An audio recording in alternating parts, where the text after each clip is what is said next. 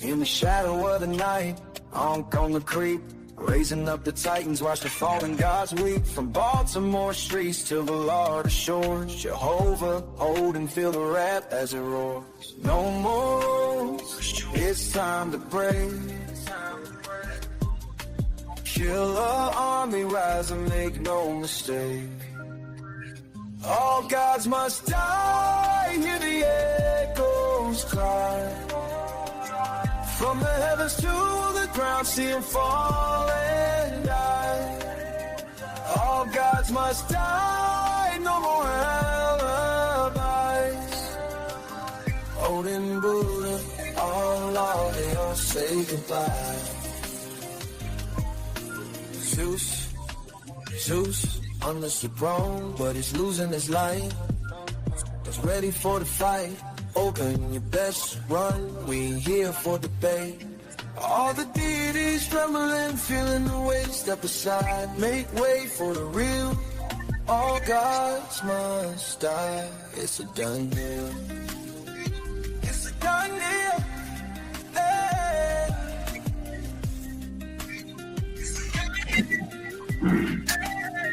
All gods must die, hear the echoes cry. From the heavens to the ground, see them fall and die.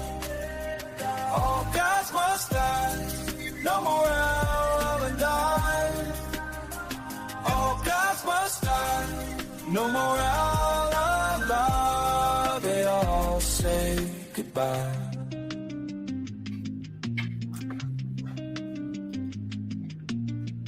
All could have gone killing, now time to fly. The world's ours now, hear the last goodbye.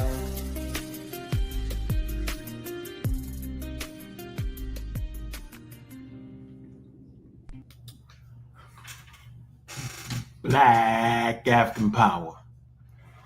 What's good? What's happening? A well-organized lie. Defeats a disorganized truth every time.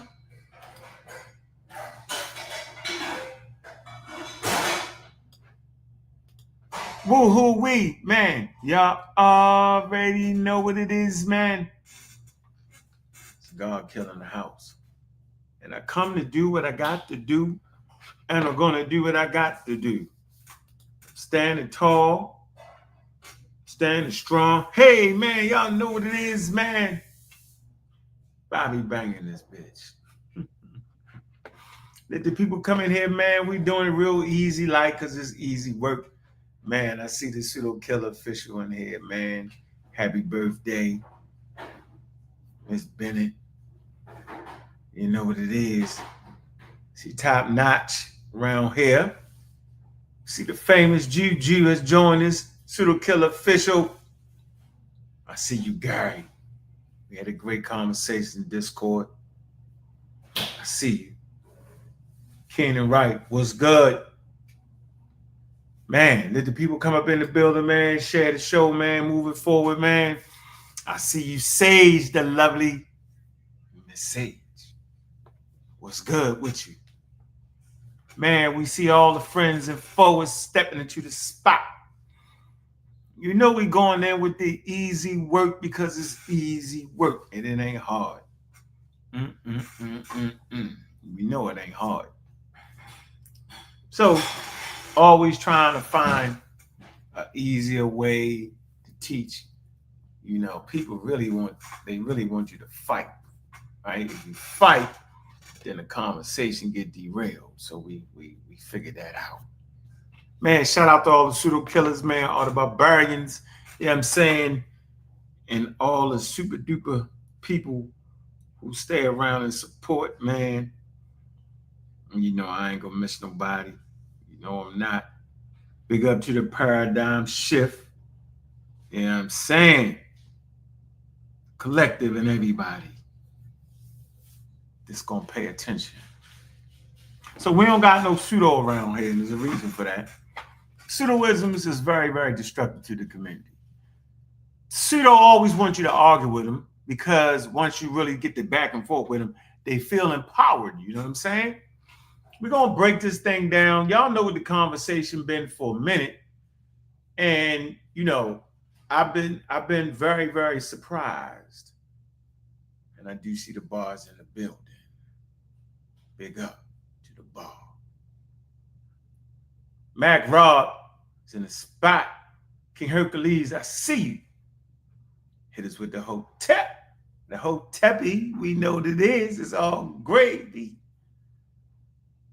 So we want to make sure that we give you tools. Now, you might not like the tools. You might not want to use the tools, but the tools are for a reason. And so we seem to have a problem with authority, right? When I say authority, I'm saying, let me re-say this. We seem to have an issue with expertise. And I don't know why. It's the expertise that allow us to push the community forward and get rid of the riffraff who always is flim, flam, bam, bam, booming. So there's certain things we do. We may argue and debate back and forth, but it's just a conversation. And most of these conversations aren't even happening in academia. Like, for instance, let me share my screen. Let me show you a conversation that had reached conclusions back in 1974, man. All right. There's just a few people who actually got their work peer reviewed in real time. All right. Let me get here. Let me get right to it. Let me see if I can bring this up. All right. Bring this up real fast here so I can show you the point I'm making here. Where is that?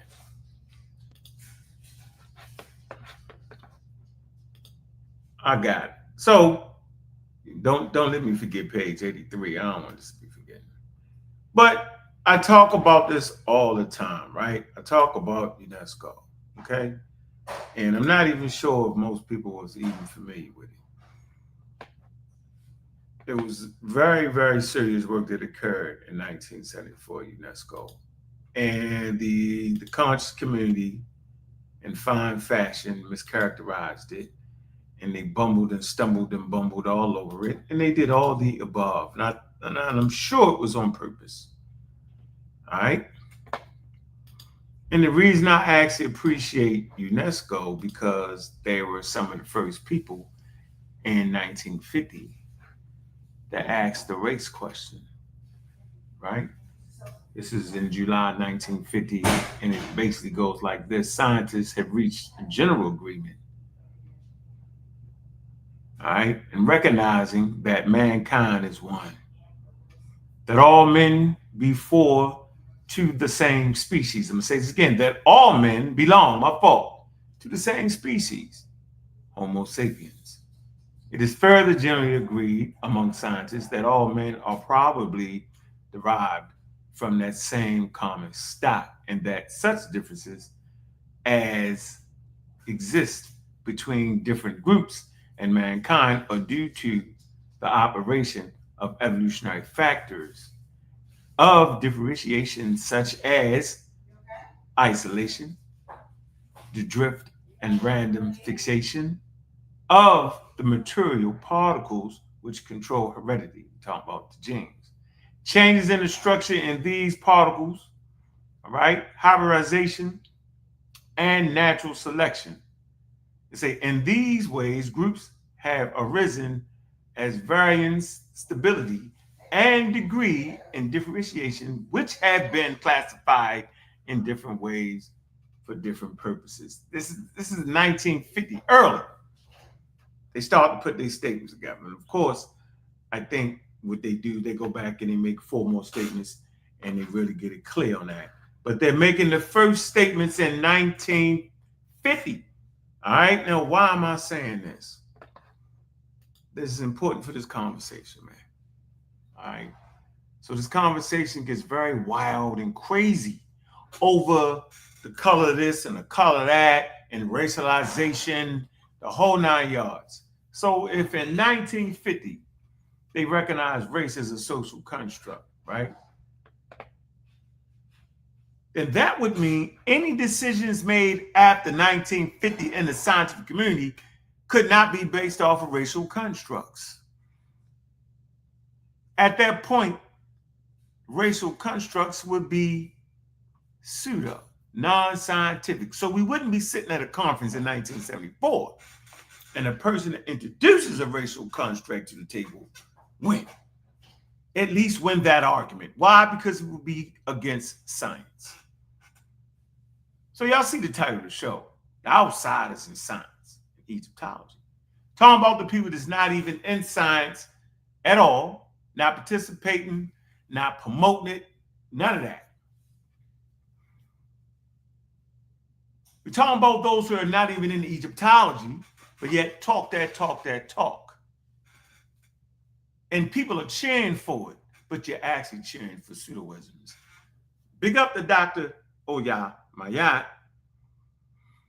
Let me see if I can find this for y'all. She went and presented the paper, to which I'm a part of, in Canada. I'm going to get this straight here. At a conference, at a scientific conference. Sometimes you got to toot the daggone horns because y'all act like y'all can't hear it. Yeah, King Hercules, you don't know what you're talking about. That's exactly how it works. I'm going to get it in real quick. And everybody's talking in a chatty patty. Hit the daggone link and have an intelligent discourse. Intelligent discourse is crucial for the growth of the community. Say again, intelligent discourse is important for the growth of the community. Okay, so she presented at the American Society for Engineering and Education. All right. She sure did. Wait a minute. All right, let me see if I can get this so y'all can see this.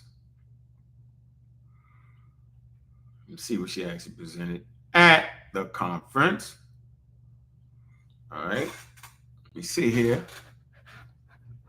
Make no bones about it. Everybody's support over here is on the right track. We ain't playing with it. We're not halfway. We're not acting like it. We're doing none of the above. Does it make sense to you? All right, let me see if I can get this in here. Dang. Okay. I'm gonna do that with the answer. All right, let me do it again. All right, I'm gonna send it to this email. And for sure, I appreciate the supporters.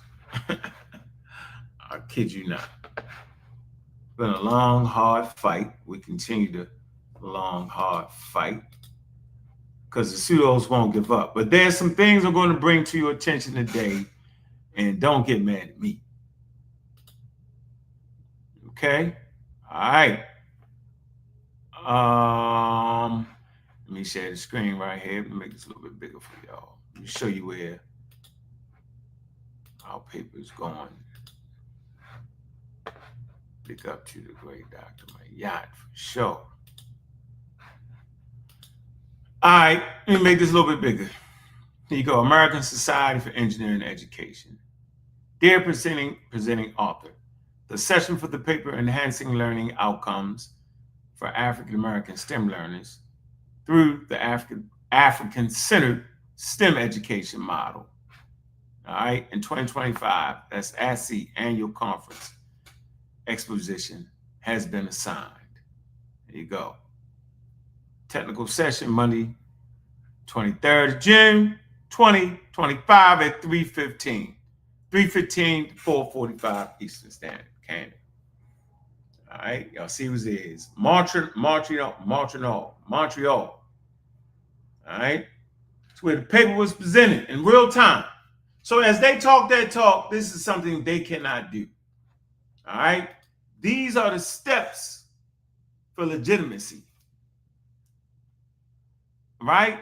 These are the steps you have to show and verify, peer-reviewed, right, that you're at least on the right track and what you're talking about and what you're doing. Now, y'all know I'm a science advocate. I advocate for science. I promote STEM or STEAM. That's what I do. We all know I got a paper. All right? So, peer review. Peer review process is serious. Dr. Mayat, big up to her, wouldn't have happened without her. So you must attach yourself to a PhD if you don't have one. Right? That's where you start to get your training at. All right? And whatever you're doing. Okay? So if I'm talking STEM, then of course I'm going to attach myself to a PhD that's talking STEM and it's qualified. Simple. This is what y'all should start to look for. What we have here is a failure to communicate because most of the people talking crazy on YouTube have not attached themselves to a PhD. As a matter of fact, they attack the PhD. 1 minute the PhDs agree with them, and the next minute they saying they don't, and they fussing them out and cussing them out. The most oddest thing ever. So you often wonder why I always present experts on the community of skeptics. Because it's important to do. You have to be around experts so you can understand the conversation. So you can see where you at. So you can level off. Important. Now, in this community, it's always depth of expertise. But there are some very, very basic things that y'all should be looking for. When you consider to follow somebody that's claiming to be something that I promise you they are not. Don't let them talk you out of your education. Don't let them hit you with the miracle ball. You know, at the last play, the miracle ball, where all of a sudden it was a miracle and I overthrew the field. All pseudos do this. This is absolutely pseudo behavior.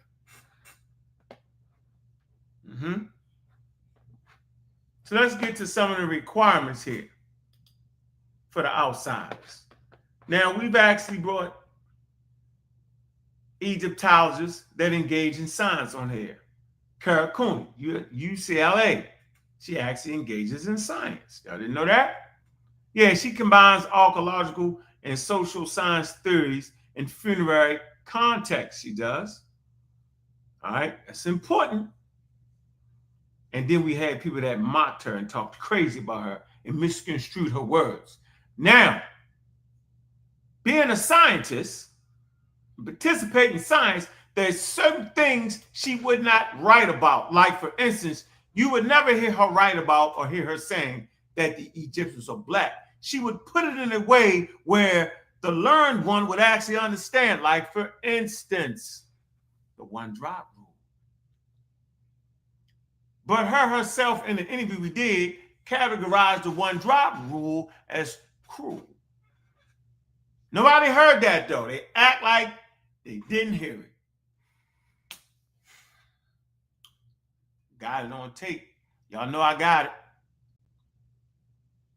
So we're in regular correspondence with the experts for a reason, to make sure we stay tight in presenting this information to the community. So let me show you where the red flags are. All right? Important. Okay. First of all, when you deal with Egyptologists, it's not only a scholarly field, but there are things they use that is part of science in the fields of science. Okay? All right?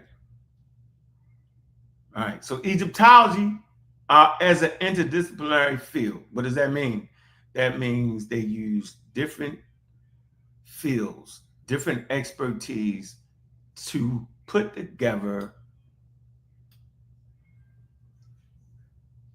cohesive and coherent ideas, y'all.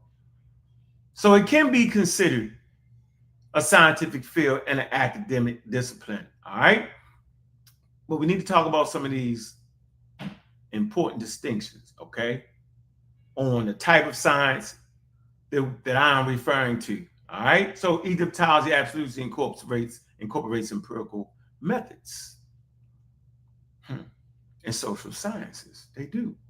So when a person makes the point and claim that they came up with an idea, right, that has overthrown the ideas or the consensus Egyptology, That means they must have put forth a whole lot of work.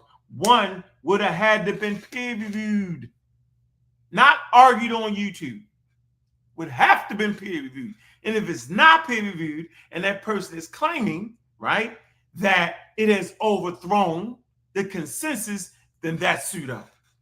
So they're actually promoting pseudoscience when it has not been put in journals where other experts can actually tear it down, find the holes in it, because that's what science do. I'm going to say this again, it's an easy one. If a person is claiming to have overthrown the academic and scientific consensus and don't have one publication in a daggone peer-reviewed article in the field that they claim to overthrow, they scamming. And they're pseudo. And this is why they pseudo.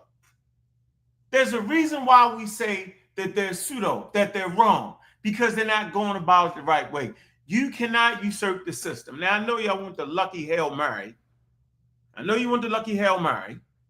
All right? I know you do, where one guy out of your midst is coming, overthrow the damn field. That's not what's going down here. No Hail Marys. Because in 1974, as I'm going to show you, right, they would not have made a non-scientific rendering on whether the Homo sapiens sapiens or the humans that resided in the now, right, they would not have racialized them. That's why some of the things that Diop said was rejected. So they wouldn't have said that the Egyptians was black in 1974. That's why I talked about the statements, the early statements on race in 1950. And then they end up having subsequently, I believe, to be 4 more statements on it. So it was a scientific conference. So at a scientific conference that they clearly talked about evolution. Let me tell you something that we know Diop was right about at this scientific conference. He talked about Homo sapiens sapien being on the Nile about 150,000 years ago, and they was arguing back and forth with him, say, do you have the record to verify that? They said, we don't have the tools right now to give that, but he actually made a great prediction on that. Now we figured out that there was Homo sapiens sapiens on the Nile for 300,000 years. You can go to any museum of worth, particularly, let's say, not the Brooklyn Museum, maybe the British Museum, and they will show you that there are early Homo sapiens sapiens on the Nile at 300 years ago. Big up to Sister Sci-Fi. I see you, and I see Social World is in the building. And Mongo Slave. Y'all got to just pay attention. We don't got to argue with them. They witness against themselves. So in 1974, we already realized that in 1974 that Wolof would not have been connected to Middle Egyptian because they told you it wasn't. Okay? We already know the Egyptians wasn't black. They said what they was. They said they ranged in skin color. They stayed away from the racial terms, right? Because in 1974, they was trying to bring forth the science. Remember, after World War II, they called it the Great War. Adolf Hitler was promoting racial superiority, called the Great War. He burned human beings in an oven based off of wild racial classification, man. I don't know why y'all think in 1974 the scientific community forgot that. They actually have not. And they moved forward. So in 1974, they had already recognized that there wasn't enough differences in human beings to create races. So to y'all keep promoting that the Egyptians is black is wild. And y'all to keep getting it mixed up, right? If a person says that the Egyptians are not black, right, we recognize it's a racialized category. And then we say, well, they are Indigenous Africans. And then we recognize what an Indigenous African is. An Indigenous African has nothing to do with being a pure African because that's a non-scientific statement. And Neanderthal James is a complete pseudo. He's the head of the science department, the Magi Archers. So we see where the pseudo go. We see that Neanderthal James is a flaming pseudo and does not understand the information. No, he does not. And he's the head of the Magi Science Department. Ain't nobody checking him. So we know they agree with him because he's the #1 teacher of pseudoisms. Oh, and this is what he said. And I'm going to get back to where I'm at. He makes this wild statement. He says that when Homo sapiens left out of Africa, they run into Neanderthal. He does not know that Neanderthal are also human. Run into Neanderthal, right? Get a certain percentage of Neanderthal in their genes. He does not understand hybridization because you don't find a whole lot of fossils or skulls where you see a half Neanderthal and a half Homo sapiens sapien. The reason why, because they didn't really socialize together. So every now and then you may find that, but it wasn't a whole lot of them like that because they wasn't really social with each other. They had a problem with each other. But he doesn't understand that, and he says that anybody that has Neanderthal genes in them, that all of a sudden he takes away from them being human. This is emphatically pseudoisms at an all-time high, but yet he promotes it. He promotes it, and we supposed to sit back and listen to the leaders of the channel when your science department is wild? No way, bro. We smarter than that. We don't even play that game. He couldn't come over here and promote that. He get ran off the pound. He couldn't teach nothing over here. We don't feel sorry for you if you don't understand the information over here. We do not feel sorry. Not saying we're going to bash you, but we don't feel sorry for you, and we don't allow you to continue the foolery. So watch the foolery. So by consequence of his statements, your statements have consequences. What is the consequence for James saying that white people aren't all human? The consequence is that African Americans or indigenous Africans later on during the transcontinental slave trade mixed back with Europeans. And in mixing back with Europeans, right, they had children that were valuable offspring. So basically what Fire Station James is saying, call him Fire Station James because he's still on fire with the foolery and the pseudoisms, what he's basically saying, right, he's wilder than white people. He's actually saying that African Americans aren't humans.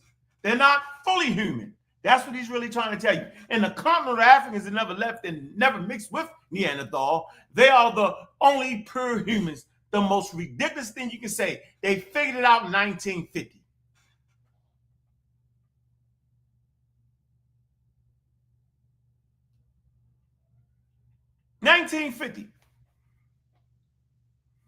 And this man in 2025 is promoting that African Americans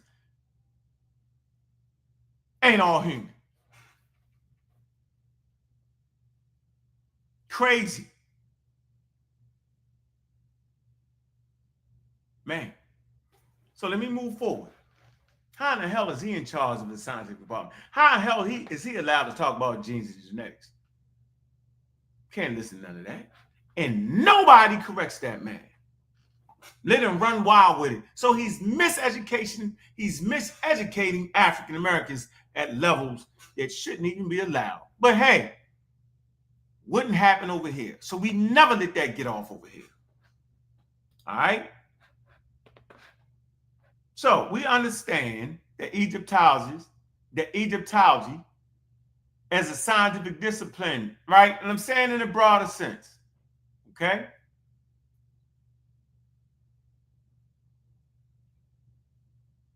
They use geographic excavation, meaning they deal with the different strata and different levels. That's definitely part of empirical evidence with a systematic methodologies and a part of science. Carbon dating, C14, paleogenetics, that's definitely in the scientific field. Epigraphy and paleography, linguistic construction, that's definitely in the scientific field. Iconographic and material culture analysis, environmental archaeology and geology and geoarchaeology. So you know these methods follow the structured hypothesis, evidence gathering, and peer review validation. These are the core components in the scientific method, albeit adapted for historical and cultural research. This is all in Egyptology. They have reduced Egyptology to just a bunch of men and women, a bunch of white men and white women just making up stuff. That's what they reduced the field to. But in actuality, you have African Americans in the field. You have scientists in the field. It's not easy. You're not going to get the breakthrough from YouTube while high, talking crazy. It's not going down that way. Don't we wish it was that way? But oh, what tangle where we weave when we practice to deceive the people. So you're not giving us peer-reviewed information. You're giving us your peer-reviewed by Neanderthal James. Ain't that crazy? I don't understand it. I thought we understood that better than that. So yes, Egyptology is an interdisciplinary field. What are some of the components? Let me read some of the components for you.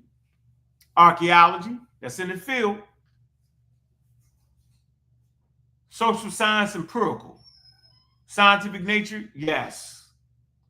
Philology, historical linguistics, that's in the field. Yes, scientific in nature. Art, history, humanities, partially scientific in nature. Religion and methodology. In the field is comparative religion and anthropology is partially scientific in nature. Paleogenetics. Genetics and natural sciences, of course, that's scientific, yes. Environmental studies, earth science, yes, that's scientific. Astronomy, okay? Archaeoastronomy. Archaeological astronomy. Yes, that's in the scientific field. So Egyptology is a multidisciplinary field. So anything you're trying to overthrow, you got to use a multidisciplinary approach. Remember, 1974, this is what Diop's came with. He fought with everything. And he was definitely a scientist. He was a physicist. But when he was doing the Egyptology thing, he was definitely out of his field. But he did a great job, though. All right? Because he understood what science was. Where these days, people don't even understand science. All right? So, yes, it's multidisciplinary in the field. It often merges empirical rigor and sciences with interperspective approaches of humanities. And it also uses the scientific method, but contextually. Egyptologists form hypotheses, like about chronology and authorship and the meaning of tombs and glyphs. They test these using data, radiocarbon dates, comparative lexicons, and artifacts and typologies. Conclusions are published, once again, in peer-reviewed journals, like the Journal of Egyptian Archaeology. That's just one of them. So we got recent advances in Egyptologists, man. Modern Egyptologists increasingly rely on hard science, especially in archaeogenetics. That's that Schulerman article was published in that everybody running scared from. I don't know why. Remote sensing and satellite archaeology. Isotopic analysis to trace diet and migrations. So they're not just talking crazy over here. Oh, they migrated. We heard the story. They all migrated to Kenya somewhere. They all migrated to the Great Lakes. And yeah, you heard Samantha Cater blowing out the water. But they all act like he didn't say it. Digital epigraphy and machine learning for text recognition. So, like Egyptology ain't a natural science. All right? I'm going to say that. Like physics or biology. So we just slow it down. Okay? It's a historical science. Like geology, evolutionary biology, and paleontology aim at reconstructing the past through evidence. What evidence do they have besides talking crazy in the middle of the night? What do they really have? Oh, it's cute. Right? But now, 2 years later, the rubber has actually met the road. The key differences is that Egyptology also involves interpretation of text and culture, which requires subjectivity and cultural context. And they'll fall apart on that. So in summary, as we close this out, Egyptology is a scientific discipline within historical and social sciences. It uses empirical methods where possible, archaeology, genetics, and employs peer-reviewed falsifiability and cumulative knowledge. So you're talking about close to 200 years of knowledge, man. and people is overthrowing terms like it's nothing. Poof. It is not pseudoscience because it does not rely on unverifiable, untestable claims. See, this is what's actually happening, though. See, this is what's happening. See, we got people just talking. Let me see. Can I show this right here? I think, let me share my screen real quick. All right. Let me see. Hold on. Let me see. Man, big up to everybody in the chat, man. Got 62,000 people watching, man. All right.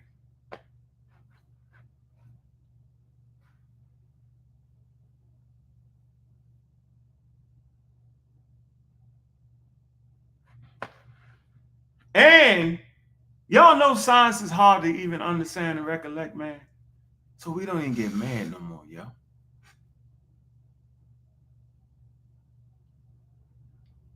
You know that, right? Like, don't get mad at them. They can't understand. The capacity is not there. Science is actually hard, man. I think sometimes we forget just how hard science is and how it can be. I think we actually forget that, man. It's very, very hard, and everybody can't comprehend that. Yeah, you know, we shoot arrows down around here, Rich. Got to, bro. We don't have no arrows in our chat around here, yo. Yeah, the arrows do nothing against tanks and high altitude bombers. They do nothing but get ran over. Easy work. All day, every day. All right, so we're going to drop this daggone link in a minute. But before we drop the link, I want to play this clip. Hold on, let me make sure I got, hold on, let me see. Let me see if I can do this real quick. Let me see here.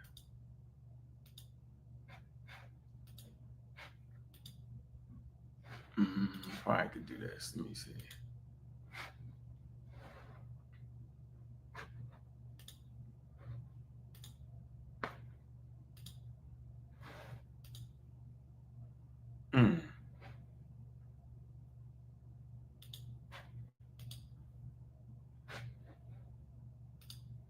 All right, let me do this.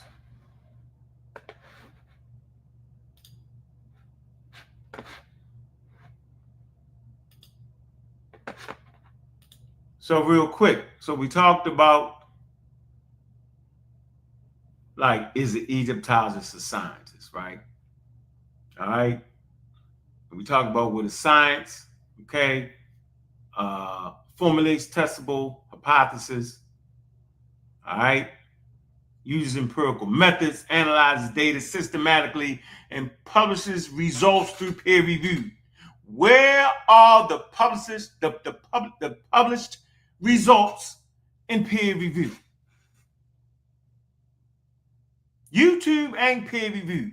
It's a whole bunch of hooping and hollering and acting crazy is what it ends up being. And they all do it. All right? Egyptologists can qualify depending on their specialization. So what's your specialization in here? Reading the glyphs? Man.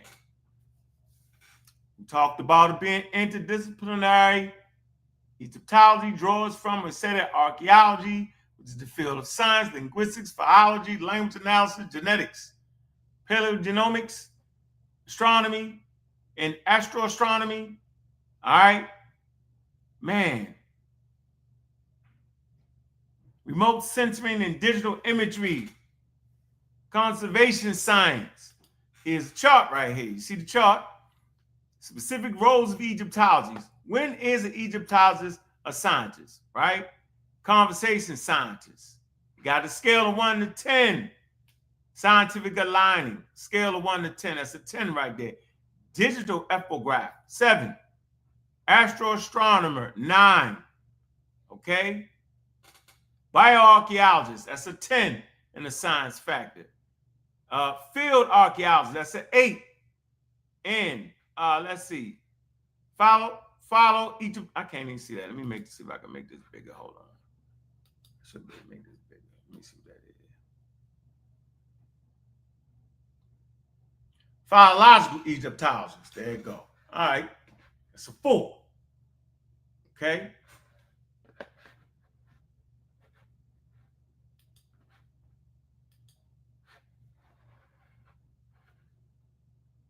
Man, take a snapshot of that screen right there. All right. So if you ain't getting that, then you ain't getting it. You just got people talking and running their mouth. That's why they get mad.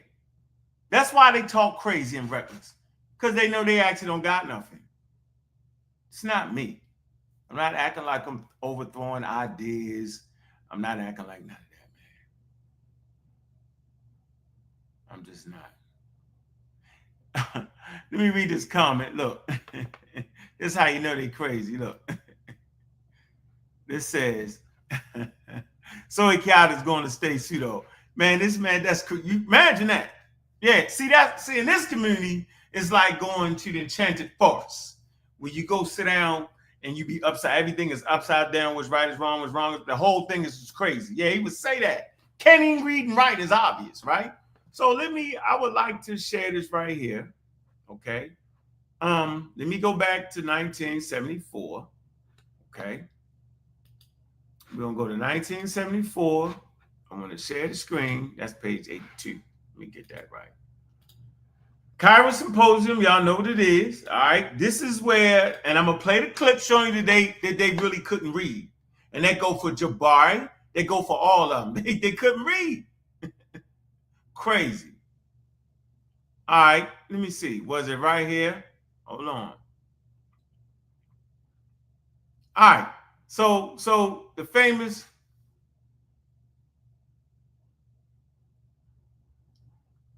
professor. Oh, let me get it. Saharan. Hold on.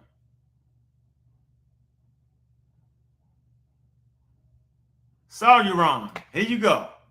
All right.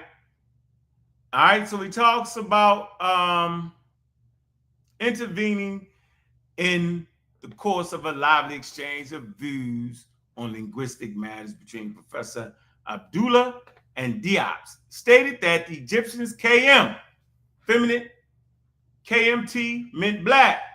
Yeah, we know. Damn near 100 years later, or what, 80 years later, we know that it's black.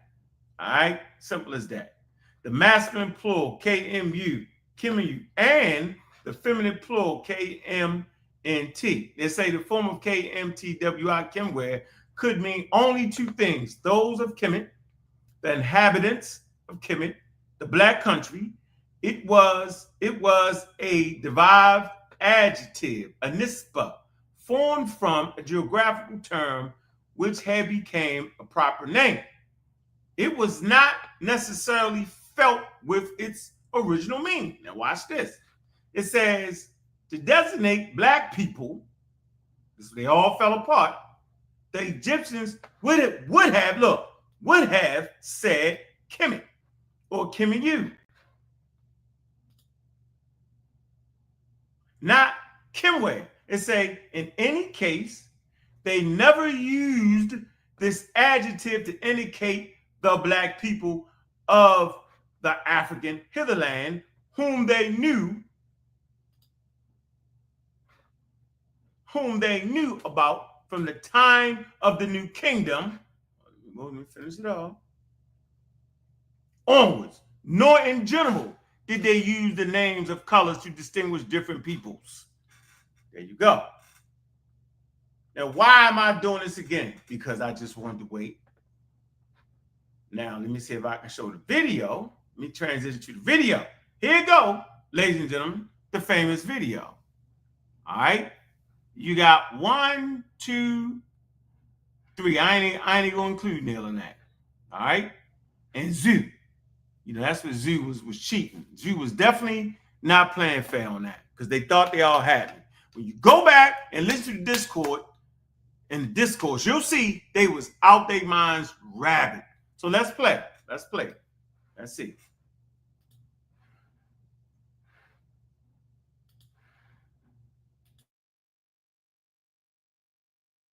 And Kemet meant black, and that the masculine masculine, right? Okay. And so, but if you got to do when we look over the text and do the philology, we start to do statistics. And the most common use of the term is to say black.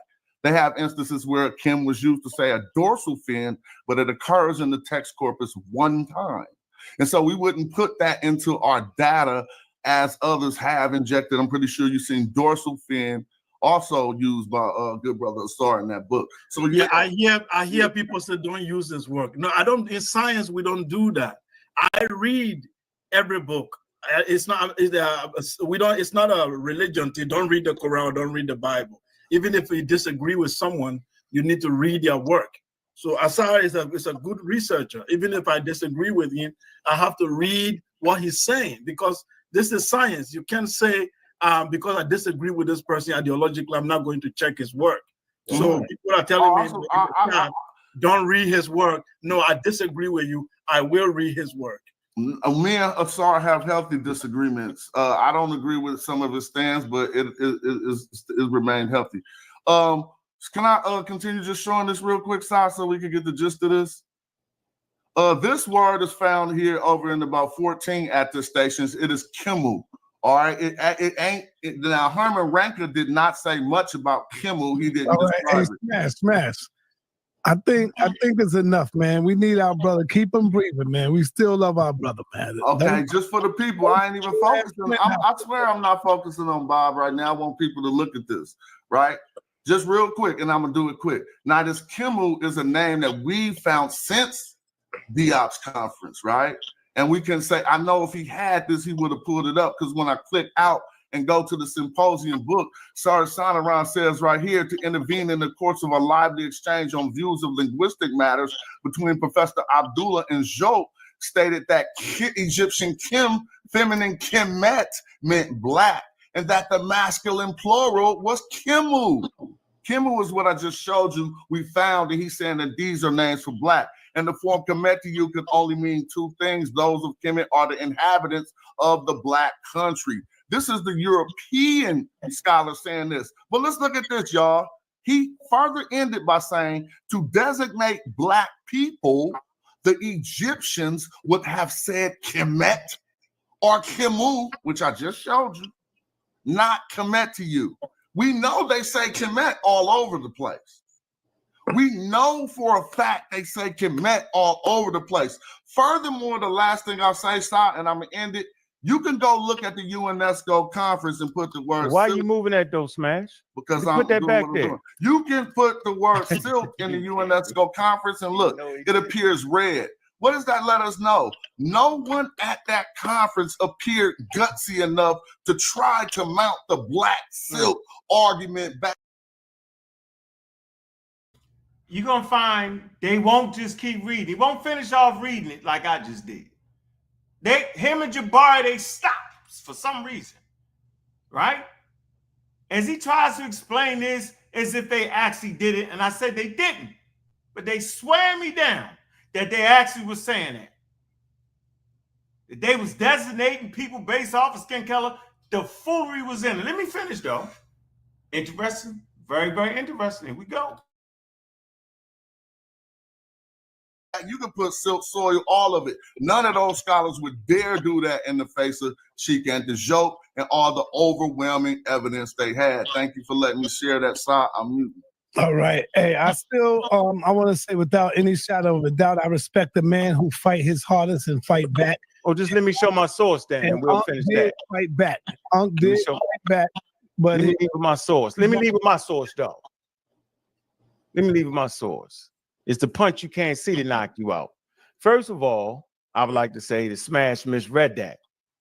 Should have. When a person says would have, right, that actually means they didn't do it. Jabari knows that, but Jabari sits over there real comfortable and won't say, Smash, you kind of misread that. That's not what it was actually saying. That's actually not true what you're saying. Put it back up. I'll tell you what, put it back up there and let's now, let Mr. when Jabari. You put have after wood, you change wood. Put it back up. Let Jabari be the tiebreaker. Hey, Jabari, be the... Y'all heard that, right? Made up some kind of wild Jabari was supposed to be the people chant or something crazy like that over there. Jabari's supposed to be a scholar or something crazy like that. Jabari's supposed to be a professor or something crazy like that. I think he might be that, but he ain't a damn Egyptologist, and he sure as hell can't read and comprehend when it comes to something he loves. They all get crazy. You heard him. Let me back it up a little bit. You heard him say that I was wrong in that. We're going to figure it out because I got a tiebreaker right here. All you got to do is put the thing in ChatGPT. It's going to explain the grammar to you. Let me slide it back a little bit. Conference appeared gutsy enough to try to mount the black silk argument back. You can put silk soil, all of it. None of those scholars would dare do that in the face of Sheikh and Dijon and all the overwhelming evidence they had. Thank you for letting me share that side. I'm muting. All right. Hey, I still I want to say without any shadow of a doubt, I respect the man who fight his hardest and fight back. Oh, just let me show my source then, and we'll finish that. Fight back. Ankh did fight back. But let me leave with my source. Let me leave with my source, though. Let me leave with my source. It's the punch you can't see to knock you out. First of all, I would like to say the Smash misread that. Should have. When a person says would have, right, that actually means they didn't do it. Jabari knows that. But Jabari sits over there real comfortable and won't say Smash, you kind of misread.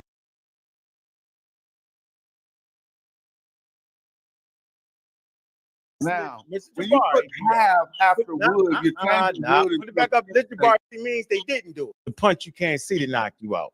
First of all, I would like to say the Smash misread that. Should have. When a person says would have, right, that actually means they didn't do it. Jabari knows that. But Jabari sits over there real comfortable and won't say Smash, you kind of misread that. That's not what it was actually saying. That's actually not true what you're saying. Put it back up. I'll tell you what. Grammar. Put it back up there and let's now, let Mr. when Jabari you put have after would, you change would. Put it back up. Let Jabari be the tiebreaker. Hey, Jabari, be the tiebreaker on this. He neither said that they did. He neither said. Jabari, can I get your help? Wait, Smash. 1 second. Go ahead. Sonoran neither said that they did or they didn't. So you can't launch an argument that says he didn't because. Reggie, your network's not good. It's not conclusive. I don't see nothing. No. You know what I'm saying. You can't launch an argument when he said neither. No, man, he did. They never used it though. He said they never used it in that whole thing. No. He said commit to you, right? He said they never, you can't launch an argument about Kemet when he neither said that they did or didn't. What does the word would have, man? Mean? No, would have no. What does it mean? If you want to be conclusive, you would have said they didn't or you did. Reggie. What does the word would have? I understand English. Well, I'm asking you, what does it mean though? Since Jabari not going to answer it, everybody running the word would have mean. You know what I'm saying? It meant that he was being inconclusive. No, Reggie. Ask Jabari. Reggie. No, we talking about that sentence that was on the screen, yo. Because he didn't say he didn't. No, Reggie, you have a college degree. Why are you doing this, bro? Like, why? Because I got a college degree. So you saying the word would have mean they actually did it? He said they never did it. He didn't finish his statement. He left it open. No, he didn't. He read the whole thing. All right, I'm done. Let me get on my source, man. Hey, Reggie, I'm disappointed in you. I get it. When you're around smashing them, Jabari the only one being just a gentleman because you teaching the college, Jabari, and you supposed to be able to read that sentence, Jabari, and say, you know what, gentlemen. No, come on. Hey, for the people out here, read that to us so we can understand. Nah, they don't want to do it. The college professor don't want to read the statement, right? So I gotta bring a third grade teacher on to read the thing. I'm gonna definitely do that, man. So we right here with ancient Egyptian society, right? Okay, so Reggie is all over in that camp. Jabari, he about to jump in that camp. And what I'm about to read is from this work right here. This is Kindle. All right. And let me see. Ancient Egyptian Society. Let me see something right here. Now, this particular work right here is actually, let's see here. Hold on. This is a great book right here. Let me move it right here. All right. This is crazy how they try to play with this book. They all do it. Right here, Investigating Ancient Egyptian Societies, right? In this book right here, hold on. All right, in this book right here, y'all see what this book is. Hold on, let me get right here. All right, Ancient Egyptian Society, Challenging Assumptions, Exploring Approaches. Okay, Danielle Candelera. You see Miss Karakuni. Nita Ben. Look, Karakuni. Now, of course, I talked to Karakuni, right? She told me she wanted me to actually read that particular section. That's why I was reading that section right here. Now, this book right here is Challenging Assumptions, Exploring Approaches. It's not challenging what the word Kemet meant. He tried to play that. The guy, the pseudo guy, he actually tried to act like that's what this book was doing. It actually wasn't what this book was actually doing in this particular chapter. Let's figure out what the chapter was. Let's see. It was actually talking about investigating what the Kemet was. Okay, let me see. What chapter would that be? Let's see. Investigating Ancient Societies, Past Approach. Section 2. Let's see. The Hidden Violence, Power Study. Making the past and present. Hold on. See if I can find it real quick. Hold on, let me see. Urbanization, the cities. The section. Let me see if I can actually find it. If I can't, it's okay. I got it highlighted. All right. Get the book. Also, you got a great section here that actually Dr. Cater wrote. You also got Jonathan Winderman in here. All right, so you got the three experts I interviewed. You got Jonathan Winderman, you got Carol Cooney, and you got an article, I think it's in the first chapter, let's see, by Samantha Cater. Let me see if I can find that chapter he wrote here. I suggest y'all read that for all y'all playing the games, trying to act like it. Hold on, Introduction, Investigating. That's not that one. Man, where is the chapter he wrote at? I believe it to be the third one. No. Where you at? Oh, right here. Ancient Egypt, Origins and Identity. Here you go. Right here. Right here. Right here. All right. There you go. So I've actually had long, drawn-out conversations, making sure I wasn't tripping. They start thinking I'm crazy. Man, discussions about ancient Egypt have often involved the term race, a word with multi-uses often connected to the notion of origins. Origins can refer to various aspects of individuals, communities, or human societies, culture, language, and ancestral connections, perceived, constructed, or real. It has to be emphasized that none of these have a necessary causal connection or a fixed democratic association. Identity and origins may be defined from within a group or by non-group members or societies.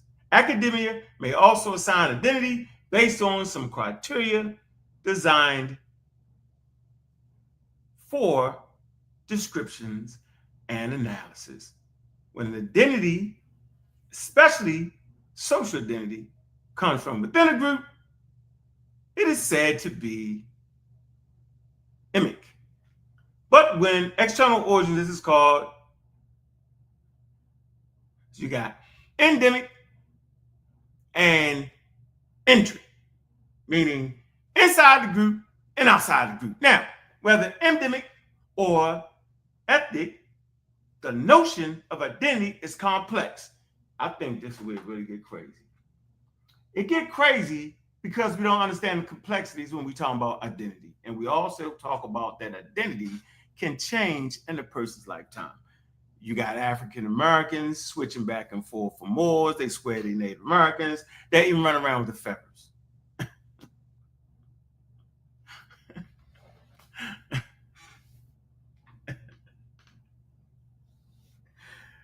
We seen them at the festival. They had the feathers on. And they was playing the old Western. Woo, woo, woo, woo, woo. They was doing it. They did. Crazy. All right, let me get back here. All right, it says, as noted, the term race has often figured in the discussion of Egypt. I'll give you the source right there. All right, it says economists give an example of race being connected to both language and biology via the idea of its origins. Okay. Now let me move. Let me get too far off. We get to the conversation. I think it's right here. Hold on. All right, let's see. Smith and Brown race. PM2 marker. Talked about all this on the interview. All right. All right. Hold on. Let me get down here that way I can get right to the section that I was reading. Let me see what that's at. 1 second, y'all.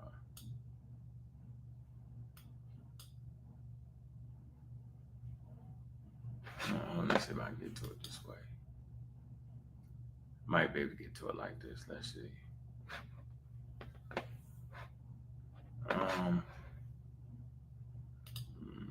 Hold on, discussion to build more complex societies. 1 second, so I can get here.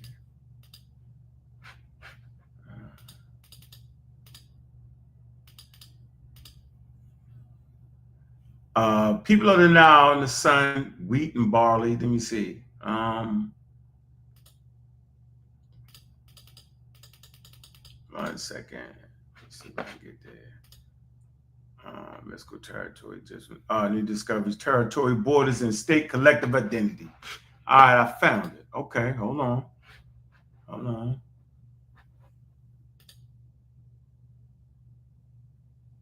Hold on. I see you in the chat there, Reggie. I'm going to drop the link in 1 moment here. All right? Definitely going to drop that. Okay, so this is the section we was reading from, I believe. And we was talking about individual conceptions of Kemet as ancient Egypt. All right? And the notorious Pseudo was trying to actually make the point that this particular book was talking about how all of a sudden the meaning of the name Kemet changed. This chapter actually wasn't talking about the meaning of the name Kemet being changed. It was talking about what we consider to be the Kem. Would the Kem be all inclusive of the whole of Egypt or just the area of the black soil? And as we read, right, people started to recognize that it was only talking about the borders moving back and forth, and the Kem sometimes being all of Egypt and then sometimes not being. This is specifically what the damn chapter was talking about and what this book was trying to convey. How do I know? Because I talked to Carol Cooney, and that's what the hell she said. And I read it to reinforce that. In this book, they was never trying to challenge whether the word Kem had anything to do with the black soil or black people. That wasn't it. But the person, the super pseudo, was definitely trying to say that. Why you call him super pseudo? Because he claimed to have made a change in the information without being peer reviewed. He has claimed to change the information without being inside of Egyptologists. You can't change the field outside the field. That's a red flag.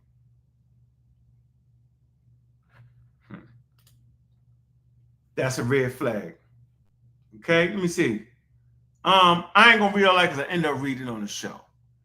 All right, but it was a part here that I wanted to distinct from the desert. Let me see. Let me see something. Hold on. If I come here, let me see.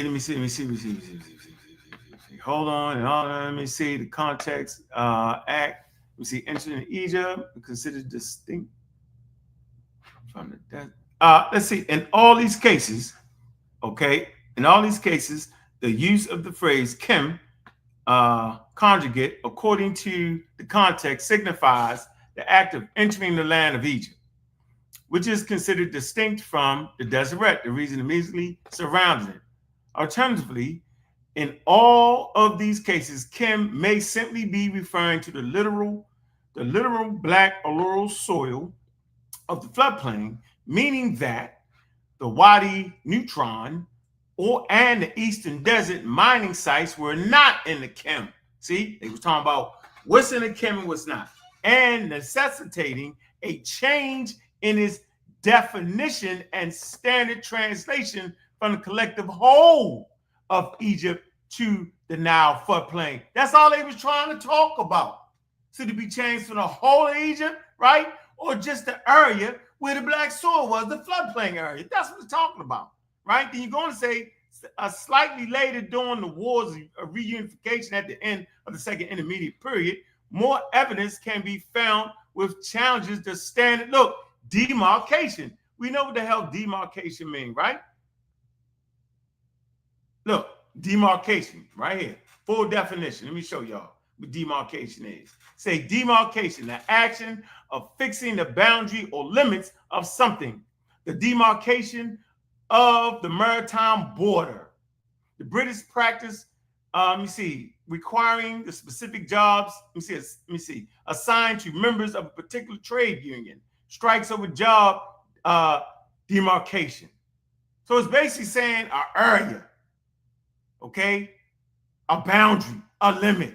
That's all it's talking about. It's not talking about changing the name. I'm going to finish this. It goes on as the standard demarcation. It says, in this tomb, autobiography of the soldiers called Atmos, the son of Iban, recorded his deeds during the siege of Aris. Under the Theban king Atmos, after the defeat of Arius, it says the soldier described that there was soon another skirmish to the south of Arius, this time in the Kemet. See, again, a marked contrast is made between the town of Arius, located in the eastern delta, and Kemet. This is an important distinction, since if the most accurate translation of Kim is literally the black land, and the term actually refers to the fertile agricultural land, then the delta and the city Aris should still be included within its terrestrial limits. There you go. All right. I have well established that this chapter is not talking about investigating on changing what the damn word can mean. They wasn't. They was actually talking about where the limits of the camp. Should it be from the whole of Egypt or just the area of the black soil? This is what it's talking about. So let's see what the pseudos is trying to say. And I already read it, so I ain't gonna read it again. I'm gonna move it. Watch this. Now don't forget about the would have, because that's still in the game. Here we go. Don't forget about the would have. All right, that's all in this conversation right here. I'm gonna let it play, then I'm gonna open up the lines and let the games begin. Here we go.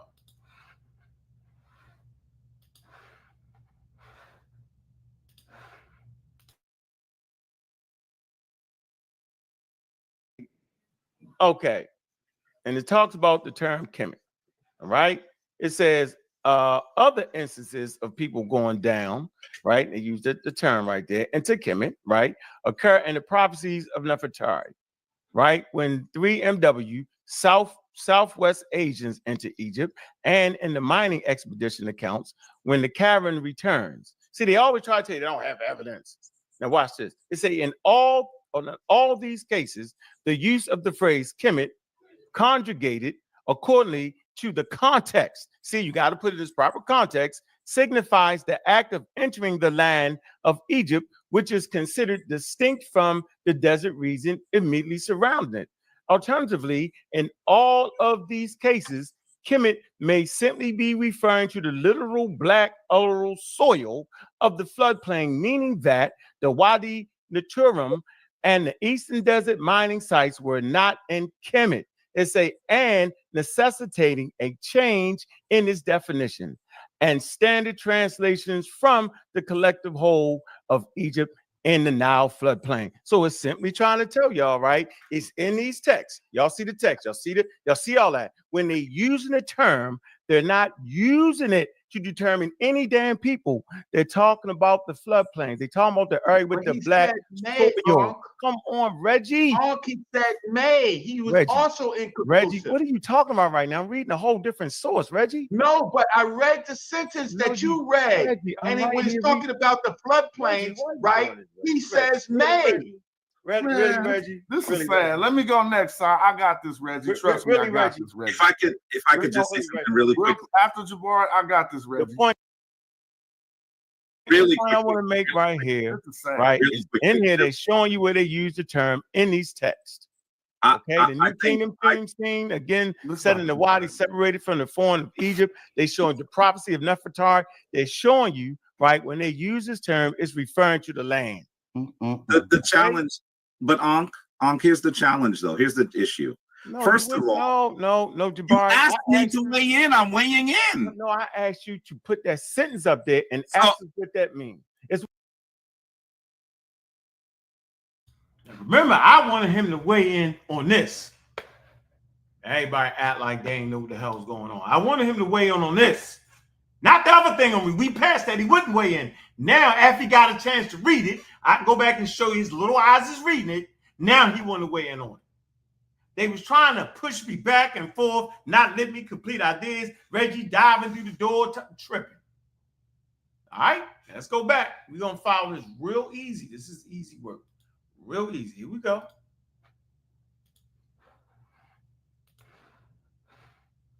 This is what I asked you to do, and you refused to do it. Reggie, you asked me to do something, and now I'm trying to do it, and now you don't want me to do it. You don't see the sentence to do it.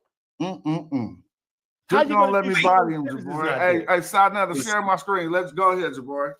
I think that what you have to recognize is, it seems to me that Saharan is making a possible argument. That's the reason why he says it may mean this. And in addition to that, he says, I'm looking at these three sources. So unless you are saying that Smash is, wait a minute, let me finish. Unless you're saying that Smash made up the sources that he put on the screen, I mean, that's the only way that you could say that. You know what I'm talking about right now? Because listen, Sarge Saharan says that he's looking at three sources. Yes. Smash just showed you other sources that were not in his three sources. No, we're talking about the sentence that he keep mischaracterizing. That the sentence says may. He's making a possible. No, and then he said they never did it. If you read the next sentence, he did. And he said,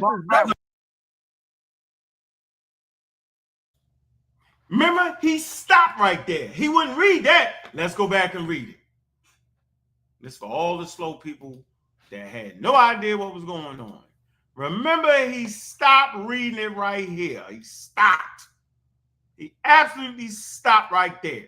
If he would have continued reading it, it said, in any case, they never used this adjective to indicate the black people of the African hitherland whom they knew about from the time of the New Kingdom onwards, nor in general did they use the names of colors to distinguish different damn peoples. Yeah. What the hell is Reggie talking about? What the hell is Jabari and them talking about? What the hell is the super pseudo talking about? No, they up there playing with y'all. I say, let me wait it out. Let me chill. Whenever they start the crazy, I'm going to bring it up.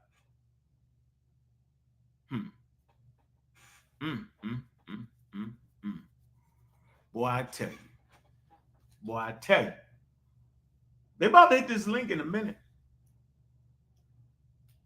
Ain't gonna be no arguing. We ain't doing none of that. We gonna stick to it. We ain't putting up presentations. We're gonna answer questions like men do. Men answer questions and they explain their answer. Here we go.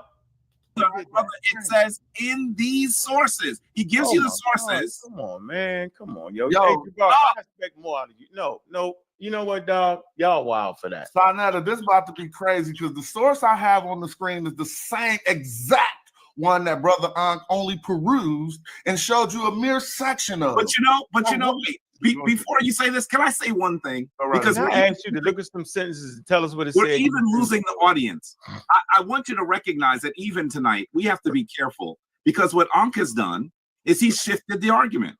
I never shifted The the reality, I'm about to explain how. So listen, the reality, you have to listen to my comment so you can see what I'm saying. All right, go ahead.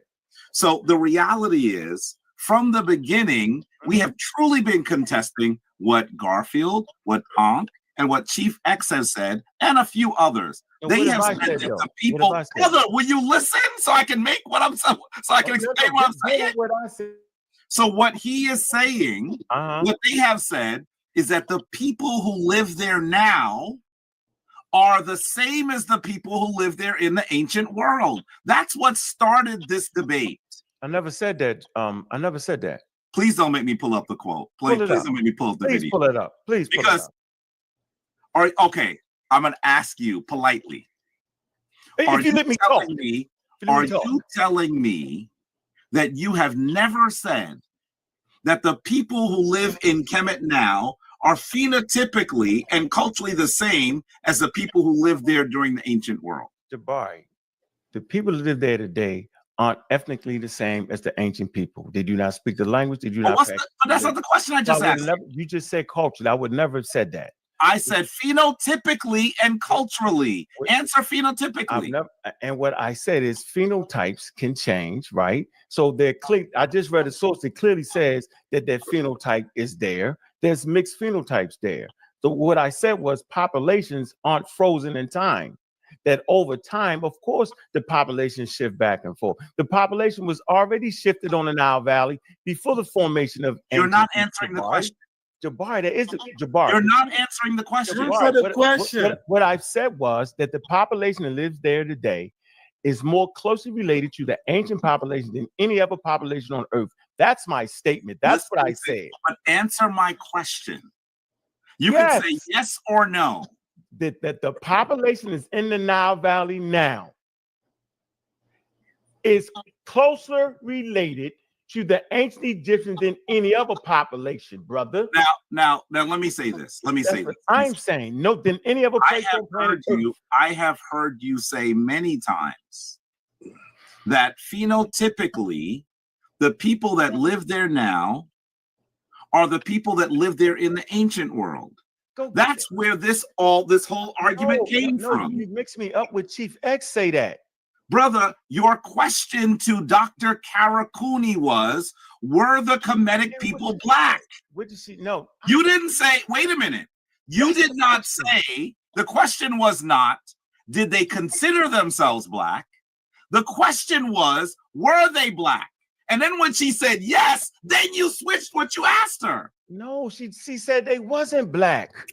Oh my God. She said based off of the daggone racist rule, right, in the South, in the 1930s, they would be considered black, is what she said, bro.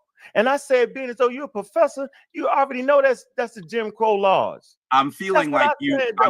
I'm feeling like you are saying that we should ignore our ears and our eyes because we heard you say. No, hey, Jabari, I know what my conversation is, right? You the one don't understand my conversation, right? When I say the populations are very fluid over time, there's no stuck population in the world.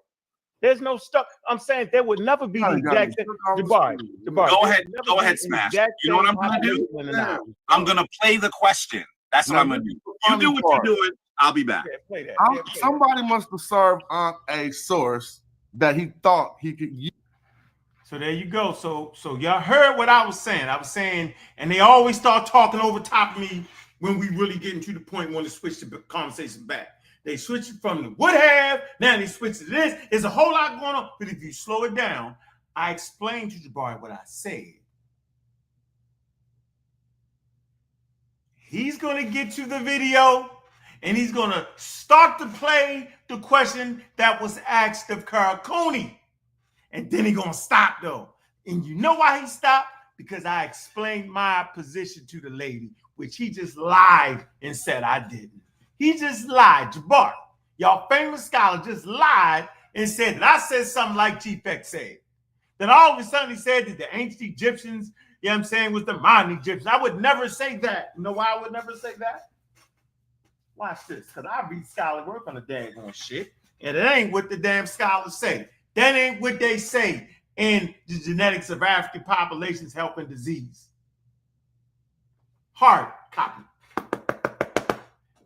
Populations aren't fixed or stuck. They change over time, is what they do. That's what they do. Simple as that. They do not stay fixed.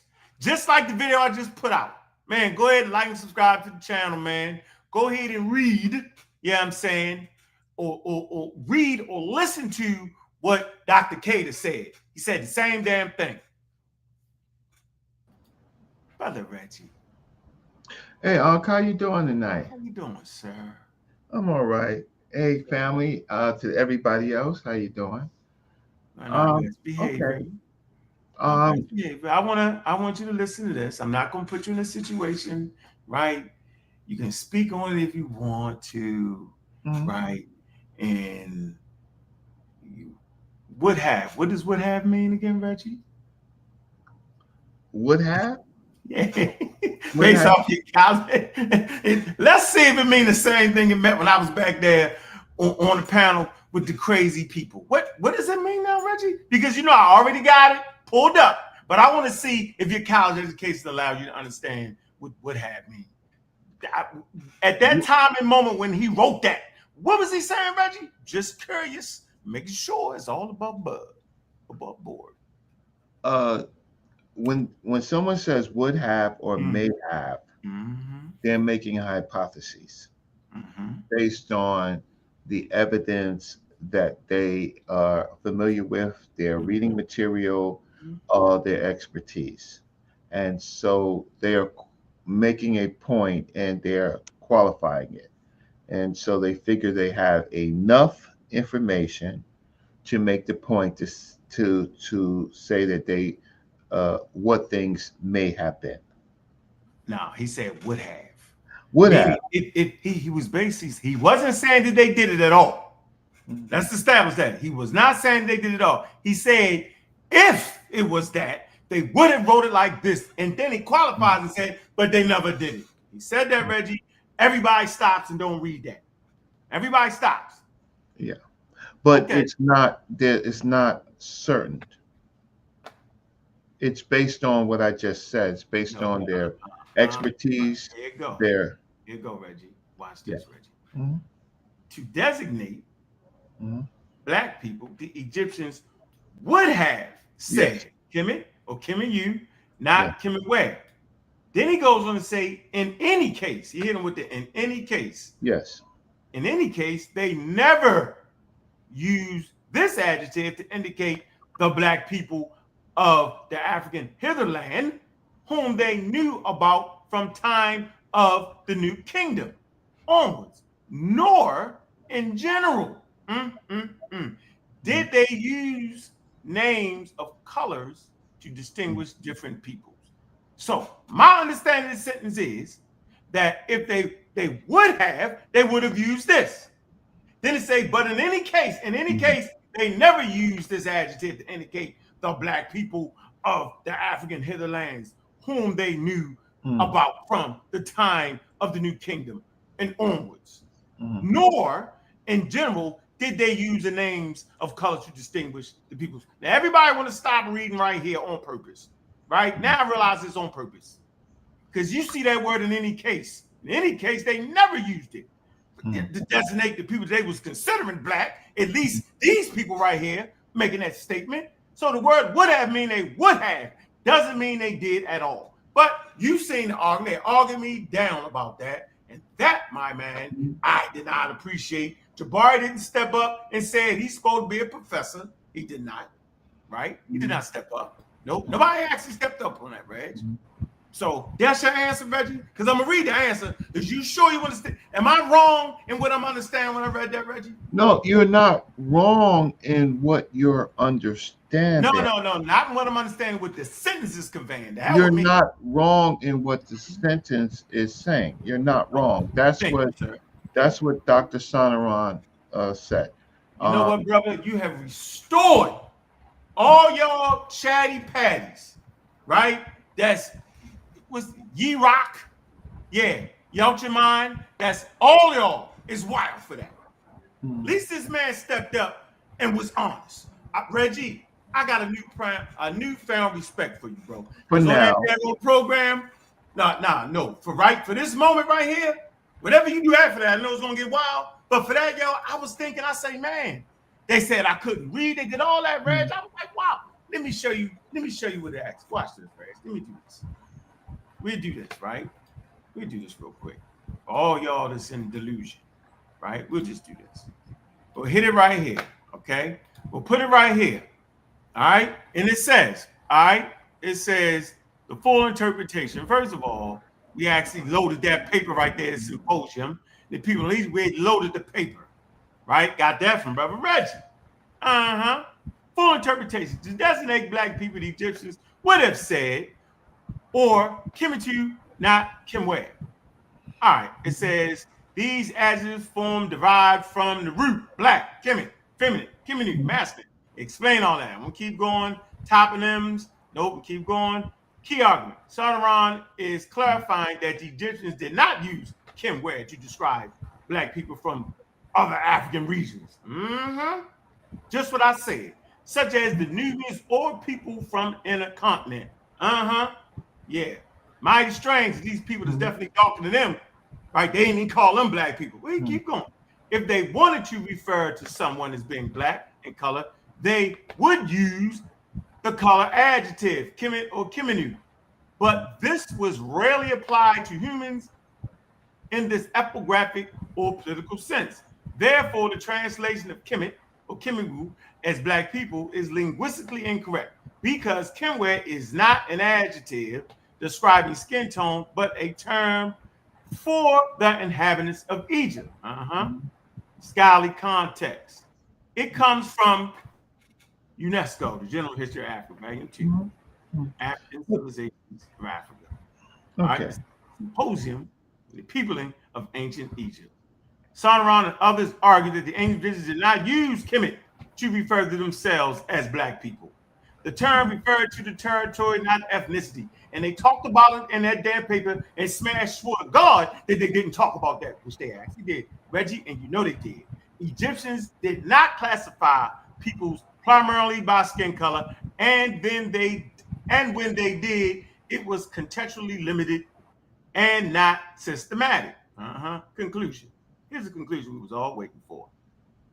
Professor Sonoran is warning against astralistic or non-linguistically supported translation. Anachronistic, man. We know what that word means, right? Right. He emphasizes that Kimwe means the Egyptians as a national group, not black people in the modern racial sense. This is in 1974. The distinction is critical in scholarly Egyptology, especially in debates about African identity and the interpretation terms alike. There you go. Yeah. Anyway, that's my point right there. And we ain't got to be on you. We ain't got to be on you, Reggie, because you already admitted. But the question is, why would they do that in front of all the people on Southern Next? Well, hold on, bro. And y'all all act like you got the super duper scholar Jabari, the professor. He on there playing with y'all, right? You was on there playing around, right? We know the super pseudo, he ain't know no better. He just gone. You know what I'm saying? And we know that Wishmacommon, he just Wishmacommon from Canada. I ain't gonna say his name. He just Wishmacommon. 4 or 5 of y'all. And y'all was wild for that. I was like, really? That's why I was laughing. I say, I'm going to wait about a year and a half to come back and get them for this because I knew it was on tape. Okay. So I'll be waiting. I'll be waiting. Okay. You know it's going to get worse. It's getting worse, Reg. You can leave now, Reg, because it's getting worse. You want to add something to the discussion? And we see Peace is in the building too. But go ahead, Reg. Hey, peace and Gozy. Peace, Jose. Okay. Hey. So first we're analyzing something in the conference in 1974. So, and there was a great conversation. And it's also interesting that after that, Dr. Sonaran didn't make any more comments about it, and that was his. Those were his words, which were really important. And then we get a chance to analyze it, and then we get a chance to see what is true of what he said and what is not true. And we do that, and that's how science and analysis move forwards, right? It's So not this stuck. is, Absolutely ready. So it's room for So improvement. Those very words that he said absolutely could change with more scientific data, because Egyptology has parts of it being in the scientific field. So we don't expect it to be stuck.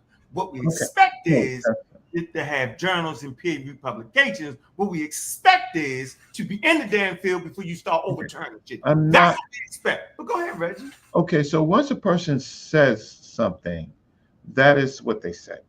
So then the conversation today is how much of that is true. You mean that's your conversation? Because that wasn't my conversation. Well, my conversation was, did y'all sit up in that damn panel and act like I ain't know what the hell I was talking about in front of about how many people watched that video? Well, a lot of people, a lot of cracking and jokes and hi and keep kin, right? Yeah. Okay. Well, okay. So so I have obviously I've continued my work on that subject. I mean, I do a lot of different things, but I've continued that work on this. What you reading it, you were not wrong in reading exactly what Dr. Sonaran said. I said that. I'm fine with that. Hey, bro. Hey, it took some heart for you to do that. There's parts of it, of what Dr. Sonaran said, that Dr. Sonaran said that is problematic to me in 2025. See, I like the way you say, hey, Reggie, I like the way you said that. Now watch me. I can accept that. Yeah, I know. I talk to you all the time, I talk to you all the time. You see how I ain't arguing, I ain't mad. When y'all sit there like a bunch of nuts and act like that ain't what we read, then I get confused, bro. Then I'll be like, really? And it's like y'all gaslighting at high levels. I'm like, why? Why would a real professor, Jabari is supposed to be a real professor. Now, no, he's not in the field of Egyptology. He act like it. And he talked to mummies. I know he do. Right? We know the super pseudo ain't been nowhere near the field. Right? Okay. We know the science department guy. Right? He don't know nothing about science. I'm talking about my man Neanderthal Jane. He ain't even listen. He's ridiculous to be head of somebody's science department. It spits in the face of value of true education. It just does. Okay. And then the last guy from Canada. What's his name? Can't think of from England or Canada? Who are you talking about? He live in Canada. Oh, you're talking about all y'all was on that damn panel, bro. You know, say cool. Say cool. Yeah. Say cool to Diop's master. No. All y'all sitting there trying to clown me, bro. Now I'm there, fight. It's 4 against 1, and I love the 4 against 1. Well, I don't even know how to fight together. So I knew how to split. So since we are, go ahead. What you want to say? Now you want to attack that statement as being you don't think it's right today? Well, guess what? I don't even care. Right. So since we are friends, my only problem is, listen. I would say this. Even though I agree with you on how you read it and how you understood it, right? Right. Obviously, I take issues with some of the things that Dr. Sonaran said, and I already said that, right? Cool. I don't, but and so in that conversation, there was only one other person who actually really reads the meta-nature, and that is Smash. That's the only other person that reads the meta-nature. Now, on what Sonoran said about Kemet not using Kemet for the other people in the hinterlands, the fact that there's good reasons why they would not use that, right, for Kemet. He is, unfortunately, what Dr. Sonoran is doing is doing it based on skin. He's based on black skin. I have a problem sometimes with the concept of black skin. Sometimes, not always. For example, Henny the black and Henny the red. Well, obviously they were talking about two family members. One was darker and one was lighter, right? But that's within Egypt. I don't exactly agree with that, but go ahead. Well, Henny the black and Henny the red. What? Okay. So, and we know that, for example, with the white crown and the red crown, sometimes the red crown is referred to as Kem because it's darker than the white crown. So that's it's some of this goes into their wordplay. Generally, what it is what Dr. Stuart Tyson Smith says. Look, there were dark Egyptians and there were light Nubians, right? There were dark. Yeah, I thought there were dark Egyptians and there was light Nubians, and you could see that on the what? Do I have to bring that up? We can see it. We got it. Okay. It's in one of our favorite books, Reggie. Hold on, Reggie. It's in one of our favorite books, Reggie. Okay.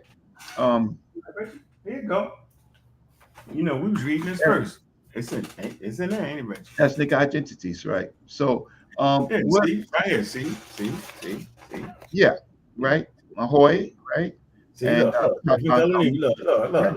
look, different color. Okay. See now, but Reggie, it could have been just to show, so you can just see the different humans, the different, right? Could have been that culture.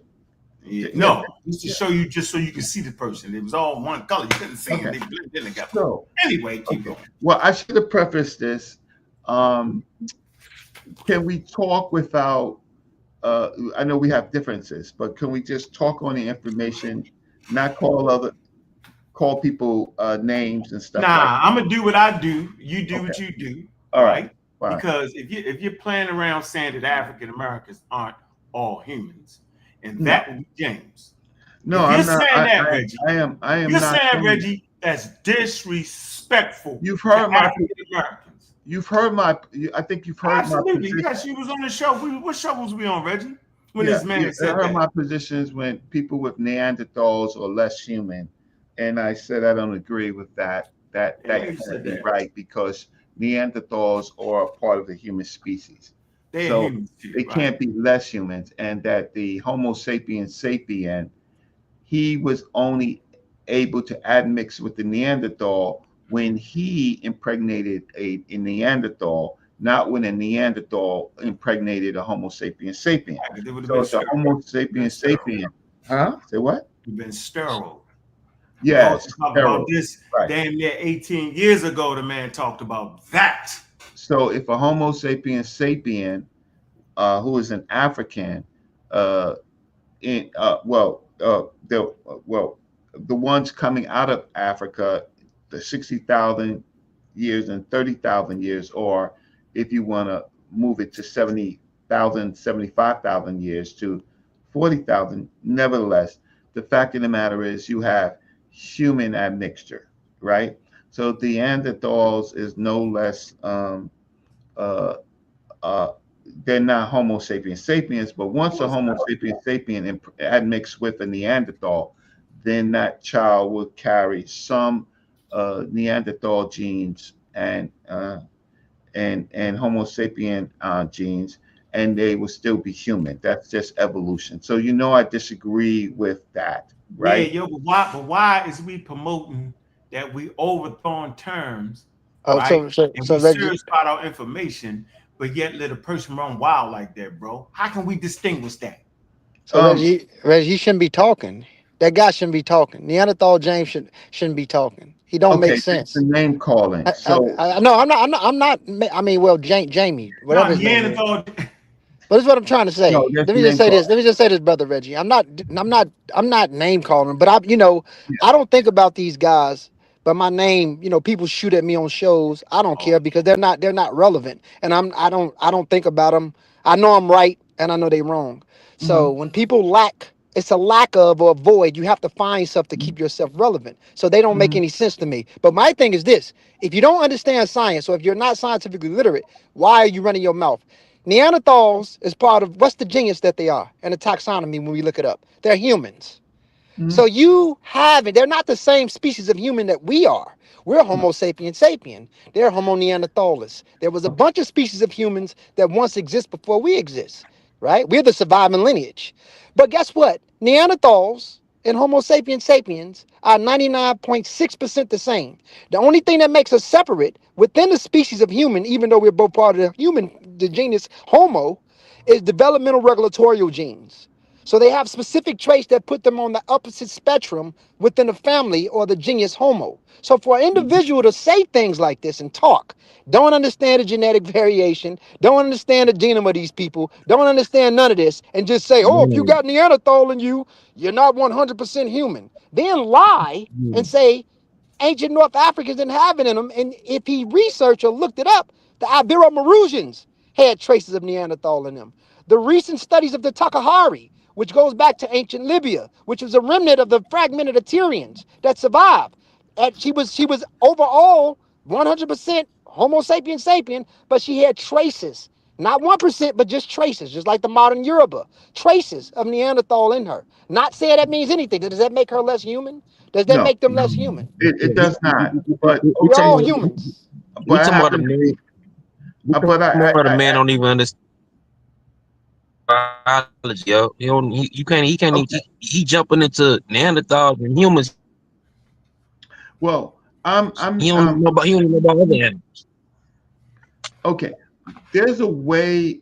Okay, listen, this is Ankh show, and I can't stop Ankh from. Reggie, as long as you're not calling nobody names, ain't nobody cussing nobody out around. Right. Okay, so I don't have to. We call him Neanderthal James because of his constant misunderstanding of who Neanderthals are. Okay. We call him Neanderthal James because he's not really standing for his people like he's supposed to. Okay. No, he's not standing up for what he should be knowing. He don't stand on it, yo. He don't. He ain't standing. Hey, three the harder way to build it, yo. Three the harder way to build it. This is YouTube, and sometimes we gotta do it. But I don't agree with the less human, and what King J put up there. I respect King J. We argue a lot, but that we weren't talking about the offspring. Hold on, let's go to our commercial.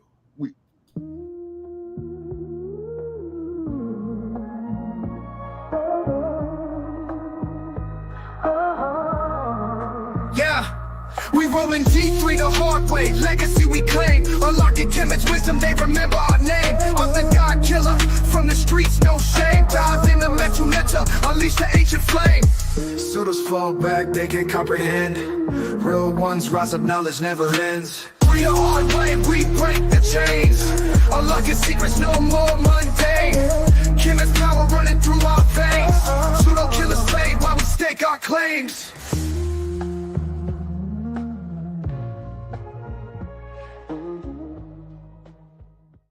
And y'all can definitely catch that show on Sunday, man. 3 the Hard Way, man. You know, it's back in its full effect, man. You know how we do it, man. Welcome Gullah and Street Sufi, man. You know what I mean? The starters of 3 the Hard Way, man. Yeah. Where it's all things Africa and specifically Egypt. We stand in there batting them up. There's a lot of misinformation being promoted lately, and we just stay on the grind, man. But that's what it is, yo. Yeah, but Gozy done talked about that humans like Homo sapiens and Neanderthal, when they bred, right, some was sterile. He explained this in detail. He explained which ones, what interaction would produce sterile babies. He talked about that 17 years ago.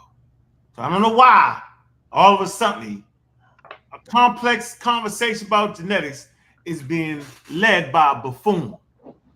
Yeah. That's what we call it, a buffoon. Well, okay, so all right. So right? Am I wrong? You know what a buffoon is, though, right? I'm not gonna call anybody names, because I think that over years, I think a lot of us have changed over the years about some of the things that we have saying.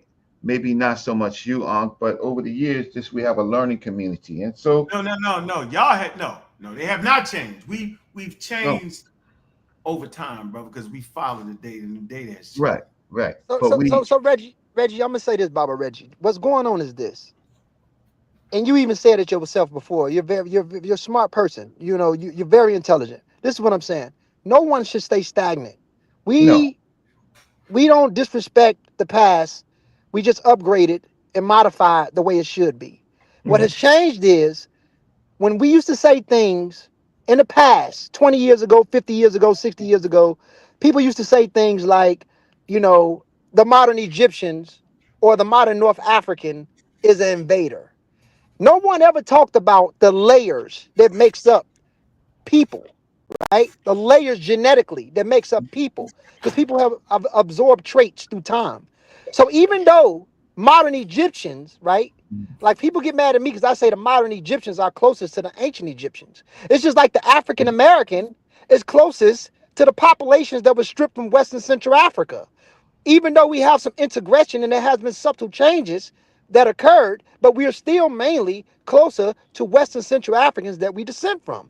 So when I say a modern Egyptian, even though they have some integration from later derived populations, right? It did not overall knock out their overall DNA composition to separate them from being African, regardless to them being light-skinned. A light-skinned Amazic or Berber that they say, and that's an insult term, or a light-skinned Egyptian is a North African. I'm not putting them outside of the African fold. We are Africans. We are Africans from sub-equatorial zones. But we also know that when you get into the southern portions of places where the Sahel meets or that bridge meet, you're going to find populations that's darker. So I never denounced or denied the element that you, Brother Reggie, speak about, and even that Brother Smash speak about. That's just an element, right? Okay, but what I'm talking about, so one of the things that what I am talking about is the you could say, I mean, it has been said that the people that are there are closer to the ancient Egyptian population. It has been said that, but opposed to who? Opposed to the Nubian people? Opposed to the people in the Western Desert? No, right? The opposed to the Noor, the Dinka, and those groups? No. Those populations, even the Ethiopian groups, those populations are closer to the ancient Egyptians than the modern Egyptians that are there now. And I think that Dr. Soy Shamaka Keita said that. If you go back and listen to what he actually, I didn't say that. What he actually play what he said. So Brother Reggie. No, stop. No. Now we got to go to the section where you just played it the other day. But you still, let Brother Ankh play it. But let me just say this, Brother Reggie. This is not. I'm not disregarding what you're saying, brother, at all. What I wanted to say is, Egypt. I just want to say this briefly because we'll talk about it more on Sunday. But we're just having a nice conversation. Egypt is a country. Different regions within this big country are gonna have different affinities to different populations, right? So in the Delta, because there was a consistent or a continuity with genetic signatures being shared between the Levant and North Africa, that portion of Egypt, there has been a consistent bottleneck, founder effects, and genetic drift that occurred, not to mention things like parallel evolution and convergence that occurs in those zones. If you go into the South, let me just say this, if you go into the South, and you look at the Northern Sudanese, or you even look at the people in the Horn also have layers that's mixed up or shared with populations in the Middle East as well. But then when you look at their larger indigenous African zone, that matches up with pre-Nilotic or Moda type people. Then when you get into Egypt, you start to find a decrease and increase based off the regions that it's in. But the most important thing is these populations, whether small or large, always exist near one another for a very long time. So the Not for a Somali, very long time. no, let me explain, Reggie. So a Somali, let me give you an example. So a Somali, for example, our brothers are Somali. Paternally, they are under EM78 in the form of EV32, right? In Egypt, that EM78 is EV12, which show that these men share a deep base at EM78 that split and went into different directions. Not to mention, they're all part of the larger Afro-Asiatic language speaking family. The Somali, the Oromo, the Bija, they speak a Cushitic branch of Afro-Asiatic. The Egyptians, today they have Coptic, but it's a lot of genetic signatures shared. So here's the thing. A Somali and a Habesha Ethiopian or Oromo and a modern Egyptian may be more genetically close than they would be to a Mandinka or a Yoruba. Look into the genetics. Okay, that'd be fine, but we're talking about that's why listen, Dr. Shamarka Keita came on the show, Ankh show, and Ankh had a good interview with him, and he made his point. This modern population of Egyptians, right, came large groups of them are not necessarily directly related to the Amazighi or the Ticino. Those groups of people came after 640. Many of those groups of people. So you got the Ottomans. You got Turkish. You got the whole Arab Empire coming into and making Cairo their home. No, the entire Arab Empire didn't come. Like they only came like most of the people, the indigenous people, converted to Islam. They didn't. The Arab civilization just didn't come in, swipe in through Egypt like that, bro. They came in as a military. So the later introduction. No, I'm not doing that. That's BS. Gradually, I'm talking gradually. What you said earlier after 640, that 640 was the start, but later on, it was part of the how can I say, the Arab groups of people in the later period where more of those people outside of Africa came. Let me say this. Thank you, Ankh, for showing this. Yeah, for sure. Let's see. We move up.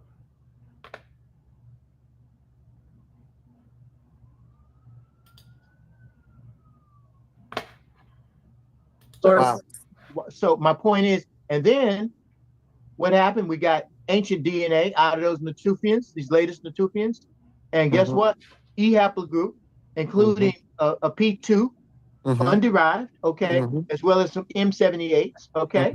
You know, now their mitochondrial DNA might be local because men tend to move around more. But so you're looking at a process that may have happened a long time ago. In addition to this, Lauren Brace, who I don't always like, but who did.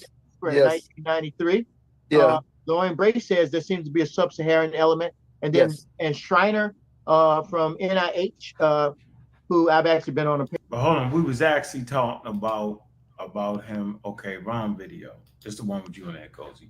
They definitely messed that shit up. But that's not what we're talking about right now.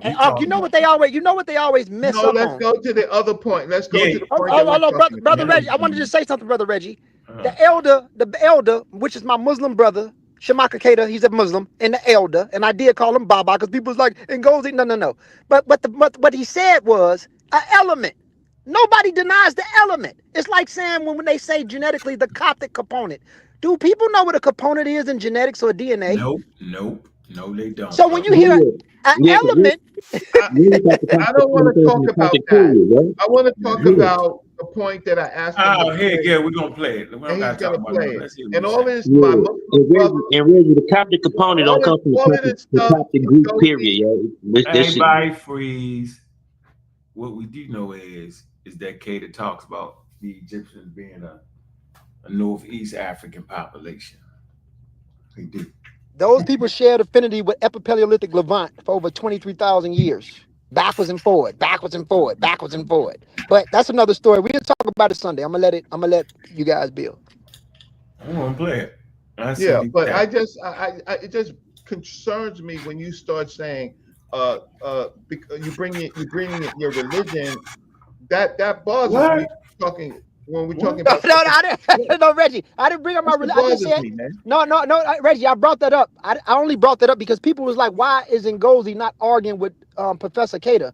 If they felt like I disagree, why would I go backwards? And first of all, why would I go backwards and forth with a doctor, a person that has full credentials, go backwards and forth? And this is not my show to do that. This is for Dr. Keita to teach and let the audience hear what they hear, whether people don't understand or not, or whether people.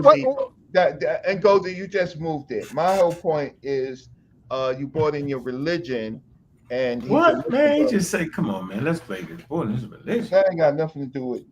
What the hell is we talking? Here you go. Thank you. Comes to the issue of a migration thesis. Sheikh Anta Diop did have a thesis in one of his books, and I think some others, that there was a migration out of Egypt. I've never been able to. I think there were probably contacts and individuals or maybe small groups, but I've seen no evidence of a mass depopulation of Egypt in any one particular time. Okay. I don't see the kinds of rules of evidence. Y'all heard that? No mass depopulation. We heard the story. They all left. They came in and replaced the pop. We heard it. Okay. I mean, somebody brought up Nurit mummy, and the Nurit mummy that they just found from the 6th or 4th dynasty. I don't have the information. 90% Natufian, 10% Moda. But that's another story. People got to know what a Natufian is. But then they got another thing coming out that's more up to date to give you a more higher idea, because it gets better and better on the resolution. I'm gonna read it. I'm on the resolution. I'm gonna read it this Sunday on what they say about the Nurit. But go ahead, brother Monk. Okay, but when Dr. Shamaka Kite, Dr. Shamaka Kite is on this show again, and we want to deal with that, please bring me on, and we could talk about the if he's talking about the ancient Egyptian population, right? I just need to find out the periods that he is talking about, because certainly Islam was certainly problematic in that particular, not the Islam that some of those people practice was problematic because there was slavery. And I would like to hear talk to him about that. But let's move to the other point. That I would like to see archaeologically for that. I would expect to see certain markers and certain things. We'll talk about certain hints and influences. I think that either that may have a common cradle, or maybe there was some actual migration and influence. But I don't see, no matter what anybody says, late stage Egyptian is not the same as Walla. Okay. Now, could they be related? Could they be related languages? Or if you want to talk about an earlier migration from east to west, depending on how far you want to go. You want to go back to that P2 ancestor. You want to go back to...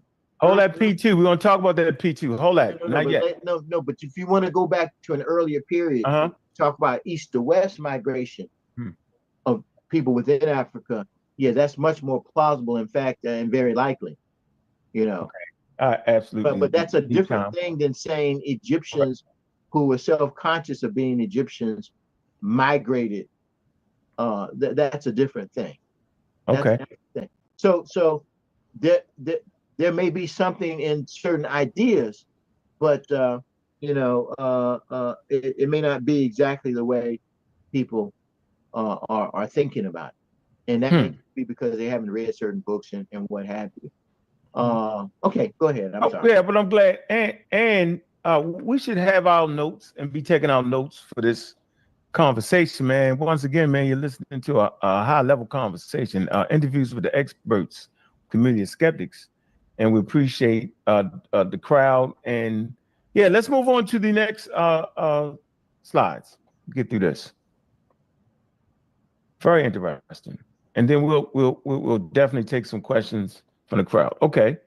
Okay, well, again, what are the dangers of oversimplifying African history by claiming all major achievements as African? Can you get to that I think we point? kind of touched Yeah, on it a little bit. Right now, right? What are the dangers? When you say major achievements, are you talking about, and are you talking about things within Africa, global stage? Literally say a car. Africans invented the car. You have every right thing to ask. You have every. And the interesting thing is that about did Africans actually independently? Thought they did West Africa for sure. There are issues from within African history. Seligman basically it come from the outside. Well, you know, nobody believes that anymore. But for up through the 60s, people would write. You could see hints of that way of thinking. People used to talk about the dynastic race with regards to Egypt, and this is hence where you get the pushback from some African scholars, of course. That but this has not been a part of mainstream, so-called. I'm not going to say mainstream. Hasn't been a part of the European Academy too for a long time. The dynastic race hypothesis has long been, has been dropped, or is no longer believed. Modern Egyptologists do not accept, and I don't know to what degree all of them ever accepted the dynastic race hypothesis, with the hypothesis that. Can you move on to when he starts talking about population? Dynastic, that the core ideas of kingship and what have you have been brought from the outside. Again, I would point out that the Egyptian crown, the words for king, all of those symbols are clearly based on Nilotic flora and fauna. I mean, the glyphs, they're all local. Now, the ram did come in from outside and get incorporated into that. But then you see Anubis, who's a different kind of creature, who's local. So anyway, what I would say is that you should be able to support any claim that you make with some reasonable amount of evidence, and be able to show it genealogically speaking. You should be able to build it up. Okay. Okay. All right. Let's get to the next slide. Oh, Bobby, I think you got to talk to something wrong with your microphone. I don't know if that went through. Fast forward it. Come on. Okay. Can you hear me now? I'm good. We clear. I hear you clear. I know. I think she meant everybody. I'm not sure. You're good, Bob. Chat. Oh, we're talking about the chat. We're in the chat. Oh, okay. I'm messing with early on was African diversity, and I was actually stuck in that racist mindset of in three races. So let me get to the question. So we back. Okay, so this should be into that. How does DNA evidence like the P2 marker show the diversity of African populations? Well, I'm gonna maybe reshuffle that question. Yeah, please. Okay. And also address something that I think someone raised in the chat box. They raised a question about modern Egyptians viewing themselves. It depends on which modern Egyptians you talk to, what they think, and how much they look like the most ancient Egyptians. In a way, it really doesn't matter because they still are carrying some of that DNA to some degree from those earliest days. Although some of them very obviously are and know that they are of Turkish ancestry and know that they've been assimilated into the population. And so, this is really a matter of, it's very difficult as one Egyptian woman who I'm going to be working with, who is working on this whole issue of Egyptians and Africanity and Arabicity and reconciling conflicts between African Americans. So there are people, even Egyptians, who are working on this stuff. The whole notion of indigenous in Egypt gets very difficult for all the obvious reasons, doesn't it? Yes, it does. It gets very, very difficult, except for the obvious recent immigrants or the people who know, well, we're Turks. So it seems people dove in on the word Turks. And it was clear what he said. There are Egyptians, right? They recognize themselves as Turks and have claimed the identity of being an Egyptian, but they realize where they come from. Not to be confused with the overall population. All right? I see how y'all tried to blend that in there. Y'all tried to play that game. Let's finish in what he's saying.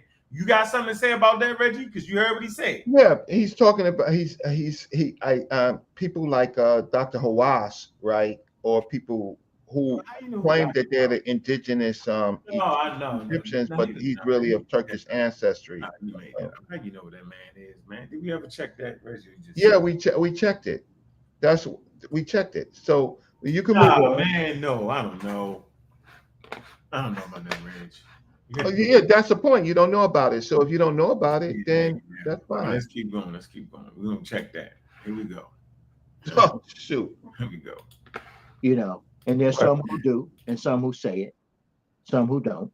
You know, and they're Greek Egyptians too. Okay, but anyway, go ahead. Greek Egyptian. Well, shoot, since we right there, real quick, just a little slight deviation. So, and you talked about, would you consider there like to be was it ever a history or historical evidence to show that the population in Egypt was displaced? And so you'll hear people say, that's another of those claims, that those Egyptians, that those modern Egyptians are a replacement population. And that's one of those That's something you say, right, Reggie? I had clicked away for a second. So what am I saying? You say that the population is that right now is a replacement population. Yes. Okay, so here you go. Here go the answer to this. Centric ideas that hold, well, a lot of people say that and so the will say that those are Afrocentric ideas, population, and that's one are a replacement population, and that's those Egyptians, that those modern Egyptians are a replacement population, and that's one of those Afrocentric ideas that hold, well, a lot of people say that and so this is where the rubber meets the road. What is the okay? Let me answer that for you. Okay, yeah, very scientifically, very scientifically. Let's get it very easily. Okay. The modern Egyptian population, I believe, let's call it a belief, has absorbed a lot of people over a long period of time. Okay? And there are models that you can actually run. Actually, someone developed at my alma mater before I got there, where you can actually do really basic gene simulations, and you can show how if you have 5% migration, which means 5% of people coming from the outside into a given space and assimilating, okay, and having children there. It doesn't take, and in fact, I published based on something that somebody else said, it doesn't take a whole lot of migration if you do it, say, over 25 generations to fundamentally change the genetics of a population. It doesn't. Okay. But now, does the population change its social cultural identity? No, not if people have been totally absorbed. We're not talking about people moving in and keeping to themselves. We're talking about people who come in and get assimilated. And let's think about a situation where in the Islamic period where polygamy gets to be very common, right? Correct. So if you have polygamy and you have foreign male lineage coming in, and he has 4 local wives, he's going to produce, all of his sons are going to be carrying that foreign lineage. So you can increase it, not due to natural selection, not due to some evolutionary process, but just simply due to out reproducing everybody else. Okay. So when you make a claim that the Egyptians there today, if you want to say this, that the Egyptians today are not the same as the Badarians, I'm willing to stand up and say that. Okay. Me too. That's an easy statement to make. But it doesn't mean that the Egyptians of today, when I say not the same, doesn't mean that they're not related to the Badarians. They're related. Any more than an Afro-American who can pass for white doesn't mean that he's not related to some Africans. It just means he has left African ancestry. So it really depends on how you want to pin your perspective. How you want to fight that fight? Well, it's not a fight. It's not a fight. It's not a fight. I mean, in my it's a fight. Well, okay, all right. Yeah. I don't believe emphatically. I'll tell you what they say emphatically that the populations in the Nile Valley now is not, wouldn't be part of those ancient Egyptians or not those people at all. That those Egyptians have went to Kenya, South Africa, and that's what and they take their totems with you. I've heard all of it. Okay. Now let me ask a question about this. Ask that question. Go ahead. You have to ask a question. If anybody says that in that way, you have to ask them, well, why aren't they speaking Egyptian? Where they at? Where they went to? Oh, stop right there. Stop right there. Okay, so the Nubian population. We just want to get this straight, though, Reggie. Yeah, well, I don't think you understood what that man said. No, I got good comprehension. Okay, so what he saying, Reggie? Hold on. So are the people there today? Can we say they're related? Can they be related to Can we say that? Talk me over. You're gonna talk. No, I'm not. I'm saying, can we say that? I just want to make sure. Okay, say what you're gonna say, Ankh. I just said it, bro. Can we get? He said that the people there today, we can safely say are related to them. Okay. Did he say that? Yes, related. Okay, well, hell, ain't nobody else related to him, but as opposed as because of the Badarian gene sharing throughout the region, right? There are lots of groups of people in Egypt, right, who did not come from Arabia at all, but there are groups. He said it earlier, right, when he was talking about population replacement. You could play it back. I don't know if you heard what he said, so let's play it back. Play what back? Reggie, that's the foundation of the people. Just like if you go to Mexico, the foundation of them people is the indigenous population mixed in with the Spaniard and all other Greeks. I understand that, but he said there's Greeks. He said that there is a lot of population influence in Egypt. He said that. Reggie, like, what else with the pop? I mean, so y'all don't. He said that. So Reggie, but they're the most. Listen, no matter what y'all say, that the people that live there today are more closely related to the ancient Egyptians than anybody else on planet Earth, yo. No, not the Nubians. Yeah, yo, you tripping, man. The Badarians are Nubians. Yo, you tripping, Ankh. You made that up, bro. You just talking. Bro, they're not Nubians, bro. Man. The Badarian. Oh, bro, come on. They are not Nubians, bro. The Badarians are a group from the regions of Nubia. They just moved into Egypt. They're from the south. Oh, man. So you can be in the south. You can be in Nubia. Nubia is not formed yet. Nubia is not formed yet. These groups of people that Egypt does have a southern border. You know, and the people and the Nakada people. These are both southern and western Africans that find themselves in Egypt before Egypt. Those other groups of people, so the Badarian groups are more closely related to the Nubians than the modern Egyptians. Okay, listen, go get an article to say that. But the Nubians, the Nubians is not even a monolith. You're different type of Nubians. Which one? I don't even want to get into that. That's another whole. You are. I'm talking about. I'm talking about the southern. I'm talking about the people that we call Nubia and the Sudan. You yourself will say that Egypt is what, a satellite, a Sudanic satellite. You say that all the time. But that's what's political. That's what's you gotta understand. Like no, I understand. Let me talk. Why you always gotta talk people, bro? Let people talk. What I'm saying is, all I'm saying is the kingship model or regalia spread it throughout different cultural backgrounds through those areas, like that Nilotic. They even say, even Dr. Kenyatta said it, the crowns and all that, they come from the Nilotic culture, but they spread it amongst other cultures too. It became popular amongst other cultures in different tribes. That sacral kingship style.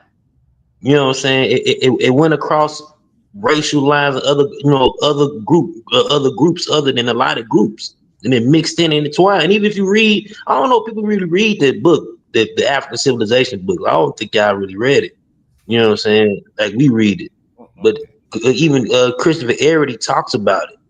You know what I'm saying? He talk about how the kingship came out of the Sudanic, you know what I'm saying, sacred kingship culture, which is Nilo-Saharan, and it spread it amongst other groups, including Afro-Asiatic groups and other African population, and it became you know what I'm saying, they attached it to their own, you know what I'm saying, cultures. Okay. No, I'm gonna share my screen. No, you're not. No, Reggie, you can share. Same way the czars in Russia. Reggie, do you see my screen sharing right now, though, Reggie?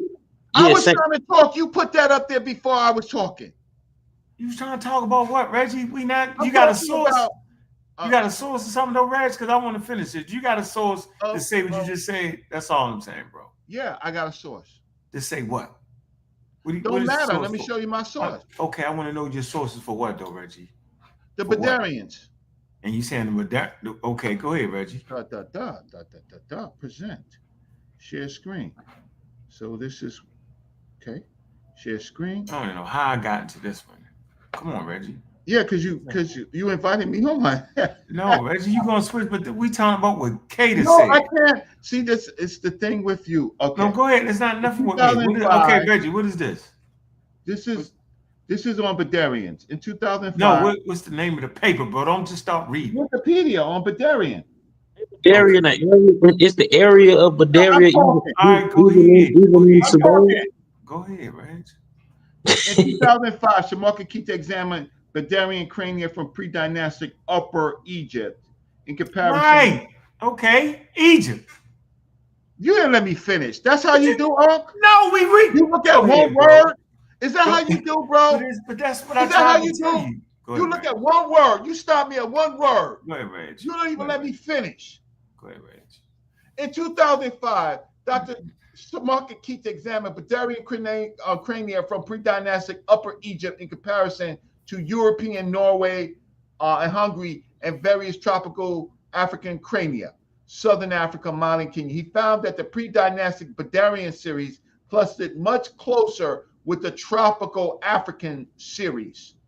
That's not the North Africans you're talking about, although no West African or other North African samples were included in the original study as a comparative series was selected based on Bruce. Hold on, you threw some words in there, Reggie? What North Africans are you talking about, Reggie? Even modern day North Africans. Wait, man, you threw words in the source. It didn't say nothing about North Africans. Why would you do Listen, that? I didn't have to say that. He found that the pre-dynastic Badarian series clustered much closer with the tropical African series. Okay, go ahead. Although no West Asian or other North African samples were included in the original study's comparative series was selected based on Brass's 1993 comments on the affinities of Upper Egyptian, Nubian, Epipaleolithic series. Keita further noted that the additional analysis using material from Sudan, late dynastic, northern Egypt, Gaza, Somalia, Asia, and the Pacific Islands shows that the Badarian series to be more similar to a series from the northeast quadrant of Africa and then to other Africans. There you go. Moreover, Keita criticized the methodology of Brace's study for examining the Maghreb, Sudan, and the Horn of Africa from the designated sub-Saharan group samples, which he argued were nearly categorized and incorrectly as monolithic. Keita further commented on the findings of Boyce. So I will stop there. And I just want to just finish reading, though, Reg. You didn't make. I made my point. So now all of a sudden, Southern Egypt ain't Egypt, yo? No. Does it say that? The man said the does it say that here? Yeah. He says that the Badarian groups are more closer to Tropicana Africa, tropical Africa. Right. That's what he said, right? And then he goes on and he starts. So you don't include Upper Egypt with Egypt no more? No, I absolutely do. So then when the man say that the modern Egyptians, they live in the upper and lower. No, he didn't say lower. He didn't say lower. He just said Egypt, bro. He said upper Egypt. No, right? I'm talking about. Then he goes in 2008. I know you found fucking that me, Reggie. Reggie, you doing this, man. I know you heard. I'm reading. What am I wrong? Reggie, because the video, the man said that the modern Egyptians, and I'm telling you that modern Egyptians live in Upper and Lower Egypt, not unless I'm just crazy, right? He simply said that the modern Egyptians, right, are related to the Badarians. I don't know why you ain't why that's not you, right? Why you gotta go read the source that reinforces what the man said, because he wrote that. I don't understand how you separating Upper Egypt from Lower Egypt. Like, why? It's Egypt, bro.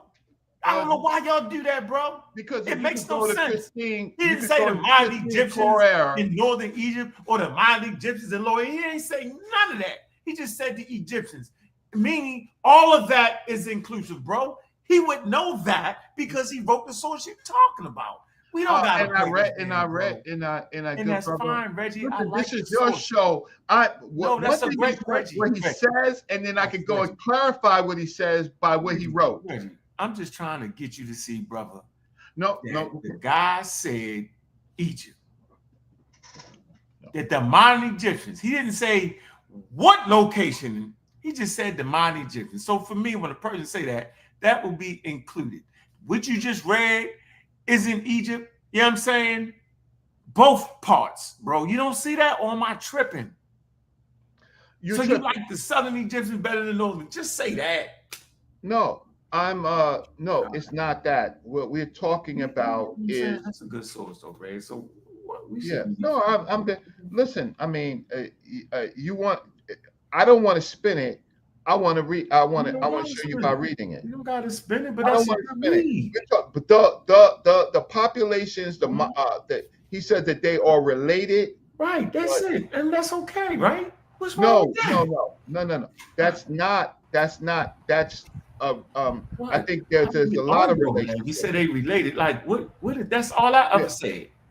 Yeah, but what I said that there are other groups that's more related to the Badarians. Okay, so you didn't get a source to say that, though.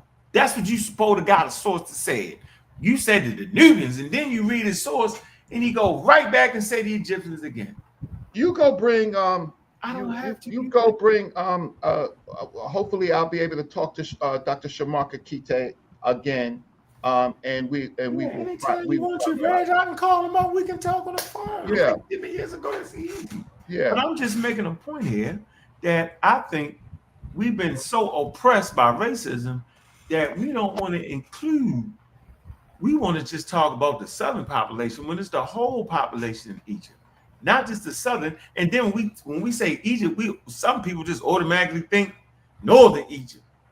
Why? Why not just all of Egypt? Like, why do we? Can I ask you a question, Ankh? Man, what's the question, yo? Can I ask you a question, Ankh? Don't ask me a question off beat. Go ahead. Do you know that the southern population is more ancient than the northern population? That is why he was explaining that to you. I didn't know that. You mean that's why Reggie was explaining? I didn't know that. No, Reggie was explaining. They took the samples from the southern population because that is the more ancient indigenous population. The modern population is the northern population. No, the population comes from different regions, bro. They came from different regions to the Nile. It ain't just one population ancient than the other. Like, so question: where did the Arabs come from? No, we ain't even talking about that period, bro. Where did the Arabs come from? Because they have an Arab population in modern Egypt. Where did they come from? It's indigenous Egyptians that call themselves Arabs. What are you saying? Like, we're talking about the pale Arabs. Where did they come from? Where did Hawass come from? Arabs ain't pale. Where did Hawass come from? When did Arabs become white people? Yeah, brother. They have pale Arabs and they have black Arabs. I'm talking about the pale Arabs. They got mixed Arabs. They all mixed up. That's like listen. Arabs are wanderers, people who do not have What about the Bagari? What about the Bagari people in West Africa? What about the Bagari people in West Africa? They mix with actual Arabs. We're getting too far away from the term is not a racial term. I want to address you. Let me address you. The term is not a racial term, it's a cultural term. You made that up. It means they move around. No, the word Arab means the southern population being more ancient than the northern population. That's craziness. It's a fact. That's crazy. You look it up. Look it up. Look it up. Okay, go get a source, bro, and then we'll learn. No, you tell us. You look it up. I don't have to look it up. I'm saying you're wrong. I know that. I'm saying you're wrong. No, you're wrong. No, I'm not. No, I'm not. Bro, I can show you people coming out the Green Sahara. They don't just go to the south. This is craziest shit ever, yo. That is not what I said. Reggie know that. Well, how it's gonna be the most ancient population when I can establish the Homo sapiens been on the river for 300,000 years, brother. What you mean, those pale people were not there all the time. You should know that. How do you know? Because how do you know? Because they have a certain... Hold on. You want me to tell you why? No. I didn't say light skin. You said that. I said pale eyes. I didn't say light skin. Zahi Hawass. Don't say that. Hold on for a minute. They're invaders. Bro, listen to what I want to tell you, right? They're invaders. Listen to what I want to tell you right now. You heard what Cater said. All right? He said there was no population displacement. Now, you don't have to agree with that, but that's what the experts, he's a bioanthropologist. I didn't say anything about displacement. My next point is, you don't know what an African is. You thinking that an African is jet black. I'm saying an African can range in skin color before any pale people came in, is what I'm trying to tell you. Now, you can sit up there and act like that ain't what I'm saying and play this wild game on another channel, but I don't know nothing. You know the word African is synonymous with black, and if you don't know that, you should look it up. I'm saying not before white people came in and said that. It's not, bro. It's not. You made that up. It is. Listen, bro. African is a racial. African is a racial category. You made that up, brother. Look it up. You made that up. I didn't make it up. Look it up. Hold on, let me just say this. Hold on, look this up. Hold on, bro. Look this up. Reggie, can you tell that man that ain't true, Reggie? Hey, let me just say this, y'all, real quick. Look this up, though. Reggie's not going to disagree with me. Reggie's not going to disagree with me. Hold on, let me say this, bro. The first people that were called Africans wasn't even people from the equatorial regions. They were Amazigh Berber tribes, the Bani Afrique. When the land was known as Libya before it was known as Africa. It was Libya before then. Yeah, the modern day area of Tunisia. They was an Amazigh tribe. You know, so Africa is not a synonymous with being black. That's a modern political thing. Yeah, come on, bro. Like that ain't a big deal. We don't got. I think that was so the Amazigh tribe. So hold on. So the Amazigh tribe doesn't go back to ancient Kemet? What? What? Those are Libyan, brother. That's what I thought. The Amazigh tribe goes back to ancient Kemet. No. The Amazigh tribe goes back to ancient Kemet. The ancestors of the Amazigh people came out of Egypt before Egypt was even Egypt. They just came out of their region. Their ancestors split from their region. From Eastern Africa. There wasn't no Egypt then. Nope. Okay, there's a lot of confusing points. There is a very, very ancient population of people living in North Africa, right? And those groups of people are, before there was the Amazigh, they were the Ticino groups of people, right? And they and later they were called Libyan population. Right, they was like, right? So these groups of people were there at the time period of the Green Sahara, along with other African groups, right? At that time period. But that's 10,000 years.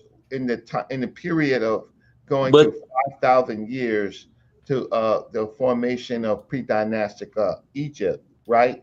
That population in North Africa, those groups, particularly in Egypt in the Delta region, was stagnant. They were stagnant. But the Timuhu was just one particular tribe. Like in the Lubu was another tribe. Like they different different sporadic tribes that spoke a language that's coined Amazigh Berber language. This that is language later. This is not in the 5,000. This is later. Not in the 5,000, 4,000, 3,000 period. At the time, the ancient Egyptians named those groups of people and they called them the Rakit groups of people. The Rakits. They named them. Yeah, right? I understand it, but I'm just speaking from the ground and the culture. The people have their own tribal confederations and all that, even without the Egyptians naming them. Right. Well, we're in different periods. So the tribal groups that you're talking about, Brother Gullah, right? I'm talking about at the time of the ancient Egyptians, they named those tribes. So there's the Chitino tribes, there's the Chitino people, there's the Rakit people, and then there's the people from Ma or Meshwesh. Those groups of people are the early groups of people in we call in the Delta region and west of the Delta region, well, right? Temaho, Reggie, don't forget the Temaho, land of Temaho. The Temaho people, those groups of people were more southern than the Chicano groups of people. I didn't forget them, but they are more they are Western Desert type of groups of people, and they intersect with the Nubian population. They actually intersect with groups that are related to Nubian population, Nilo-Saharan groups that was in their region that later became the Tibu people. Later, but in the time period, because even the Tibu language is related to Eastern Sudan. You know what I'm saying? Nilo-Saharan. What period are you talking about, and what period am I talking about? I'm just saying the people like the people like sometimes people always associate the people that the groups are related to. They don't even mean necessarily that group. You know what I'm saying? Talking about a Neolithic, Mesolithic time period. I think you're talking about a later time period. Yeah.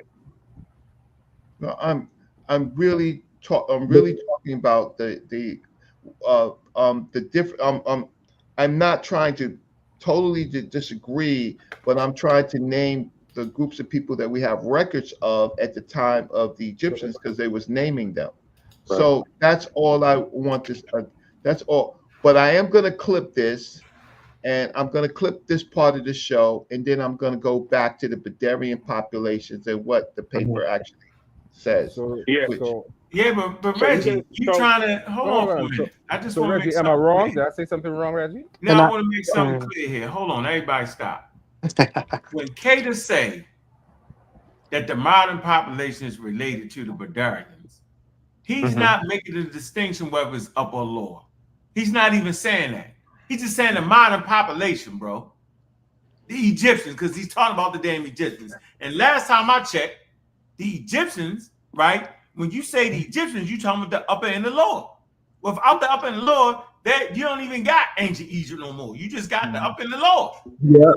So and the modern, hold on, man. So I'm saying, so why do we got to go read a paper to talk about? Like, it's crazy to me. No, it's not crazy because it's a paper. So, Brother Reggie. Oh man, hold on, man. I'm not doing this. Hold on. You know what I'm not doing, yo? I'm not sitting up here with a group of men that are supposed to be intelligent. And I'm very intelligent. What I'm saying. So Reggie, so then I'm very intelligent. Understand that the source you read, right, supports what Cater said. You do know that, right? Because he wrote it. You do recognize that, right? Of course, that's why I brought it up. Okay, I think you brought it up. But hold on. You said you was gonna bring a source that said that the Badarians was related to the Nubians. That's what you said, right? Yeah, it did say that. It said that they're related to the tropical and the southern groups. There's an admixture. Hey, Reggie, be honest. Ray, hold on. You cut me off. You actually stopped me from reading it. No, I didn't. Reggie, I didn't stop you me from reading it. No, I didn't, Reggie. He didn't say certain groups. Hey, Ankh. Man, I'm not doing this, y'all. Brother Ankh. I'm listening, bro. Like, I don't understand why we got to go through this. And then 10 months later, you're going to pop up Reggie and say, oh, you know what? Oh, come on, Reg. I would say even before the Badarians became the Badarians, their ancestors came from somewhere from around Libya, somewhere. Well, Gullah, before the Badarian, you have the Fayoum. You got to remember about the Fayoum culture. And then before the Fayoum culture, we would have the Maremde, right? Yeah, but you had culture. You ain't it ain't y'all looking at it like the old picture of evolution when you got the monkey going from the man. It ain't like that. You had different groups overlapping with each other that was living simultaneously at the same time. Not before then. That's why Reggie gave you the specific time period, right? So before 6000 BC, the Neolithic period, we talk about the Green Sahara all the time. The Delta region was uninhabitable. There was no gene flow in that area during that time. Well, so let's focus on the Sahara right quick and the people group in the Sahara.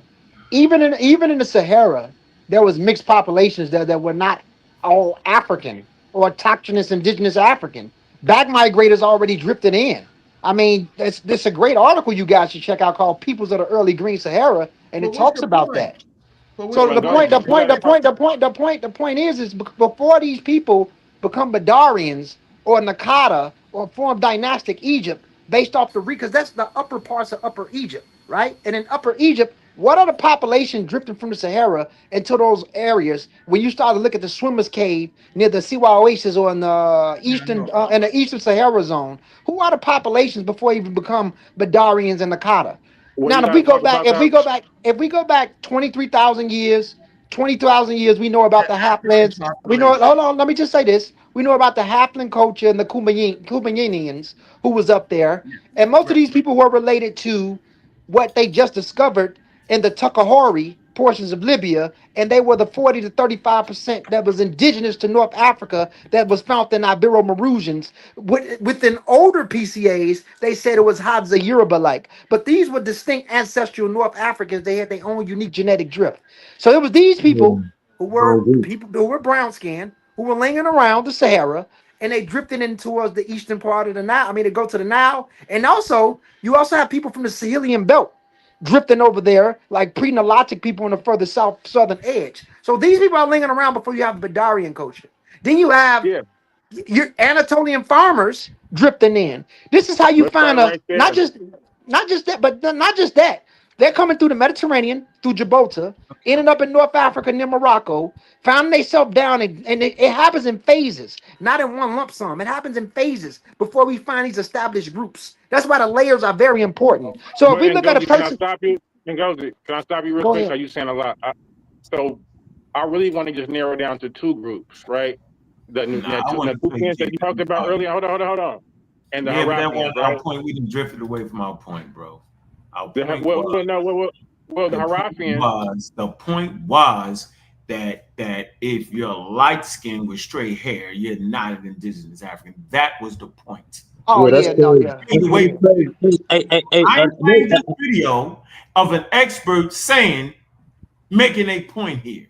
That was the point. We didn't ran down the rabbit hole. That is the issue. It's called racism, white supremacy.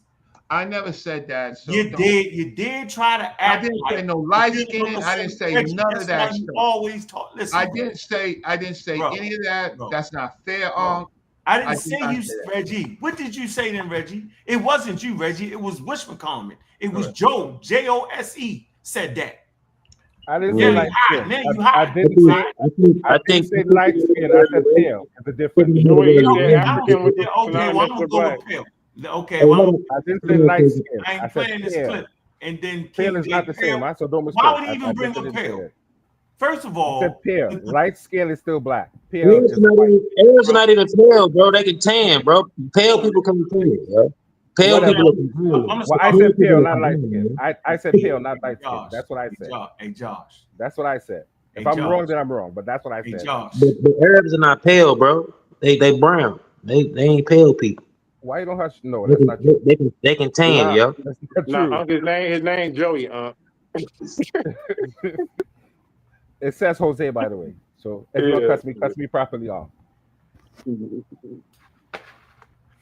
Okay. Yeah, I would say too. Some people don't understand it. I don't know, like the word raising triggers you or something, but You do know black people don't tan, right? What do you mean? What are you talking about? You know black people can't tan, right? We get darker. We don't. The thing is that number one, tan who's is burning your Cleopatra? epidermis. You do know that. You. Well, what I'm saying, Cleopatra was probably a Macedonian. Well, she was a Macedonian. From near Greece. Yeah. Yeah, that's what I mean. When the people look bro, black people can't tan, bro. What are you talking? What are you talking about? I don't know about Elizabeth Let the Taylor kids speak specifically. and let them speak. And if you talk while the speaker's talking, I'm throwing you off the panel because you're disrespectful. That go for everybody. It's incoherent at this point. Let the man speak so maybe we can learn something and stop being bananas over here. We arguing over crazy shit. I had to argue for 2 years about would have with people that claim to be intelligent. The craziest thing ever, man. Just to make their damn point as if they was in academia, as if they was in Egyptology, the scientific study.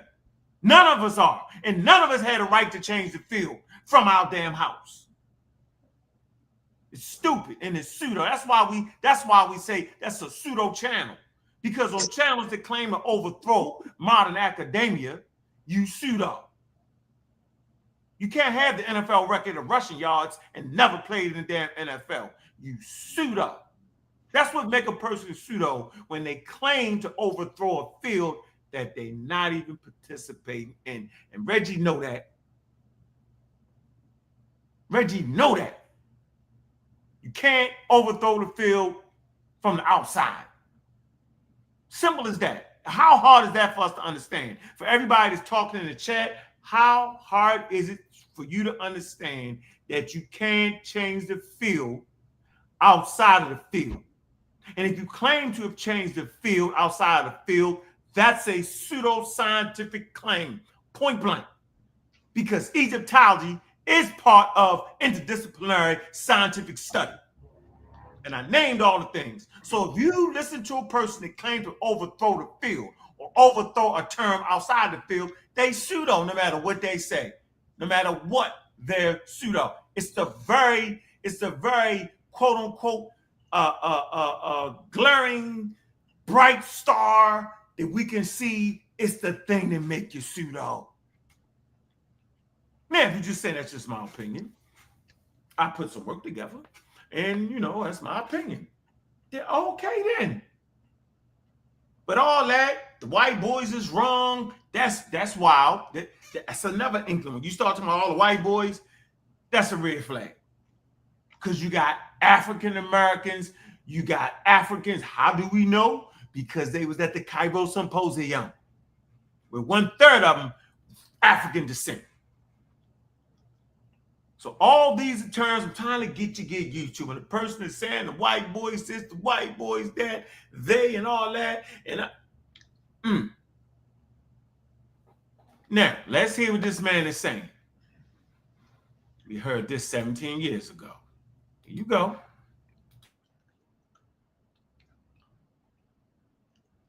Yeah. Let me put it another way. For example, you have Elizabeth Taylor playing Cleopatra. Okay. That's what I'm talking about.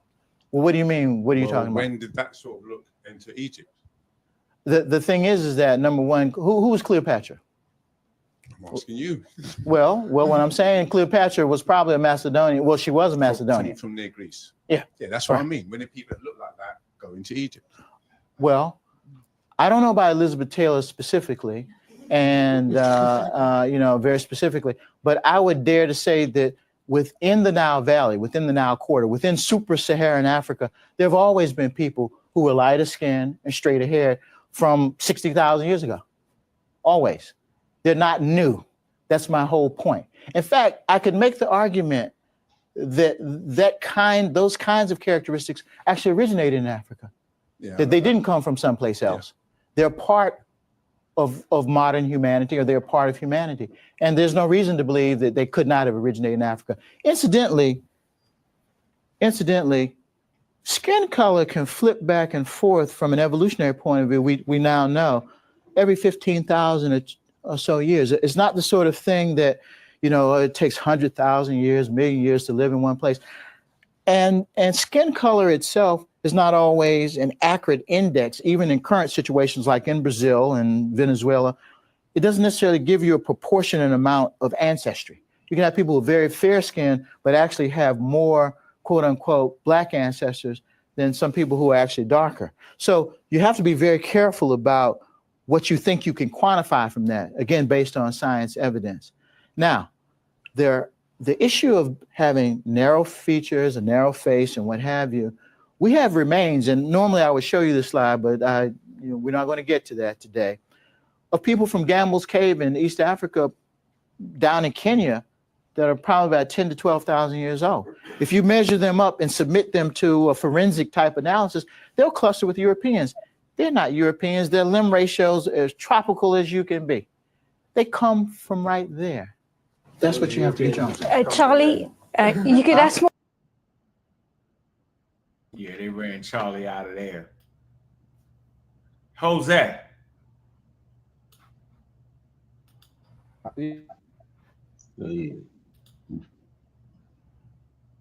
Can't hear you, Jose. Yeah, I'm listening to you. Okay, so you heard what the scientists said. I didn't say light skin though. I said pale. Big Okay, difference. we don't even know. Okay, so you just threw that into the frame. No, I initially said pale, not light skin. Okay, so you do recognize. He said something different. He said no, something. Come on, man. I said pale. I didn't say light. I didn't say light skin. Okay, bro. Anyway, what about the narrow features and you thinking is European and they not? What about that part? Did you forget that part? No, I heard him say that. Okay, so how about the skin can flip back and forth? So you sitting there looking at he said every 15,000 years. It hasn't been that long. It had been in the about 20,000 years, and I'm saying that the people, man, from the time that we're talking about tonight, it's not been 15,000 years. So the skin color couldn't flip back that much. Oh, man, come on. Okay, so you don't realize people start off naked. Of course. You don't realize that there's now an invention called nothing to do with skin color. So you do realize the thing called air conditioning, sunscreen, and clothes. You do realize that. Okay, what does that have to do with the conversation? I'm saying that people can ride in cars now in Egypt. They in homes. They got clothes on. Why would they be as dark as people that was naked? They were wearing clothes back then too. They were. They wasn't running around booty butt naked. No, so stop that. They wore less clothes though, and they didn't have but they wasn't conditioning. naked, brother. They wasn't naked. They wore less clothes. I agree, but they weren't naked. They weren't naked. Wait a minute, that's not true. The kids was naked until they was about 12 or 13. You didn't know that. Hold on, Gozy. I thought these people studied ancient Egyptian civilization. That you didn't start wearing clothes. You seen the pictures of naked children? Talking, bro. You seen the pictures of naked children? In the middle of fucking talking. I'm saying that the kids in ancient Egypt didn't wear clothes till they was about 12. Do you have any evidence to say differently? I'm not going to argue that because I didn't hear that. I'm not going to argue that point. You heard me. I said I'm not going to argue your point because I'm not arguing with you. They didn't wear a whole lot of clothes like they do now with their arms. Brother, I agree with you. I'm not arguing. I agree with you. I'm not arguing that point, but they were wearing clothes. Where they all dressed up. That ain't how the natives was dressing, bro. You looking at? I'm not disagreeing with you. Of course, they didn't wear as much clothes. And so their skin was exposed to the sun. So of course they was darker, bro. So today's Egyptian sure as hell ain't running around like ancient Egyptians. Why would they? And it's natural for a population to change over time with the influx and all that. So that's called a population, bro. Y'all act like they supposed to been like this for 15,000 years stuck. Nobody said that. It's 3 continents. It's Nobody said that. I didn't say that. There's 3 intersecting continents, bro. There's a southern, northern border. Like come on, y'all. Like they can't be like we want them to be, bro. So am I tripping when they use the word Arab invasion? No, so what? But the Arab invasion didn't change the whole population. I didn't say that. They had an Arab invasion and they had a Greek and Roman invasion. And they had a Nubian invasion. You want to forget about the Nubian invasion? The Nubians were not foreigners. They was. The Nubians were foreigners. No, they were. They were not foreigners. They weren't foreigners. Nubians are their own people. Reggie, they were not foreigners. Nubians were not foreigners. Tell them, Reggie, can you tell this man that the Nubians was foreigners? They call them the Jesus, bro. Asking Reggie. Yeah, Reggie. Nehesi means southerner, not foreigner. Joey, brother, stop They it. call the Joey, Nubians Nehesi listen. too. Nehesi means southerner, not foreigner, brother. It doesn't mean foreigner. And then they call them, what they call them, Hyksos. What they call them, Hyksos too. No. The Hyksos were not you Nubian. definitely got brown. Well, What about the brown? The Hyksos were Asiatic. If you want to hear There's a what big difference. I have to say, Yeah, I'll wait. Reggie, we asked you a question, Reggie. Was the Nubians foreigners, or did they have their own separate thing? Yes or no, Reggie? Yes. Well, if you let me speak. Go ahead, Reggie. Come on. I hear somebody speaking. The 22nd dynasty of Egypt became roughly the beginning of the Libyan That's dynasty. the answer to the question? Yes. The Libyan dynasty? Yes. Wait. So the 25th dynasty was coming from the south. You didn't hear the question, bro. They would be an invading population at that time period. Thank you. Right? At any damn time period. No. Hey, can I say something? Let me finish my point. Look, I don't like us marginalizing other Africans because they're darker here. I don't like this thing's going to happen right now. I'm saying that the Nubians and the Egyptians had two separate cultures. Okay. That's what I'm saying. And I'm going to say it, and I'm going to stand on it. In the Nubian and Egyptian population, you had lighter people and darker people. Of course, the Nubians going to be a little bit dark because they're close to the damn equator. Why are you But they're arguing? two separate populations, though, bro. So two separate. There's two. No, I'm making a point, yo. That they two separate nations, bro. Mm-hmm. That's what I'm saying, yo. Like I ain't never seen it no other way. I don't know what you about to say. So I'm agreeing with you, but let me help you out because Gozy was going. I'm gonna. So what's going on is I just want to say that if you guys disagree, just let me know, brother Reggie or whoever. Just let me know. So Egypt expanded its borders. Some portions of Sudan or North Sudan was part of Egyptian territory, like Jebel Bakr, and everybody in Sudan wasn't a Nubian. Everybody in Sudan wasn't. Well, it was different ethnic groups in this portion of North Sudan. Just like the modern day Bija who exist there now, they were the Egyptian police, the Magi. They were not the same people as the Nehesi, who they were different people. These were different people. So we look at this gonna drive Ankh point across. So you have dark skinned Egyptians, who look like Sudanese sometimes, right? But they are not part of the Nubian groups. They practice Egyptian customs. Nubians have their own stuff. So Sudan, some portions of Sudan was part of Egyptian territory because Egypt expanded its borders. That's what Jebel Bakr was about. So that's all I wanted to say. Let me help you out a little bit. So to answer Joey's hold on. One at a time. Don't overtalk when I'm talking. Everybody. No, that's King J. You can't go over King J. All right, okay. Let me go next, yo. I was answering Joey's question. So in regards to the Nehesi groups, Egypt is not a Nehesi group, and they would not be considered a Nehesi group. So we would talk about Tasseti. We're talking about the first, second, those nomes, right? The first nome is Tasseti. Anything under Tasseti, Aswan, is the south. Also remember that those first two cataracts after Aswan, it's kind of like nobody really lived there. You know what I'm saying? That would be like Wawat. You know what I'm saying? And forts and stuff in that area. So nobody really lived there. So I would agree with Unc when he said that is a totally different culture. We do see migration around the 18th, 19th dynasty. When they're moving south, we talk about the Semna forts and things like that. They are distinguishing that there are Nehesi groups that cannot come into Egypt except for to trade. We know what the Nehesi groups are. They would be Yam, Urjet, the Magi, those groups, but they would be distinguished from. They're all different. They ain't the same. We're making them all the same. That's crazy. They would be different. They clumped them. Go ahead, Reggie.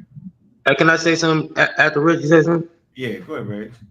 I'm really not in this part of the conversation except for what I said. The 22nd dynasty marked the period where Shoshank and others came into that area. They were more of it even though Shoshank was himself in Egypt, right? Those populations became what you call the Libyan dynasties. Then after that, it became the Nubian dynasties, right? That's all I wanted to contribute. That wasn't my question, though. My question was, is the Nubians and the Egyptians two separate cultures? That was the damn question, bro. Okay, there are Egyptianized. There's nuances. So there was Egyptianized Nubians. You got you gotta answer the question, Reggie. Now you get to the slick stuff, yo. Just answer the question. No, I'm not. I'm never trying to be slick. You are. When you won't answer the question, then you can explain. I don't want to answer the question. I want to answer the question my way. Is that okay? I know, but don't do us like that. That's in the realm of the pseudo does that. The educated man. No, I'm just saying. I didn't call you that. I'm saying that's what pseudo. That's the characteristic.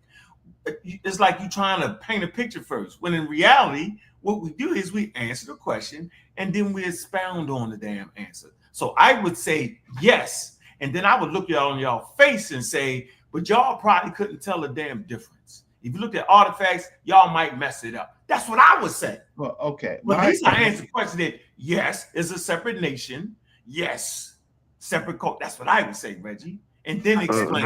Go ahead, Reggie, since you want to talk about the 25th time and not answer the question, Reggie. Answer the question, then give us all the background. And you gotta love us, boy. Right, because that's all we want, bro. We get taught these conversations like this. Answer the damn question, then explain it. That's cool with us at this point. We taught of that shit, man. Would have don't mean this for hours and everybody laughing, joking. I'm usually that shit. That shit was horrible, bro. I know you got a lot of education on this shit, so you know you're supposed to know what that answer is, bro. And then explain how it's very delicate. There are a lot of artifacts where experts have to make the distinguishing difference. Sometimes a person will show themselves as a Nubian and sometimes as an Egyptian. All that could be in your explanation, Reg. But what you can't do on this damn program is give the blah, blah, blah, blah, blah, blah, and forget. I don't do that. You did. You went to the 25th dynasty. That was not right. The damn answer. No, because that's the dynasty. The 25th dynasty is the dynasty where the Sudanic groups come into Egypt. They came in before the 25th dynasty, and you know it. They what? They almost beat them before, yo. Then people just don't talk about it in history. Wait. What did you say? I say that the Nubians almost conquered Egypt before. They just don't talk about it. They did. Yeah, well, we didn't get to those periods. I was just talking about the periods of the Libyans and the Nubians. You had originally asked me, were they an invading population? That's not what I said yes. That wasn't the question. That was one of the questions. The next question is the other part of it is all Nubian groups the same? Absolutely not. Then I try to nuance it by saying they were Egyptian and that was not the question. The question was, is the Nubians and Egyptians two separate cultures? That was the damn. And I said that there are Egyptianized Nubians. What? You don't know? I think it's better to say Egyptian, some Egyptian Sudanese, but some Egyptianized people in that region.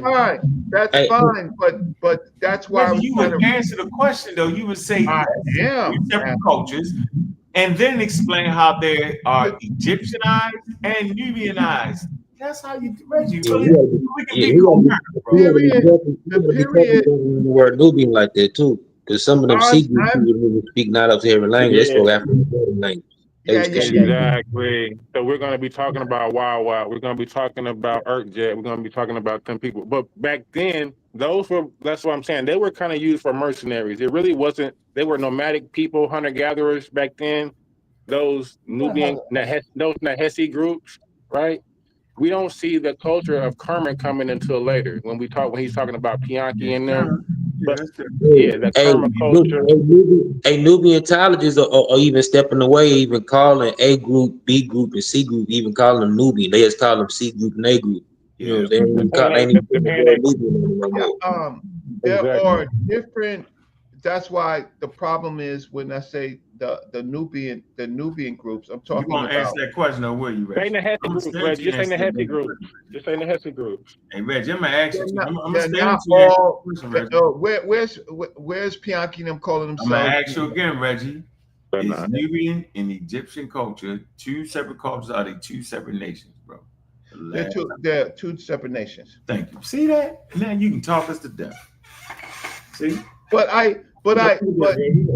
clearly. But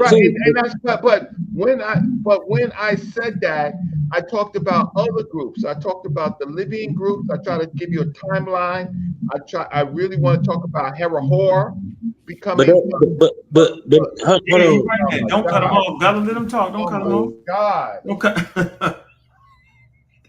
Oh my God. Go ahead, Reggie. You feel like I feel now. Go ahead, Reggie. As long as you got that opening thing out, man, we can hear you explain. See? Right. And so now it's coherent, Reggie. See? No, but I wasn't disagreeing. I was just having but that's for all of us, yo. We tend to think, I don't know what the hell we be doing. Just answer the damn question. Wait. Right? No questions yes or no. Hold on. No questions yes or no. That's not fair.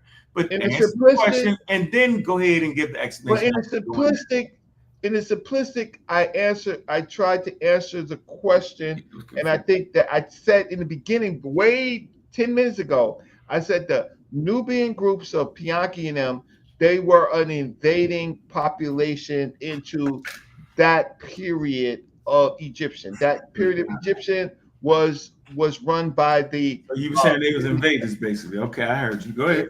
The Libyan dynasty. The Libyan dynasties were also invaders. There were lots of different invaders. Before that, there was the Hekakasu groups of people, right? Who had a slice of Egypt, right? Mm-hmm. So the area is always fluid, but to classify all Nubians as the same, no, that's crazy. That's crazy. So then during this period of 25th dynasty, you had something called the Double Kingdom, where it went all of Egypt, right? And then there was large parts of Sudan, and that could not be sustained, or it wasn't sustained because there was all of these other groups of Nubians that were kind of, you had to put them in check, right? And then so then you have this group of area of Dongala, right? So I did answer the question. The Nubian groups were not the Nubian groups, but the Sudanic groups led by Pianki were successful invading population in Egypt, right? So I did answer that, but I did want to bring in, but they had cultural affinities to Egypt because at some point from the period of Herihor, they were Egyptianized. So when they came into Egypt, they knew the stuff from the Old Kingdom, right? So how we separate people, sometimes we do it a little bit too simplistically, but sometimes it has to be complex. So if you read right here, yes, it says we're talking about the songstress, okay, of the interior of Amen. It say, while her name is Egyptian, she is shown with what appears to be a typical Kushite tail on her garment, indicating a Kushite custom. So it's not simple like y'all want it to be, like you were saying, Reggie, right? Let me see. And I don't think it doesn't have to be. Let me see if I can get that for us real quick. No, all right. Yeah, it's not all complicated, bro. Like, it's not simple. It's not this, is that. They distinct cultures, and they mix and they blend, and they do all the above, yo. You know what I'm saying? And we not getting, this is a Nubian damn book right here. All right, it's clear. You know what I mean? Like, it is what it is, man. We ain't sitting up here tripping. Can I say something to you, Ankh? Right? The architecture is Nubian architecture, right? And come on, bro. I just think we should be able to understand this better than what we doing, yo. Because what we doing, yo, is can I say something, Ankh? Cause nonsense. And I can say something, Ankh? Yeah, you can say something. You on the other side of history right now, bro. You do know You do know. I don't. Hold on. No, I don't. No, hold on. Okay, if you take Kush, Nubia, and Kemet, you realize you could superimpose them on top of each other, right? What? If you take the kingdom of Kush, Nubia, and Kemet, they would all be in the same area. Kush. Nubia and the problem is Kush. What? No, not Kemet. No, No, hold on. no. Let me explain myself before you cuss me. If you take Kush, Nubia, and Kemet, and you start to overlay them, you would realize that they're all in the same area. What are you talking about? You talking about Talseti, right? No, I said Kush, Nubia, and Kemet. You could overlay them on a map, and they Where are you defining as Nubia? You mean I am talking about from Ethiopia, Sudan, and Kemet. To the Mediterranean. That's what I said. To the Mediterranean. I said Ethiopia. I wouldn't do it. To the Mediterranean. If I'm wrong, you correct me. I didn't say Mediterranean. If I'm wrong, Ethiopia. If I'm wrong, I'll apologize. Yeah, from the highlands of Ethiopia to the Mediterranean Sea. I didn't say that. That's what you said. I didn't say that. No, you said the Kemet, right? Kemet. You said that. I didn't say nothing about Mediterranean. You said that. Yes, you did, brother. You said Kemet. I did not. All right, let's move forward. I didn't say Mediterranean. You said that. Hey, if I'm wrong, let me be wrong, but don't add on to it. I didn't say brother, that's the end of Kemet, you said brother. Mediterranean, not me. Brother, isn't the now Delta part of Kemet? Mediterranean, brother. You said that. Brother. I didn't say that. Brother, you did. Not knowing, brother. Brother. Let me tell you how you said it not knowingly, brother, without talking over me. Let me explain how you did. Because let me tell you how you did, brother. I heard you disagree, but let me tell you how you did, Joey. No, if I'm wrong, let me be wrong. Don't add on to it. King J, don't add on to it. Let Reggie explain it and tell me I'm wrong. You don't add, no, don't add on to it. Let Reggie tell me I'm wrong. I won't add on, Joey. Don't but you do know let Reggie explain the now Delta is Kemet. Dollar, you messed up the show, bro. We cannot hear you, yo. Let Reggie, if I'm wrong, let Reggie tell me I'm wrong. Okay. Well, Joey, we can't hear you. Reggie, is he wrong? You've been wrong all night. I would take Nubia out, and I would say I would talk about the Cushitic period. I would talk about the Napatan period, and then of course there is what you call traditional Egyptian period. So I wouldn't use Nubia. I would say, because that's not really a politic. I would say the Cushitic period and then the Napatan period. Right, but then Reggie, he left out the whole upper. He's only talking about the south. Kemet is the south and the north. There's better, bro. That's why I said the traditional. Exactly. You're right. So I said the traditional Egypt, which is both the north and the south. Let me ask a quick question for y'all. This is an interesting question right here. Thank you, Reggie. Let's say that since we want to fall into the racism of what they call the sub-Saharan Africa, which is actually a political statement. So let's just say there weren't any sub-Saharan African people in Egypt, right? Which would be hard to do because they tell you in all their reports that it's always been Nubians, and the Nubians are considered that southern Nilotic population. I think I think we agree to that, right? But let's just say it was just Northeast Africans. Would y'all be happy? Is that enough? For me, if it was just Northeast Africans, right? We know that Sudan is in Northeast Africa. See what I'm saying? It's not in Sub-Saharan Africa, and they can move it back and forth if they want. I want y'all to know that. But for me, if y'all just say the ancient Egyptian was a Northeast African population, yo, I feel like that's a win, yo. Yeah. Like, how is that a loss, yo? I could. If you never say, hold on, Joseph. No, how you say the name? It's Jose. Jose. Man, it means put the an same H thing for me, man. Hey, Jose. Joey. It's like, no, it's Jose. He's been on the show a lot too. Hey, Jose, listen. Seriously, bro. Is it if they already agree that the Egyptians are Northeast African population indigenous, right? Why do you let Gullah and Ngozi and them rattle you when they start talking about human populations moving and mixing? What's that's part of being human. Okay. Don't you know we already won indigenous African population? And the man just said, ain't none of that shit occur outside of Africa. But let me ask you, why is that? I'm just saying, okay, yo. But let me ask you an important question, no, right? let me finish my point. No, hold on. Let me ask you a question. You gotta let me finish. You cannot right, okay, answer go ahead. the question. Okay, go ahead. I'm trying to ask you a Go ahead. question. I apologize. Jose. Okay. So if it's just Northeast Africans and they Indigenous Africans, what's the problem? You know, why y'all tripping like this, yo? Okay. Okay. Let me say this. Let me say this. I could rock with the Northeast African thing. I have no problem with it. But here's the problem. Why is it? No, hold on. Why is it when people leave North Africa and come to America, they want to say everybody's Caucasian? Man, no matter how they look. No, that's fine. Oh, I'm asking the question. Because it's racism in North America, bro, because they But wild. that's madness. They had a man. So we can all agree that's madness, right? They had a man blacker than you with an afro saying the man is Caucasian. Bro, I agree, but we're That's not talking about that right Yo, now. that's a socialism conversation. We're having a scientific conversation, yo. Right now, bro. No, he said something. I'm asking the question. I have a right to ask the question. You do. Why are they saying all of them is Caucasian? Because they feel like it. That's bullshit, and you know that. But we know the Egyptians is not Caucasian, so what are we even worried about? How you gonna have a man with an afro blacker than you saying the man is a Caucasian because he comes from North Africa? That's what they say. I don't know. But that's bullshit, This is I the agree, bullshit. but me and you agree with bullshit that. we talking about, I know ain't nobody Caucasian unless she's from the Caucasus. That's not what I asked. That's not what I said. said.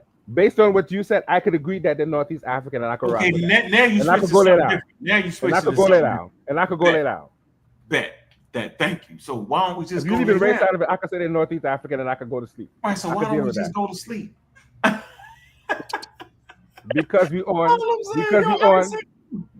the pseudo killers, and we have to fight. We have to fight on the pseudo killers. If we agree, we mess it up the show. And you know that, You know that, I want to agree with y'all, man. Let me finish. We had a fight, though. We had a fight a little bit. We had a good fight. But at least we agreed to something. Now listen. So I'm gonna finish this. If y'all remember earlier in the show, now this book right here, I showed you this book and I read it. Right. This is another case of people just doing what they want to do on purpose. This is the book right here, Ancient Egyptian Society. Here you go, right here. All right. And we read it, and I read the highlighted yellow part on some letters, right? And then the person after me claimed that he was going to refute what I read, because my point was that this book was trying to explain how the Kemet was strictly dealing with the area, the arable lands. All right. We the farming, the black arable lands. Right. Right. The person, I call him a super pseudo because he just refuses to play the game fair, right? Is trying to act like that this book was trying to say that the word Kemet was changing. That they was changing in this book. Okay, so let's see. Here we go.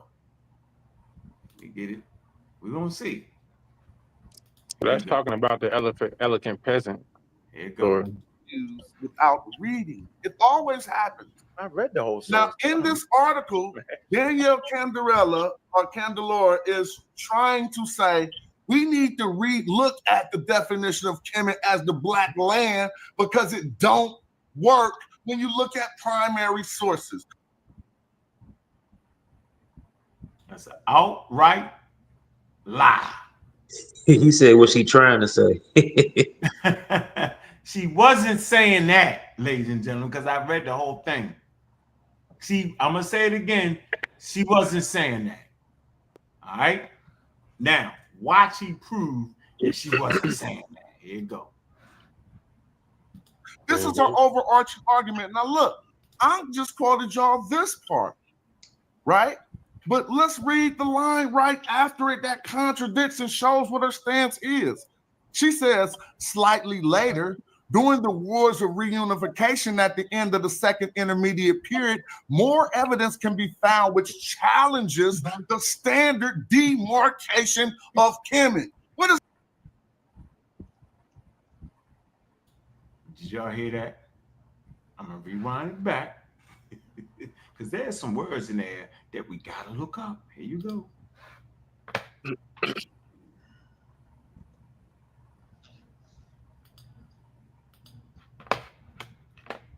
trying to say we need to look at the definition of Kemet as the black land because it don't work when you look at primary sources. This is our overarching argument. Now look, I just quoted y'all this part, right? But let's read the line right after it that contradicts and shows what her stance is. She says, slightly later, during the wars of reunification at the end of the second intermediate period, more evidence can be found which challenges the standard demarcation of Kemet. What is the standard demarcation of Kemet?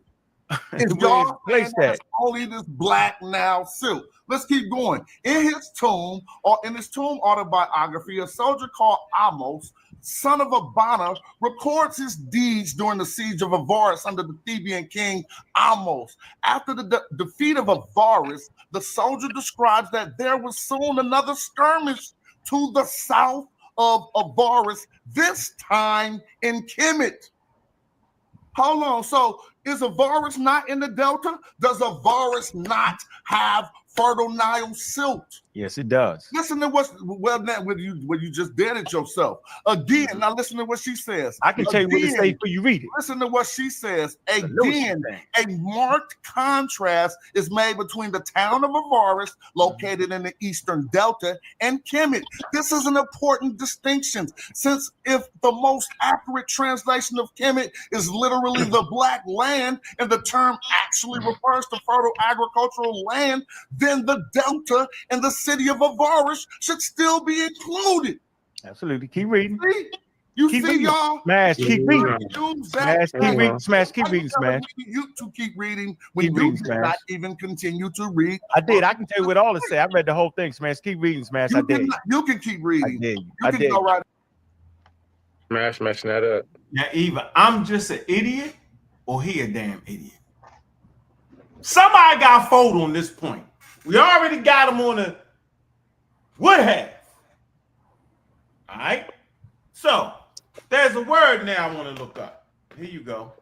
Since I'm the crazy guy, I'm the idiot village, I'm the idiot in the village, I'm the dope fiend, I'm the drug addict, I'm the one that can't read, I'm all that. But I tell you what, I know what this word means right here, though. I know what the hell. Slightly later, during the wars of reunification at the end of the second intermediate period, more evidence can be found which challenges the standard demarcation. Let's look up the word demarcation. If you look up the word demarcation, it is the action of fixing a boundary or limits of something. The demarcation of a maritime border. So it's really talking about the moving of the borders or moving of the location. Exactly. Not what the hell he was saying. But on that show, yo, it was ha, he, key, ho, ho. Am I wrong, Reggie, or am I tripping? Will you ever, don't disappear on me now, Reggie. It's a regular basic question, Reg. First of all, don't get upset with me.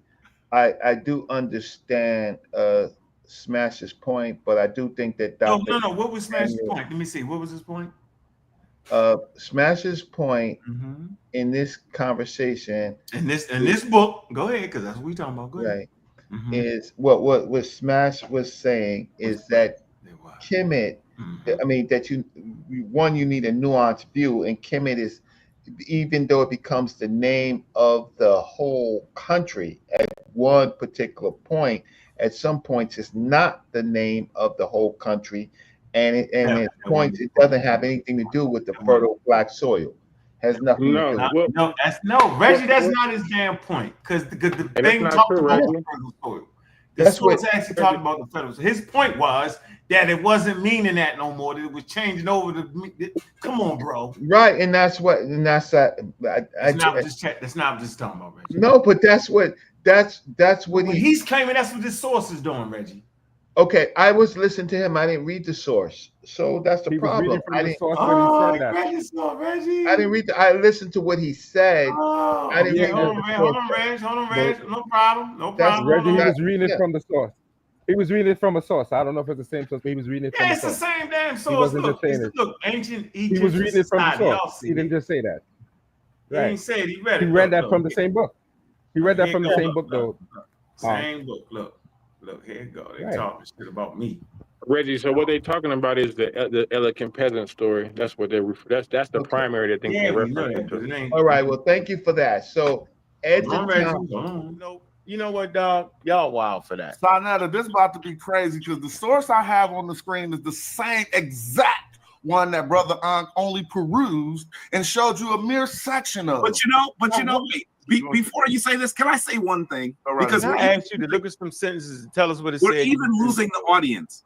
I want you to recognize that even tonight, we have to be careful because what Ankh has done is he shifted the argument. I never shifted The reality, I'm about to explain how. So listen.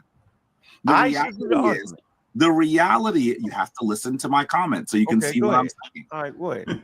So the reality is, from the beginning, we have truly been contesting what Garfield, what Ankh, and what Chief X has said, and a few others. They have said that the people. Brother, will you listen so I can make what I'm so I can explain what I'm saying? So what he is saying, what they have said, is that the people who live there now are the same as the people who lived there in the ancient world. That's what started this debate. I never said that. I never said that. Please don't make me pull up the quote. Please don't make me pull up the video. Pull it up. Please pull it up. Okay, I'm gonna ask you politely. Are you telling me that you have never said that the people who live in Kemet now are phenotypically and culturally the same as the people who lived there during the ancient world? Jabari, the people who live there today aren't ethnically the same as the ancient people. They do not speak the language. They do not. But that's not the question I just asked. You just said culturally. I would never have said that. I said phenotypically and culturally. Answer phenotypically. And what I said is phenotypes can change, right? So they're clear. I just read a source that clearly says that their phenotype is there. There's mixed phenotypes there. So what I said was populations aren't frozen in time. That over time, of course, the population shift back and forth. The population was already shifted on the Nile Valley before the formation of. You're not answering the question. Jabari, there is Jabari. You're not answering the question. What I've said was that the population that lives there today is more closely related to the ancient population than any other population on Earth. So they don't actually understand. Not to the ancient population. So they don't actually understand they don't understand, yo. Would you say, King J? I would say, would you not think that the latest would have more of a Levantine Mediterranean admixture than the that was always there though, bro.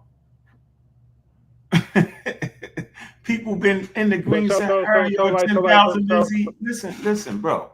Come on, yo. The words just keep changing, yo. People been since ever been back and forth, yo. Since they left out, they've been back and forth. And I don't know why people think because you cross a plate tectonic, you change like a fucking like a movie. You know what I mean? When you walk out of Africa, you change. So why don't Africans walk back in? Sometimes they don't change. Sometimes they do. Sometimes they don't. Sometimes they run in the air, sometimes they don't. Like, it's the craziest shit ever. But what I did say was population are stuck. I end up saying the same thing. This is years before the Cater interview that I just played. So I remember the he's mixing my thing up. But I wanted to replay that so y'all can get what he was saying, right? Let's get to what Smash is saying. Smash is trying to tell me that this source right here is saying that they was changing the meaning of Kemet. They wasn't. They was only arguing over what constitutes the Kemet. All right? There you go. That's my statement. That's what I said. But answer my question. You can say yes or no. That the population is in the Nile Valley now is closer related to the ancient Egyptians than any other population, brother. Now, let me say this. I'm saying no than any other place on planet Earth. I have heard you say many times that phenotypically, the people that live there now are the people that lived there in the ancient world. That's where this whole argument came from. You mix me up with Chief X say that. Brother, your question to Dr. Karakuni was, were the Kemetic people black? What did she know? You didn't say, wait a minute. You did not say, the question was not, did they consider themselves black? The question was, were they black? And then when she said yes, then you switched what you asked her. No, she said they wasn't black. Oh my God. She said, you heard what I just said? She said, right? I'm the nigga that interviewed her. I'm the one that talked to her on the phone. I'm the one. Oh, I did too. Oh, I did too. Oh, okay, Reggie. Well, listen. Hold on, Reggie. I'm gonna say I'm gonna have to say goodnight because I have to get up early in the morning. No, hold on, Reggie. Wait, you gotta wait until you need to figure out what Smash said about this book, bro. Don't tap out now. It take 2 more seconds. Don't tap, bro. I'll be here for 5 more minutes. I bet. Here you go. Here you go. Based off of the daggone racist rule, right, in the South. In the 1930s, they would be considered black, is what she said, bro. And I said, being as though you're a professor, you already know that's the Jim Crow laws. I'm feeling like you. I'm feeling like you are saying that we should ignore our ears and our eyes because we heard you say. No, hey, Jabari, I know what my conversation is, right? You the one don't understand my conversation, right? When I say the populations are very fluid over time, there's no stuck population in the world. There's no stuff. I'm saying there would never be the exact same. Jabari, go ahead, Smash. You know what I'm gonna do? I'm gonna play the question. That's what I'm gonna do. You do what you're doing. I'll be back. Somebody must have served a source that he thought he could use without reading. It always happens. I read the whole source. Now, in this article, Danielle Candelora is trying to say we need to look at the definition of Kemet as the black land. Did you hear that, Reggie? I know Dr. Candelora. Reggie. I know. I've looked at her work. Pseudo shuffle, bro. I looked at her work. She is one of the proponents that it is the black land based on the fertile soil, right? And she takes that from Bard in Encyclopedia of Ancient Egypt, and she is one of those people that definitely says has nothing to do with black skin. That's what I ain't even asked for all that, but I'm saying, but you clearly hear with the super. I'm okay. You're right. I don't want to say that with you, but you clearly hear what that man is saying. She's saying, long as we ain't confused here. I would disagree with Smash on the fact of what Dr. Candelora is actually saying. Because I've looked at her work. Thank you, bro. She is not a proponent but it was a damn stage joke when I was over there, though. It was ha. He don't know what he talking about. He can't read. It was all that, remember? Because he just said it. He tell me I ain't read the damn source. Candelora, stage joke. Dr. Daniel Candelora is basically her points, right? She wait. Let me see if I can find out what she actually. One of the things she actually says, but in this particular point, let me just see. Candelora's broader point. Candelora's broader point is that is both the term Kemet and the identity of ancient Egypt are frequently misrepresented in modern debates. She emphasizes the need for careful, nuanced interpretations, both linguistic and genetic evidence, cautioning against simplistic or political motivated readings of the term black land as proof of ethnic or racial identity. That's one of the things that she says. Thank you for being honest. Right? So you have restored my confidence in you, Reggie. It has nothing to do with picking sides. We just actually a group of brothers, man, trying to get the shit right, but everybody want to joke with me. Remember, I'm the dolphin guy. Nigga make a whole song about me, and wrong is 2 left feet. So that's 2 places right there where he wrong is 3 left feet. And all y'all was sitting on that damn panel, bro. Nobody said what you saying right now, bro. That's the shit that got me hot. Now, I'm not gonna blame you for this one, Reggie, right? Because you wasn't even on there. Your shit was going in and out. But them right there, Jabari sitting there quiet, talking crazy. People have confidence in Jabari. I got a whole daggone thing obstacle I gotta get over. Everybody think he the comedic teacher, the Dalai fucking Lama or something. But I'm the bad guy. He the champ and all that. Because the way he talk. Right. Wrong is 10 left feet. Let this be a lesson to everybody. I'm going to keep playing. Watch this. It gets better. It gets better. Look. And then Shazmu say he think you might be wrong about that. Shazmu, go ahead where you at, bro. We know you're not going to ever get it. You can't help yourself. You don't want to know what it's really saying. You don't even care at this point. Because it don't work when you look at primary sources. This is our overarching argument. Now look, I just quoted y'all this part, right? But let's read the line right after it that contradicts and shows what her stance is. She says, slightly later, during the wars of reunification at the end of the second intermediate period, more evidence can be found which challenges the standard demarcation of Kemet. What is the standard demarcation of Kemet? If y'all place that only this black now silk. Let's keep going. In his tomb autobiography, a soldier called Amos, son of Abana. Now I agree with what Smash said just there. I agree with that. What you mean? She wasn't man, he don't know what the word demarcation mean, yo. He think it means challenges the definition. He think demarcation is definition of something, bro. He couldn't have understood that word right there, Reggie. You keep reading that, man. Come on. Yeah, no, I think see the problem is in this particular story of Amos. Oh, don't get into the story. We talking about. She said she's challenging the standard demarcation, bro. She's not challenging what the word Kemet means, bro. He thinks she is right there. That's the whole conversation, Reg. Well, here's the thing: when at this particular time period, right?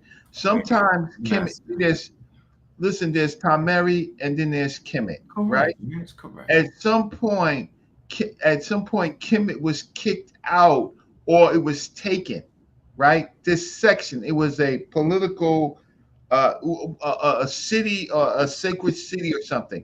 It wasn't. At some point, it was the name of the whole land, but at one point, it was taken. It was taken by the other troops. Yeah, that's fine. Yeah. Okay, that's all I want to say, and I want to say good night, everybody. All right, okay, Reg. Good night. Good night, Reggie. Here we go. We're gonna keep it going. Hold on, we almost there. We're gonna get to the Jabari part.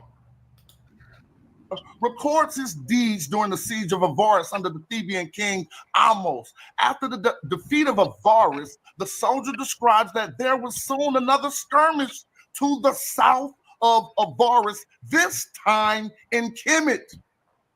Hold on, so is Avaris not in the Delta? Does Avaris not have fertile Nile silt? Yes, it does. Listen to what you just did it yourself. Again, now listen to what she says. I can tell you what it says before you read it. Listen to what she says. Again, a marked contrast is made between the town of Avaris, located in the eastern delta, and Kemet. This is an important distinction, since if the most accurate translation of Kemet is literally the black land, and the term actually refers to fertile agricultural land, then the delta and the city of Avaris should still be included.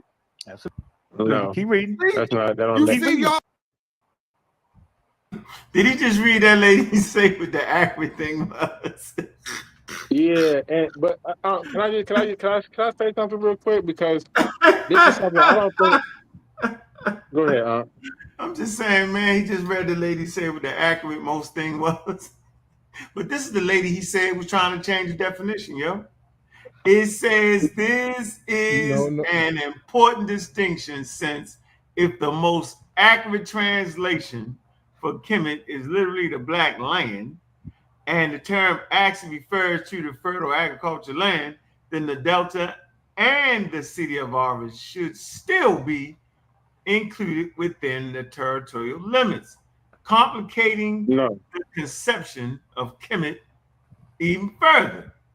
Is a near contemporary excerpt from the first stele of Kakmos, right? The text set only a generation before under the rule of Atmos, the Theban predecessor Katmos, who found himself hemmed in by the Hyksos rule in the north and Kermian control to the south. He, let me see, been known that he was associated with the Southwest Asia and a Nubian. They say each man has his slice in the Egyptian Kemet, and so that the land is partitioned with me.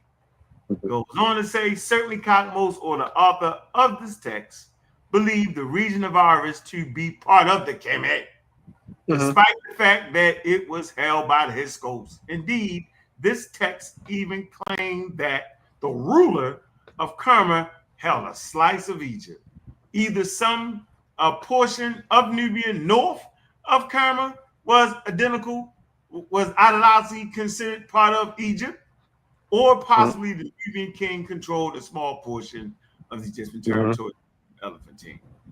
Anyway, so it seems to change back and forth depending on who's talking about it, having absolutely nothing to do with the actual meaning of it changing. So her work is Reggie said. Smash. I think Smash understood what demarcation meant, and he was reading that she was saying, if the most accurate term is fertile land, then the part that was excluded should have been included based on the definition. Now she's going into something different. This doesn't have anything to do with talking about fertile land. She's talking about a political. This part, she's talking about a political skirmish that took place, and how the border changed based on a political skirmish. Yes, it's deep. Right. The first part, she was talking about demarcation based on fertile land. He understood that, and he pointed it out. Okay. But that was never the argument that you guys are making. No. Talking about the borders expanding. Yeah, expanding. Right. But the original statement, she was making a statement about fertile land. Now she's talking about a fight that took place, and even though foreigners controlled the part of the land, he was vexed and pissed off because he said these MFers took my land, and I want it back. Yeah. And he talked about killing them and burning everything down to the ground. So she's making two different statements. I know, but it still have nothing to do with black people and always something to do with the dog land, though, bro. That's the point. It's always about land. But fertile land or floodplain land is still fertile black land. And can I interject something just to give people an idea? That's her idea. No, hold on. Hey, I agree with you. That is her thing, right? That is her soul. That's all I'm saying. Okay, fair enough. I'm rocking with you there. That's all I'm saying. And whether y'all agree with that is something different. He could have said, I don't agree with that, but he was trying to use that against me, saying I didn't know what I was reading. Remember, he got slick. Oh, that's just a source. He ain't read the source. Really? The lady who I got the book because the lady Karakuni told me to get the damn book. Because we had a discussion about that chapter and how the Kim could move back and forth. I think he was pointing out that you were, like Jabari said, you're moving the goalposts from the racial aspect. Well, from the time you read that source, you moved the goalposts from skin color into fertile land. No. Smash. It's messed up, Joey. No, Joey Smash. Listen. Look, bro. I think Smash was pointing out she wasn't making the same argument he was making. That's why he said that. She was making a different argument. He said that. He told you what he said. Do I gotta play it again? He said what he said. No, he said her argument was about fertile land. No, it didn't. At that point, that is what he said for the first part. No, it didn't. He said that she was trying to change it like it didn't mean that no more. He didn't say that. All right, here you go. Immediately surrounded. Alternatively, in all of these cases, Kemet may simply be referring to the literal black oral soil of the floodplain, meaning that the Wadi Naturum and the Eastern Desert mining sites were not in Kemet. And necessitating a change in its definition and standard translations from the collective whole of Egypt in the Nile floodplain. So it's simply trying to tell y'all, right? It's in these texts. Y'all see the text. Y'all see all that. When they use the term, they're not using it to determine any damn people. They're talking about the floodplains. They talk. Stop it right there. Let me interject this. I want to, and it's right on key. So from Khartoum to the Mediterranean, there are only 3 major large deposits of him. Right. These, you know, one of them is the 3 areas basically where you know, and let's not forget that the second known in the Nile Delta is Kim. That's the name of, if we look it up, the second known is Kim, right? The Black Land, that's Kemet, literally Kemet. So when we're talking about this elegant peasant story, and well, also that just happens to be the area where the largest deposit of the Kim is, right off the branches, you know, that go into the Mediterranean. The second known. When we look at that story about the Wadi Natron and how he's traveling down to Kemet, when you look at the night where Wadi Natron is at, that's in Libya. It's up. So it's up. I agree. That's what Winterman said. All right, let's keep it going. Keep it moving. Talking about the area with the black. Come on, Reggie. Ankh said May. He was also inconclusive. Reggie, what are you talking about right now? I'm reading a whole different. Careful, because what Ankh has done is answer my question. Of Kemet. What is the standard slightly later argument? Now look, I'm feeling like you are saying that we should ignore our ears and our eyes because we heard you say. No, hey, Jabari, I know what my conversation is, right? You the one don't understand my conversation, right? When I say the populations are very fluid over time, there is no stuck population in the world. There's no stuff. I'm saying there would never be the exact same. Jabari, go ahead, Smash. You know what I'm going to do? I'm going to play the question. That's what I'm going to do. You do what you're doing. I'll be back. Somebody must have served a source that he thought he could use without reading. It always happens. I read the whole source. Now, in this article, Daniel Candelora is trying to say, we need to look at the definition of Kemet as the Black Land because it don't work when you look at primary sources. Okay, so you heard him say that. Y'all not comprehending that again? No, you man. Up the sleeping dragon. I'm talking to what's from comment. Yeah, okay. Jose. I heard him say definition, but he didn't say definition and demarcation is the same thing. He didn't say that. I know he didn't, but I'm saying I think he thought it was that, yo. When he read it, I'm thinking. That is your opinion. But it don't matter though. But you did hear what he said. No, but you did hear. Forget that. We don't know. Right? Okay. But we gonna let it finish though. Here you go. But you heard him say that though. We know that lady wasn't trying to promote that. He did say definition. He did say that. Right. Okay. So the lady wasn't trying to change the name. But remember, he's fighting for the black people. Can't mean the black people. Right. So he's thinking that she's fighting that maybe we need to change it to something like that. Hold on. Is Candelora the one that goes into Candelora? Is she the one that goes into the prisons to help the incarcerated? No. Oh, okay. That's somebody from the Nile Valley Collective. I can't remember her name. No, this is the one that definitely say it don't mean black people. Oh, right. Same thing with Karen Cooney. She changed her stance. She ain't changed her stance. She never said that. Karen Cooney neither. But come on, we heard. Hold on, we're gonna keep it going. Let's go. Don't lie on Karen Cooney. The woman was saying if they were in Jim Crow South, they would have called them niggas too. That's what she didn't say that. But according to the black, the one drunk rule. Hold on, fine, but we're gonna keep it going. Watch this. Here it goes. It's coming. Here it goes. This is our overarching argument. Now look, I just quoted y'all this part, right? But let's read the line right after it that contradicts and shows what her stance is. She says slightly. Let's see if it contradicts what the stance is. Here you go. Later, during the wars of reunification at the end of the second intermediate period, more evidence can be found which challenges the standard demarcation of Kemet. He think it was challenging the standard. So listen. He's talking. Okay, go ahead. I bet you he was thinking it was challenging. He thought He probably just read it and he thought it was saying it challenges the standard definition. Yeah. Because Really he forgot that coming out of he forgot that coming. What am I telling you?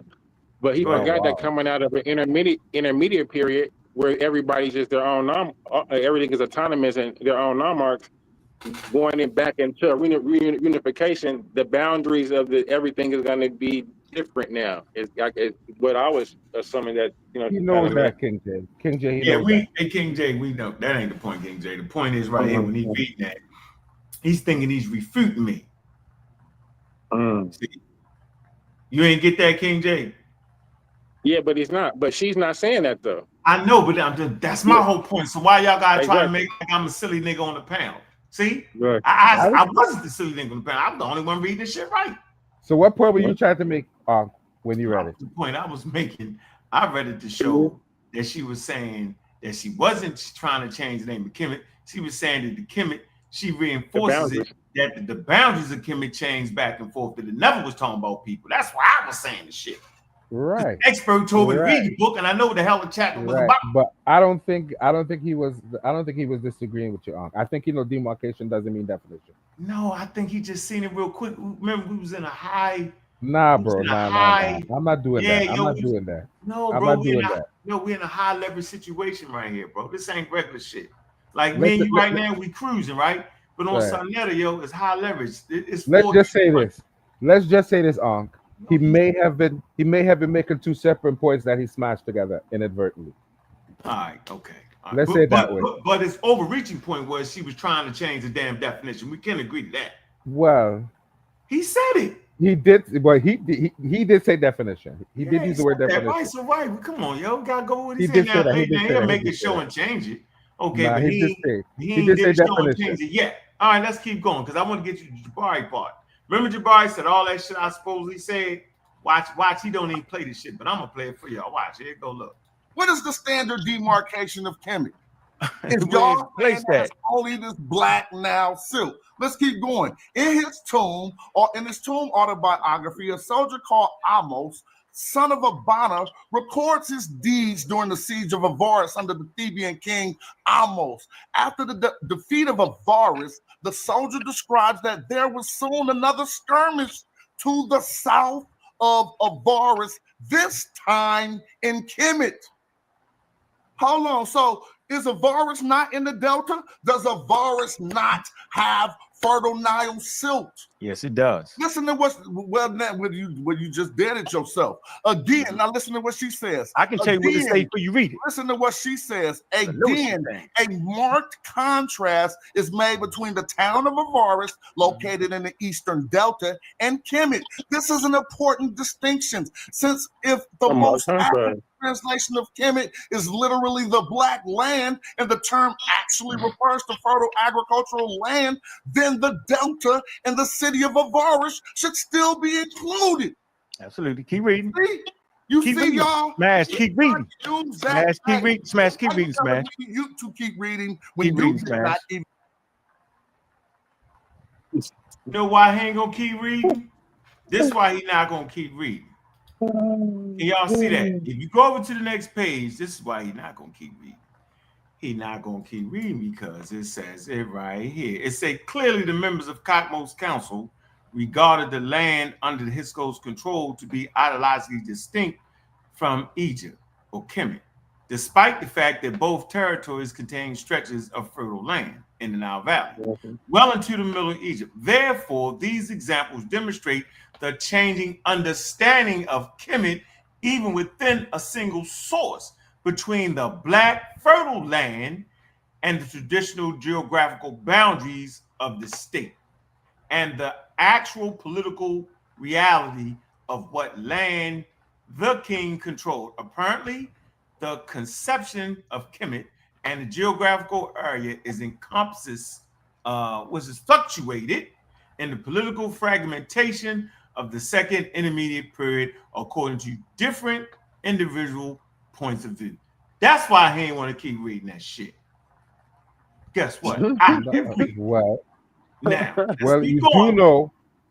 do know what she's saying is she's pushing this fertile land thing But she's y'all don't also agree with that, saying, bro. It's fine. I'm not. but no, hold on. But she's also saying there's a political view of Kemet that has nothing to do with the land, even though it's under the control of someone else. No, she ain't. No, it's always got something to do with the black soil, though. Yeah, bro. It's, because no. She said there was a political aspect. controls the land, Joey. Shut up. You don't make sense. Yeah, come on. The administration. She said there's a political controls the aspect. land. She said there's a political aspect. That's what she said. Yes. The monarchs control the land. So Kemet, no, she's saying the land is not just considered Kemet because of the soil, it's considered Kemet because they controlled it. Nah, she ain't saying. Yeah. They control where the boundaries go. Listen, you're supposed to know, and you're supposed to know in African culture, whatever group controls the land, you should know in African culture, whatever ethnic group controls the land, that's what the land is named. They have Yoruba land, they have Zulu land. Anything outside of that, Joey, you made that up. Joey, Joey, I like it. It sounds good, Joey. Yeah, he made that up. There are 42 Sapas. All of them have different names. They all are autonomous. Autonomous means that they are not sovereign. They are sovereign city-states. No, they're not sovereign. They have different names. They're not sovereign. They're not sovereign. Each Sapat has a name, Joey. That's why they had Eddie Earth. Each Sapat has a different name, Joey. They were not autonomous. Each Sapat has a different name, Joey. They were not autonomous. Hey, Joey. So each state has a different name. Should that make them autonomous? Each state have a different name, so they're autonomous? Of course not. Of course not. Each Sapat has a different name. Each state has a different. Each state has a different name, but they're not autonomous from the government. Political. So stop talking shit.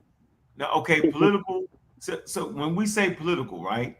If a person controls this area based off of their politics, just like sub-Saharan Africa is a geopolitical term, bro. Okay. It can change. Sometimes Sudan is part of that geopolitical term, and sometimes it's not, bro. Okay, I agree. Yeah. Okay, so that's all she said. Come on, bro. That's all she's saying right here. Is sometimes this is part of Kemet. It's not just black still. It's political too. That's it. Okay, so right, because they had a fight with some people and they lost control of it. Okay, but that doesn't help. That's that doesn't help. It's not Kemet. That doesn't help what he thought the source was going to say. That's my whole point. Let me keep moving. Here we go. Yo, wild boy. You're wild right now. Continue to read. I did. I can tell you what all to say. I read the whole thing, Smash. Keep reading, Smash. I did. You can keep reading. I did. You can go right ahead. You got the book. Yeah, you Smash. You got the book. Oh, you took it all. Hey, that just proved that she was writing that article to show that Kemet, the black land, ain't just a Nile silk. Okay, so can I explain that, please? Because I've read the whole chapter. Can I explain that? Oh no, he wrong right there. Wrong right there. See? Yeah, you heard it, Jose. You heard that, didn't you, Jose? No, she was saying there's a political component to it. She did say that. That's what I got from it. No. The Delta has black dirt in it too, bro. But hold on. My understanding. Hold on. Right. Sometimes it's called Kemet. Sometimes it's not, bro. But it's always referring to the black soil. She was saying. We don't gotta fight that. She was saying there's a nuanced view of what Kemet is other than just the black soil. This is what I'm trying to depending on if it's in a intermediate period or not. That's not what she said. That's not what she said. She did. Yo, you can read. Look, get the book and read it yourself, bro. All right. The comprehension is up, Joey. Let's keep going. You know I could read, right, huh? Yeah, of course. We all can read. Joey. We all can read. I'm talking to Ankh. But your comprehension is off. I understand from what I understand. Always black dirt soil, though. They're not curling area to Kim. Is not. That's her view. That's part of her view. I know. And people disagree with her. Okay, that's fine. I'm not arguing whether you disagree or not. You get that, right? That's not my argument. My argument is that goddamn book and chapter he reading is saying what I'm saying. That's all I'm saying. And he fought like it wasn't. That's my only point. No, it's saying it's talking about the black silk, but it's also making a political. There's also espousing a political view as well. I agree, bro. But that is whether the boundaries. Right, it's based on the boundaries of what the black soil would be, based on if it's in an intermediate period or not. That's not what she said. That's not what she said. She talked about the Hyksos having control of that land, but them still thinking about You it. know As being what part of obvious Over is? what land? The black land. She said And rather, that and now that the particular kid, part, and now that the whatever Hyksos they don't were have, calling listen, King J, whatever they were calling Kemet, they didn't control it, but they still thought it was part of their land. And that has nothing to do with black but they supremacy. did control it. Yeah. Yeah, They didn't control all of it. You didn't read what you said? They were having a fight and they didn't control all Here of we it. go. Come on. I don't want to miss Jabari party. Jabari is spectacular. Watch. Y'all remember all that shit he said about he gonna get the clip. Y'all heard that, right? And how he misconstrued what I said. Remember that? Hold on. Say cool. Hold on. Say cool. Ankh has come to Hey, so cool. the Say show. cool. Say cool. No, wait, say let cool. me speak quickly. I want to finish the This source, is our brother. show, and you can comment. Can You I don't finish? like people. Hey, Sarnetta, can I finish the source you just read? Yes or no? I just want to make a comment. Go ahead, make your comment. Let me finish the source that he just tried to scam us with. Y'all wild for that. Yeah. Go ahead, when say cool. you came here tonight to just raise all these questions on the word Kemet, and we were in this show discussing most of the things that Professor Cooney debunked in front of you guys, and then you refused to see it. Appreciate you, man. You said you asked Professor Cooney very clearly whether we should call the ancient Egyptian black or we should just call them Africans. And she clearly said both. She said she would prefer to call them Africans, but that doesn't mean they are not black. They are definitely black. And she continued to say, now you are saying the people in the Nile Valley today are closer to the ancient population. But in that same interview, the doctor tells you the people in the South today will be called black, different from those in Cairo and other areas.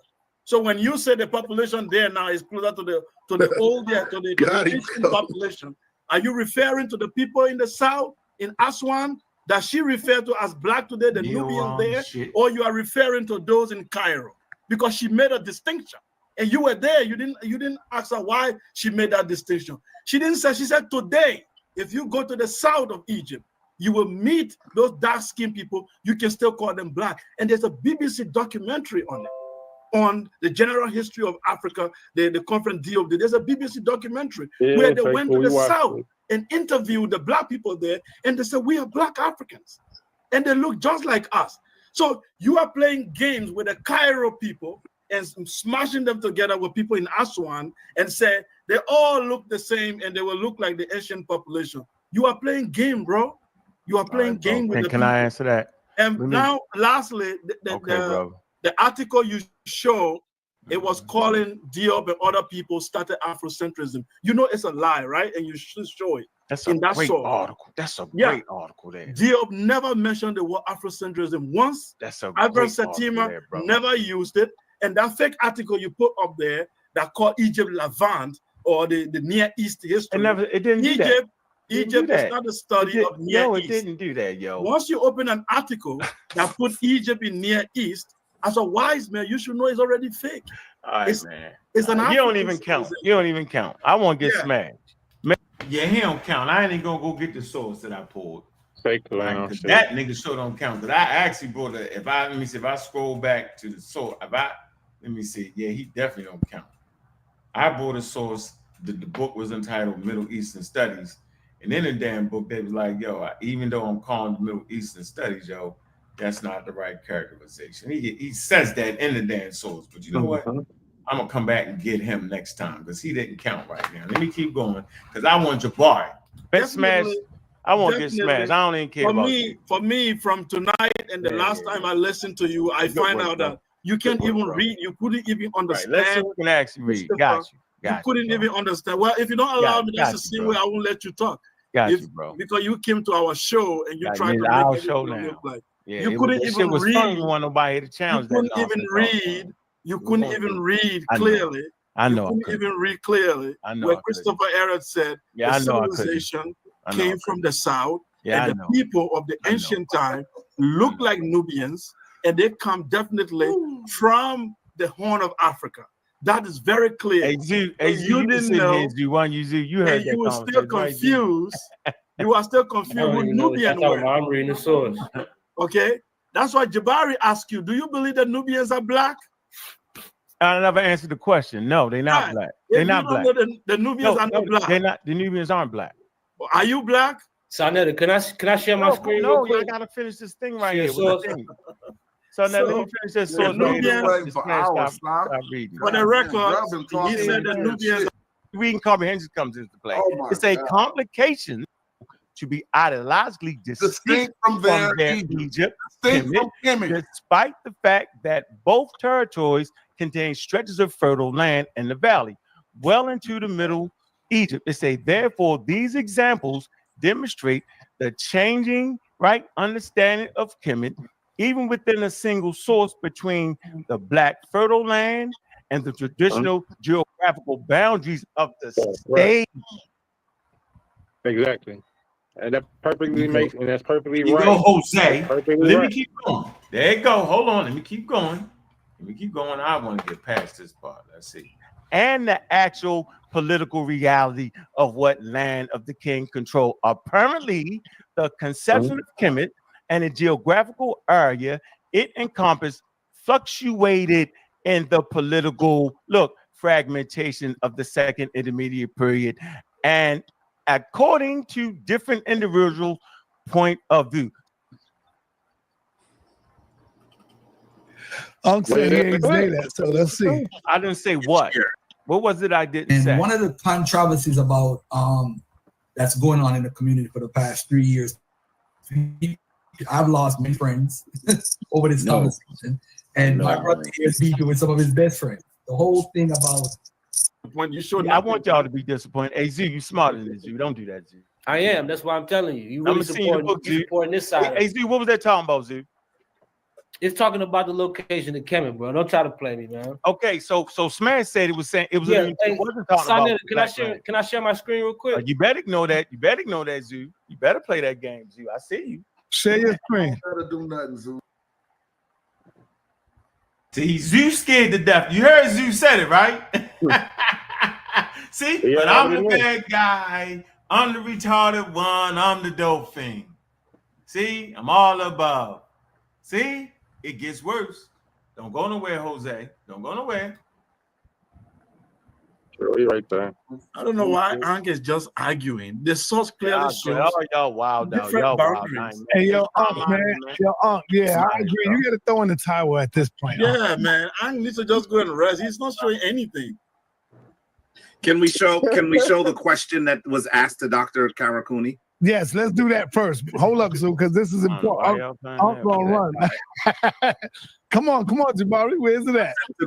Yeah, you want me to put it up? Okay, hold on one sec. Here's the question. Unc said he ain't say that, so let's see. I didn't say what. What was it I didn't say? And one of the controversies about that's going on in the community for the past 3 years, I've lost many friends over this conversation, and my brother here is beefing with some of his best friends. The whole thing about who were the ancient Egyptians? Were they black? Should we call them black like we call black today? As a matter of fact, you know what? Let me take a step back. I'm gonna allow my brother Ankh to ask his question. Now, first, let's pause. Did you hear Garfield framing the question? Yep. Were they black? And were they black according to our definition today? That's what we're arguing about. They've tried to muddy this up. They've tried to make it sound like we're talking about all kinds of other things. The argument is whether the ancient Kemetic people were black. And are we using today's definition? That's the argument. Now listen to Ankh. Ankh's going to go on for a while, but he's not going to disagree with Garfield's question. So right now, Garfield has to make a decision. Ankh has to make a decision. Does he throw Garfield under the bus? I'm confused. Does he throw Chief X under the bus? What's your point? Because they're very clear about what they're asking. Let's listen to So hold on, I want to say this before you play it. I'm saying that the ancient Egyptians are not black people. They are indigenous Africans with their own names and their own agency to name themselves. That's what I'm saying. And I've said that from the beginning. So I don't know what you're talking about right now. You don't Ankh me. I know what I'm saying. So let me ask you very clearly. Yeah, ask me. Let me ask you very clearly. Because you're saying they're not black people. Why not though, Jabari? That might help. So what I'm asking you, I want you to crisp. Yeah, why ain't they black? Because they wasn't black before colonialism came in and instituted a racial structure. Exactly. See? But Unc, let me ask you a question. Where what word in Kemet is silk? What? Bro, listen. What word in Kemet? I'm talking to Unc. What word in Kemet is silk? Smash puppet, brother. No, I ain't cool with that. Nobody's talking to you. No word. No. Hey, no, what Jose. word in Kemet is silk? Show me the word. No, it's not. It's the term is actually gloss. It's just the black, yo. So no, it doesn't actually say the black silk thing. Thank you very much. Let's move forward. Here we go. Let's see what Jabari's saying. Watch this. He ain't even gonna play it. We're gonna get into a wild argument. Watch. Crystallize your argument for the audience and for me. Absolutely. Okay. So what I'm asking is, are you saying that if we took someone from ancient Kemet and brought them here today and looked at them, would we say that person is black, or we say that person is not black? I'm saying when I go to Ethiopian restaurants and I'm asking you a question, right? I do not put the term black on them because that's an African American thing. I ask them, what are you? They'll say I'm Ethiopian or Eritrean. That's what they tell me when I sit amongst my friends that are Eritrean and Ethiopian. Are you saying only Americans say they're black? Black? That's a racialized term, Jabari. You're smart enough to know. Are you saying that the Ethiopians don't call themselves black? I'm saying that. Wow. I'm saying right. They don't. They don't call themselves Ethiopian either. That's Greek. Can I ask you a question, Ankh? Yeah, have you ever heard Ethiopian? I grew up with some Ethiopian. Wait a minute. Wait. Have you heard the Ethiopian national anthem? No, I haven't. Have you? Do you want to retract your statement before I kill you with this? I'm saying. Wait. Don't stutter. People do you live. want I'm to gonna say retract this. your statement? No, I do not. Okay. No, I do not. So you are gonna live. You're gonna walk up that hill and die on that hill. You're saying. Wait a minute. You're saying that the Ethiopians don't call themselves black. Now, do I have to show you the pictures of me taking? I'm great. Can I make this point? I'm saying that outside of the influence of colonialism, the Ethiopians did not call themselves black. Look at how he's now changing the goalposts. The argument is semantics. Wow. Our conversation has always been about ancient Egypt and ancient times. It never was a modern time. Wait. You just said that the Ethiopians don't call themselves black. Outside of the influence of a colonialism. Now, what do you mean outside of the influence of a? You didn't say that before. Now you're saying that. I've always said that. You just don't watch my channel like I don't watch. That's cool. I've always said that. We got a cake bake especially for that. I don't respect you, because you know that's been my I don't care what you respect, my dude. I know you don't. Even the very word Ethiopian signify is post-colonial. So what are you saying? Let me turn up in here, bro. You can turn up, nigga. Whoa. Turn up with you. No. Come on, y'all. Don't do that. Don't do turn up in here. Zoo know the conversation. We've had the conversation. Let's have a very clear. No, I'm saying Zoo know I've always said what I've said to you. Right? You ain't never told me you don't respect me online, though. I didn't say that. I said I don't respect the fact that you won't tell Jabari that me and you've had this conversation, and that's my position, dog. Wait a minute. And I said for you not saying that, I don't respect that. Let's not even go into that. I want to hold him where he is. Right, hold me where. Why y'all let him slide? Stop it. Hostile escape. He's trying. Are you saying? Wait a minute. Are you saying that the Ethiopians don't call themselves black? I'm gonna get even technical for you. I'm sure that you can find Ethiopian people now that will acquiesce to that title, and then you also find Ethiopians that don't agree with that title. And then I'm gonna make this point that outside of the quote unquote colonialism, right? They didn't refer to themselves as that, nor did the Egyptians do that. That's exactly what I'm saying. You can always find somebody to call themselves black. It's an arbitrary term. It's not. It doesn't tie you to land. Nothing. That's why we have a wild problem with the people called quote unquote Native Americans, the elbows, because it's based off of skin color. Wait, you're changing what you said at first. I'm not. This you is what are. I always said. You said it, and I quote: "The Ethiopians at the restaurants I go to don't call themselves black." Right, and I'm saying they don't. At the restaurants I go to, they don't. I've said that. Mary asked a follow-up question. Do you say Ethiopian don't call themselves black? And I said that of course you're going to find Ethiopians that will use that term, specifically in America, right? Yeah.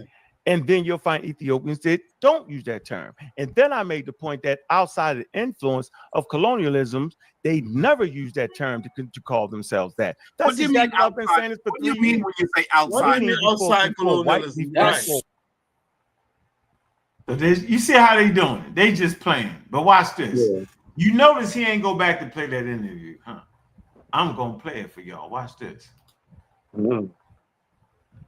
Pseudo. That's White people came into Ethiopia, they wasn't calling themselves black. You know what you're doing? White people came into Ethiopia, they wasn't calling themselves black. That's what I'm saying. Come on, Jabbar. That's what I'm You're saying. continuing to shift the goalpost. Shift no damn goalpost. I'm gonna shift this goalpost right here, though. That's for damn sure. Here you go. Here goes the infamous video he never finished.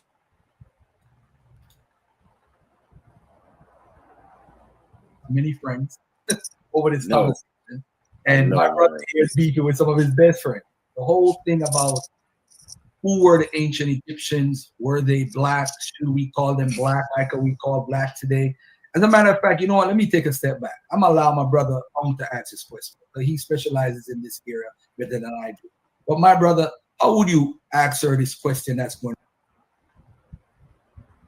on? All that shit talking Jabari said, what I was gonna say and all that, and I'm arguing with this man for damn near 45 minutes, telling this man that, bro, I've always had the same stance, bro, for the last 3 years. That, bro, that's not what the lady said. They all claim the lady said they was black. I said she didn't. All right? Now, I'm going to explain my stance to her, and it's going to be the same damn stance that I explained to Jabari. Here you go. Not in the community, right? Well, first of all, I specialize in deferring to the experts. That's really my specialty. And let's get that straight. Yeah, I'm just a guy that picked up some books and started to understand academia. But for me, once I realized after the human genome was mapped out, I think 2003, and I started to recognize the social constructs, how race is a social construct, I started looking at things a little bit differently. And skin color is not a good indicator of ethnicity. I learned that too.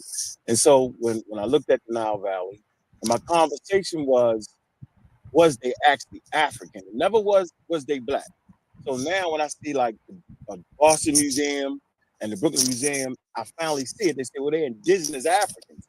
So what do you say that is it better to classify them as indigenous Africans, right? We know they, you got Nubia, Levant, all those areas, right? Or is it better to call them black? I personally feel like my argument is that they are indigenous Africans, ranging in skin color, has nothing to do with being mixed, because Homo sapiens sapien is the mix. So for you, in this conversation, you the tiebreaker. I want you to know that the pressure is on. Don't do that to Dr. Gucci. Yeah, I gotta put it on sheet. I gotta do it. So what is it? What is better when we're dealing with academia? What term is better? So indigenous African or black? I'm going to go with African first of all. So why these niggas lie for a whole 4 hours? Why would they do that? Why am I the bad guy? I'm the dolphin. I don't know what I'm talking about. Why? If I go back to the beginning of the damn video, I'm talking about the Son Lennon video. This nigga was playing her out of context. All the time. She said it was African. And then she explains about the whole black thing and all that. And then she throw in the cruel. She says the cruel, like cruel and unusual punishment. She said the cruel one drop rule. Why would she say that? Let me finish. Hold on. Yeah. Hey, Jose. Are you there? Yeah, I'm waiting for you to finish playing it. Jose. I'm waiting for you to finish playing it before I say anything.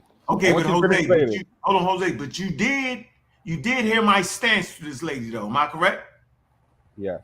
The same stance I was trying to tell crazy ass Jabari. And I would say, I've heard you say that before. Thank you. But I'm gonna say I think that you're mixing two things together. You should not put the evolution into this conversation because we are not really talking about evolution in terms of the quote unquote ops. We're not. I think it mixes into conversation. When you talking about when? Joey's comprehension is we're talking about Kara Clooney. Why don't you shut up? I'm talking to I'm talking to Ankh. Nobody's talking to you.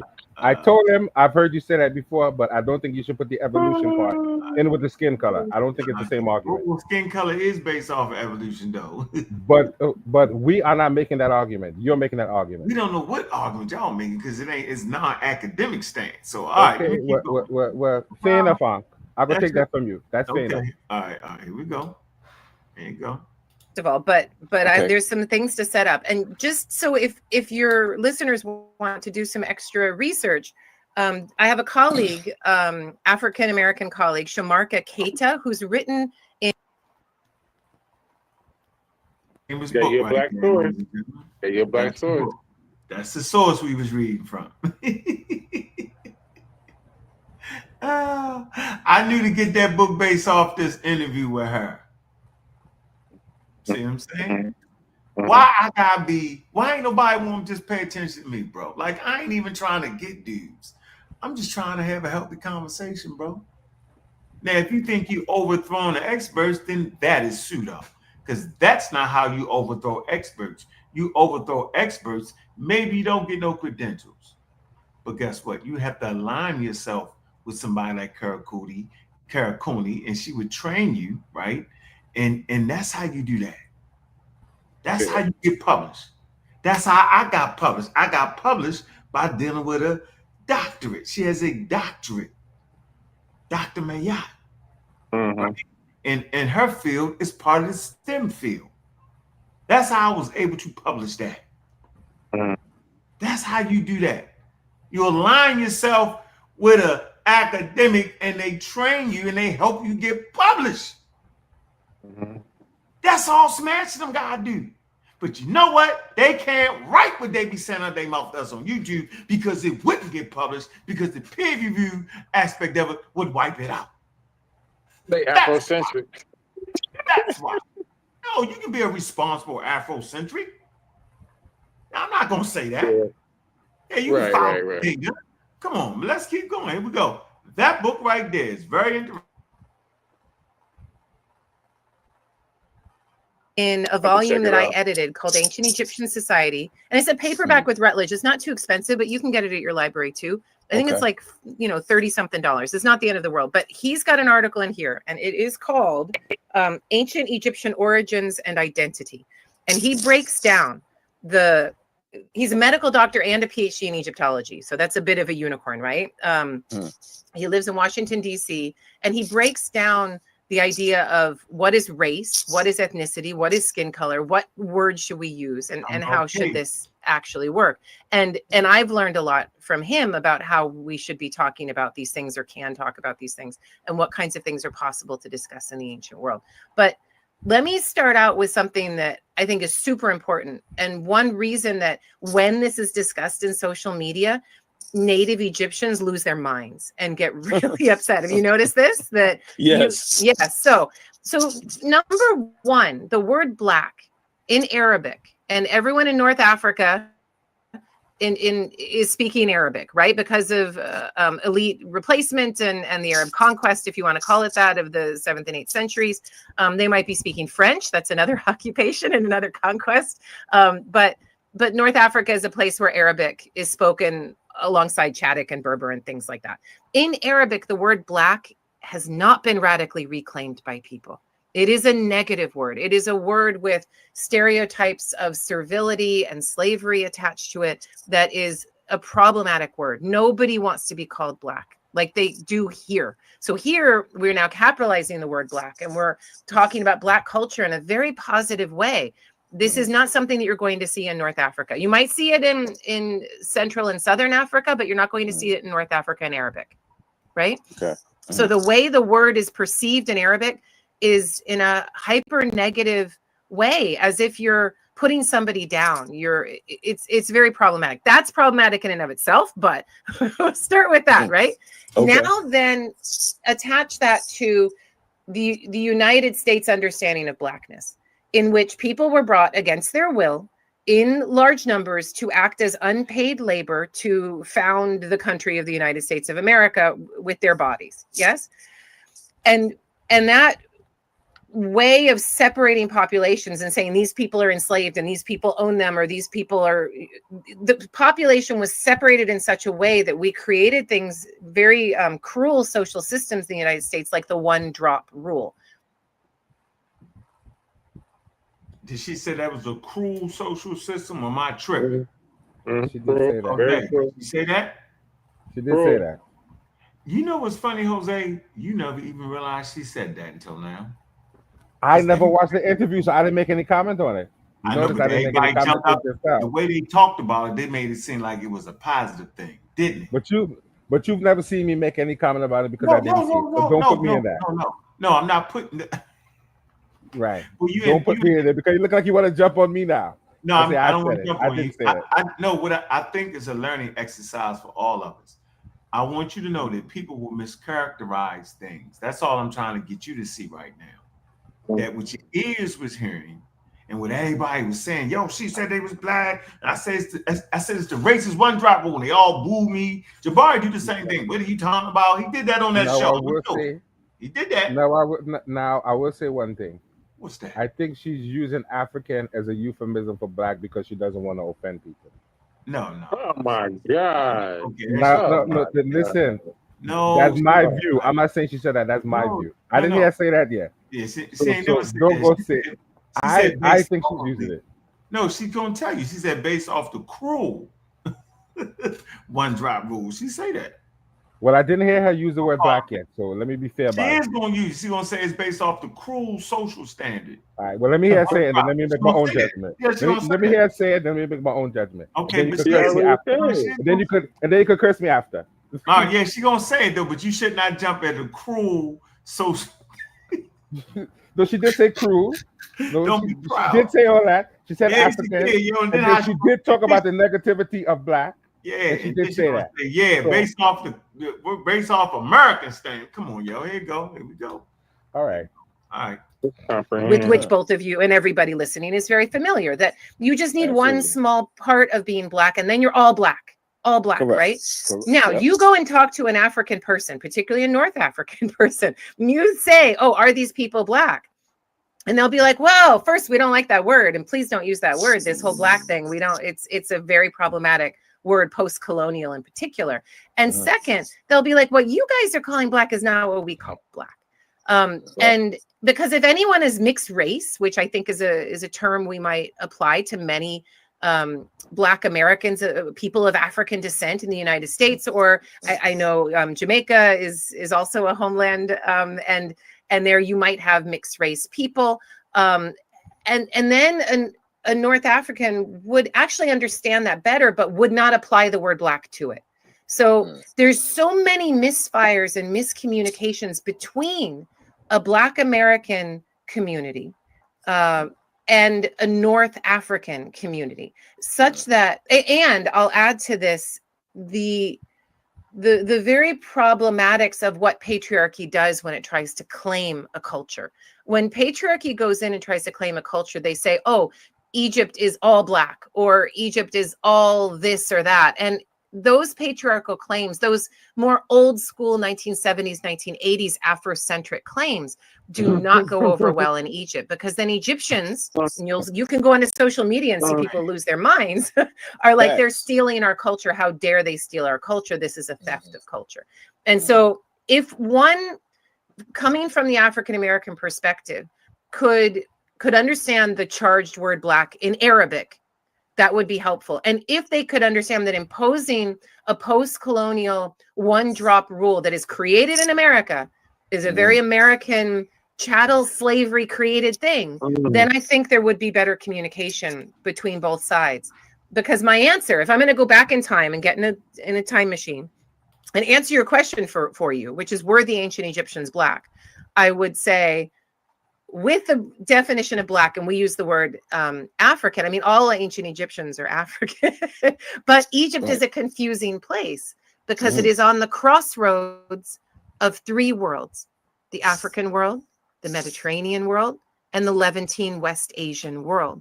And Egypt is there for people to cross the Sinai and go from West Asia to North Africa. Egypt is there on the Mediterranean for people to connect from Greece and the Italian peninsula and beyond into Egypt. And Egypt is there in Africa to connect with the rest of that massive, biggest continent that we have on planet Earth. And so there's a lot of mixing. So when people get into Egypt, are they African? Well, they're African now because they're there. But it means that throughout the thousands of years that Egypt has been considered a state, or before you had a state in Egypt, you already had a tremendous amount of mixing between peoples of different ethnic backgrounds, different genetic codes, just a lot of mixing. It's why Egyptian people are so beautiful, because heterogeneity is shown to make a more symmetrical face.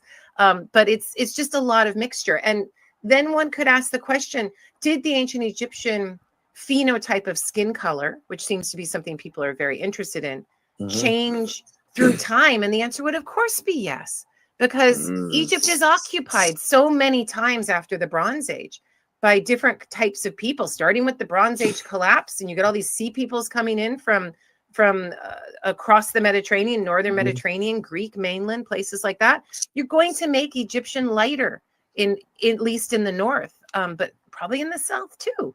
And then you're going to get an invasion from, or an occupation from Ptolemaic peoples in the 3rd and 4th centuries. That is going to make BC, make Egyptian lighter in a sense. And then you're going to get the Arab invasion, and you're going to have that occupation from West Asia. You're just going to bring in another admixture. You're not like changing the population, but you are creating a different dynamic mixture within the population. And how you track that, I mean, good luck with genetic tests. But that was a lot. That was a lot. So I'll throw it back to you guys, and you can pick it out. Yeah, made is very important. Yeah, yo. See, that's why I say they be scamming, yo. Because they don't understand what this lady is saying, and she is end up saying that the population there today is still more closely related to the ancient Egyptian, but it's just changed over time. But last time I checked, there's not a population on Earth that didn't change over time, not unless it was isolated. See? So we're talking about isolated population, like in the Amazon basin, they got in India and all that, Amazon basin in India, they got tribes that have not mixed with nobody since the Stone Age, yo, and they should have not changed. Okay. Well, she said a lot, huh? Yeah, she said a lot, yo. That was great, but you would have to have education. So at this point, I'm gonna say she gave the Egyptologist answer, and I'm gonna leave it there. Right, you don't have to agree. Listen, I'm not that type of guy. No, she gave the Egyptology answer. She gave the Egyptologist answer. All right, but why they act like she agreed with y'all though? Remember that? She agreed with us. I'm gonna say this. In a roundabout way, she agreed, but she just didn't want to say black. Okay. To me, she agreed, but she just didn't want to say black. She said black was negative in Africa. To me, she agreed that as far as we are concerned, they're black. But if you go to the Igbo country and start to use the word black, you're gonna offend people. And she didn't want to get into that argument. That's what she was saying. She said, "I don't want to get into the black argument." That's what she was saying in the night. No, you know she's part of the. That's what she really was trying to say. No, she's actually part of the scientific. She's science, so you know she would never say that because she didn't want to get into the quote unquote black and black. She can't get into that argument. Because it wouldn't make sense. And then she also said, according to the cruel American system, she did not say they were black. The cruel American system. I heard all that too. The one drop rule. Which is pseudoscience. I don't need to translate. I can speak English. But that is you agree that's pseudoscience though, right? I'm saying in a scientific way. In a scientific way, she said you could call them black, but I just don't want to call them black. To me, that's what she said. Okay. You could say that, but I'm not gonna say that. That's what she said. Okay. And then that would mean you would be delusional. To keep a middle ground there, because she wants to say they black, but she don't want to say they black. She wants to say you could call them black, but I ain't gonna say that. To me, that's what she said. You could say it, but I'm not gonna say it. She definitely said colonialism. I don't think she's agreeing supporting colonialism. and let me ask you, and Ankh, they do have descriptions of people being called black before colonialism. It was not a racial term. It was saying these people are black. Just like Maybe they have a in big Rome, nose, big lips, big breasts. And they were white people. Ding dong. Yeah, they was definitely white people. And it was white people. Ding dong. Big people are talking.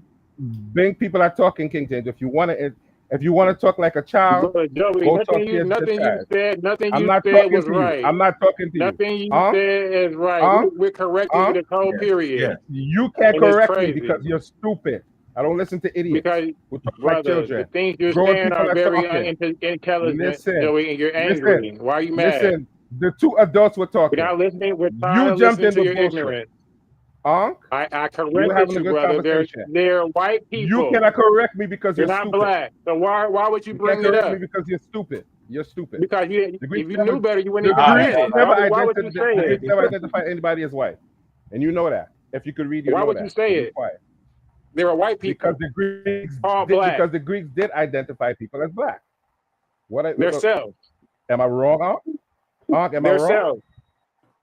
Did the ancient Greeks use the term black for people? Yeah, but it didn't mean like a racial manner. You would have to get to the Roman. I agree with you. I agree. No, I agree. And he made that up. But He said the did use ancient Greeks. The ancient Greeks were the Mycenaeans, and they did not use the word black. So no, that would be incorrect.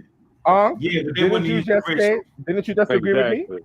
I said Joey didn't doesn't you know disagree with me? anything. I said in the Roman period. No, I said they did use the word black, but it wasn't in a racialized manner. I agree with you. But then you would have to go to Rome, and then they would have slaves that was, and then you start to see it come about. So by the time colonial powers came, nothing is in a vacuum. It don't just pop about nowhere. So I agree. Moving, but the ancient world wasn't racialized. It just moved slow. I agree with you. All right, that's all. No, I agree with you, Ankh. He It don't was know not the a word racial slave term, but it was comes from the used. word Slavic. But it was used. He doesn't know The word that. Joey needs to the word read a little bit Ethiopia. more. The word Ethiopia means black. The word melanos means black. That's where you get melanin from. Those are Greek words. What? All right, let's hear what the great Jeremy Clark said. According to society's definition, we're black. Oh no, not according to Roger's definition. Now. Understand, and this is the irony of it all, and this is the trap. Black people have never written any definitions of race, any definitions of what a people mean has been. I mean, they have never said that these people with these kind of traits belong here, because modern racism had its development in the pseudo-scientific development of intellectual Europe after the 15th century. And they began to say that certain kind of people belong to certain kind of race, and they created the concept of race and racism itself. Now, according to the laws that's still on the statute book of the United States and some other parts of the world, one drop of us makes you a whole. Now, this ridiculous law, and according to society's definition, we're black. Oh, no, not according to law, and according to society's definition, we're black.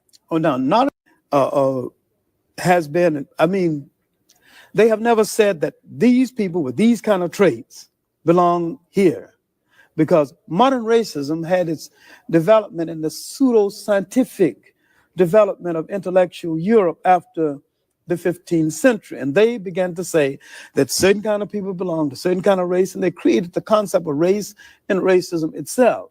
Now, according to the laws that's still on the statute book of the United States and some other parts of the world, one drop of us makes you a whole. Now, this ridiculous law and stipulation and measurement has given black people a lot of white people according to that law. Now, this is in 1974, yo. Look, see that? 1970. What's that? 72. The great John Henry Clark that they all claim they listen to, which they really don't. This is 1973. This is before the Cairo Symposium, yo.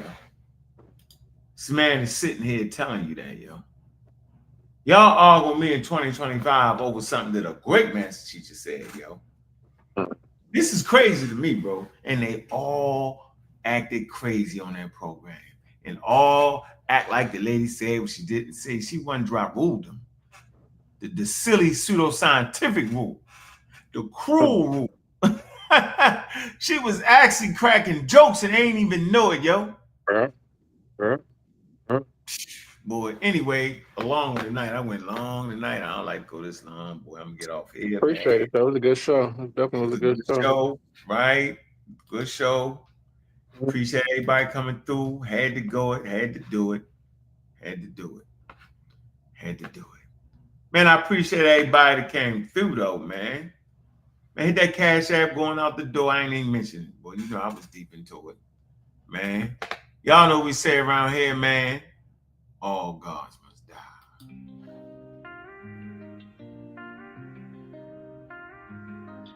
Man, you listen to the Community Skeptics, man. I'm your host, Bobby Bang, man. In the shadow of the night, Ankh on the creep, raising up the titans, watch the fallen gods weep. From Baltimore streets to the Florida shores, Jehovah, hold and feel the wrath as it roars. No more rules, it's time to break. Killer army rise and make no mistake. All gods must die, hear the echoes cry. From the heavens to the ground, see them fall and die. All gods must die, no more alibis. Odin, Buddha, Allah, they all say goodbye. Zeus, on the throne, but he's losing his life. He's ready for the fight. Open your best run, we here for debate. All the deities trembling, feeling the weight. Step aside, make way for the real. All gods must die. It's a done deal. It's a done deal. Hey.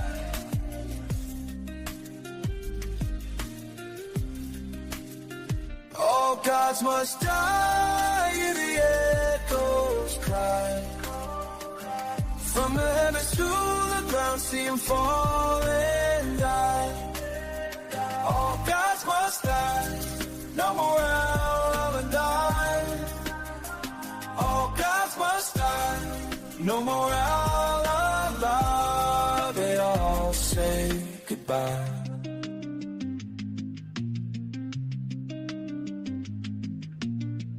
All could have gone killing, now time to fly. The world's ours now, hear the last goodbye.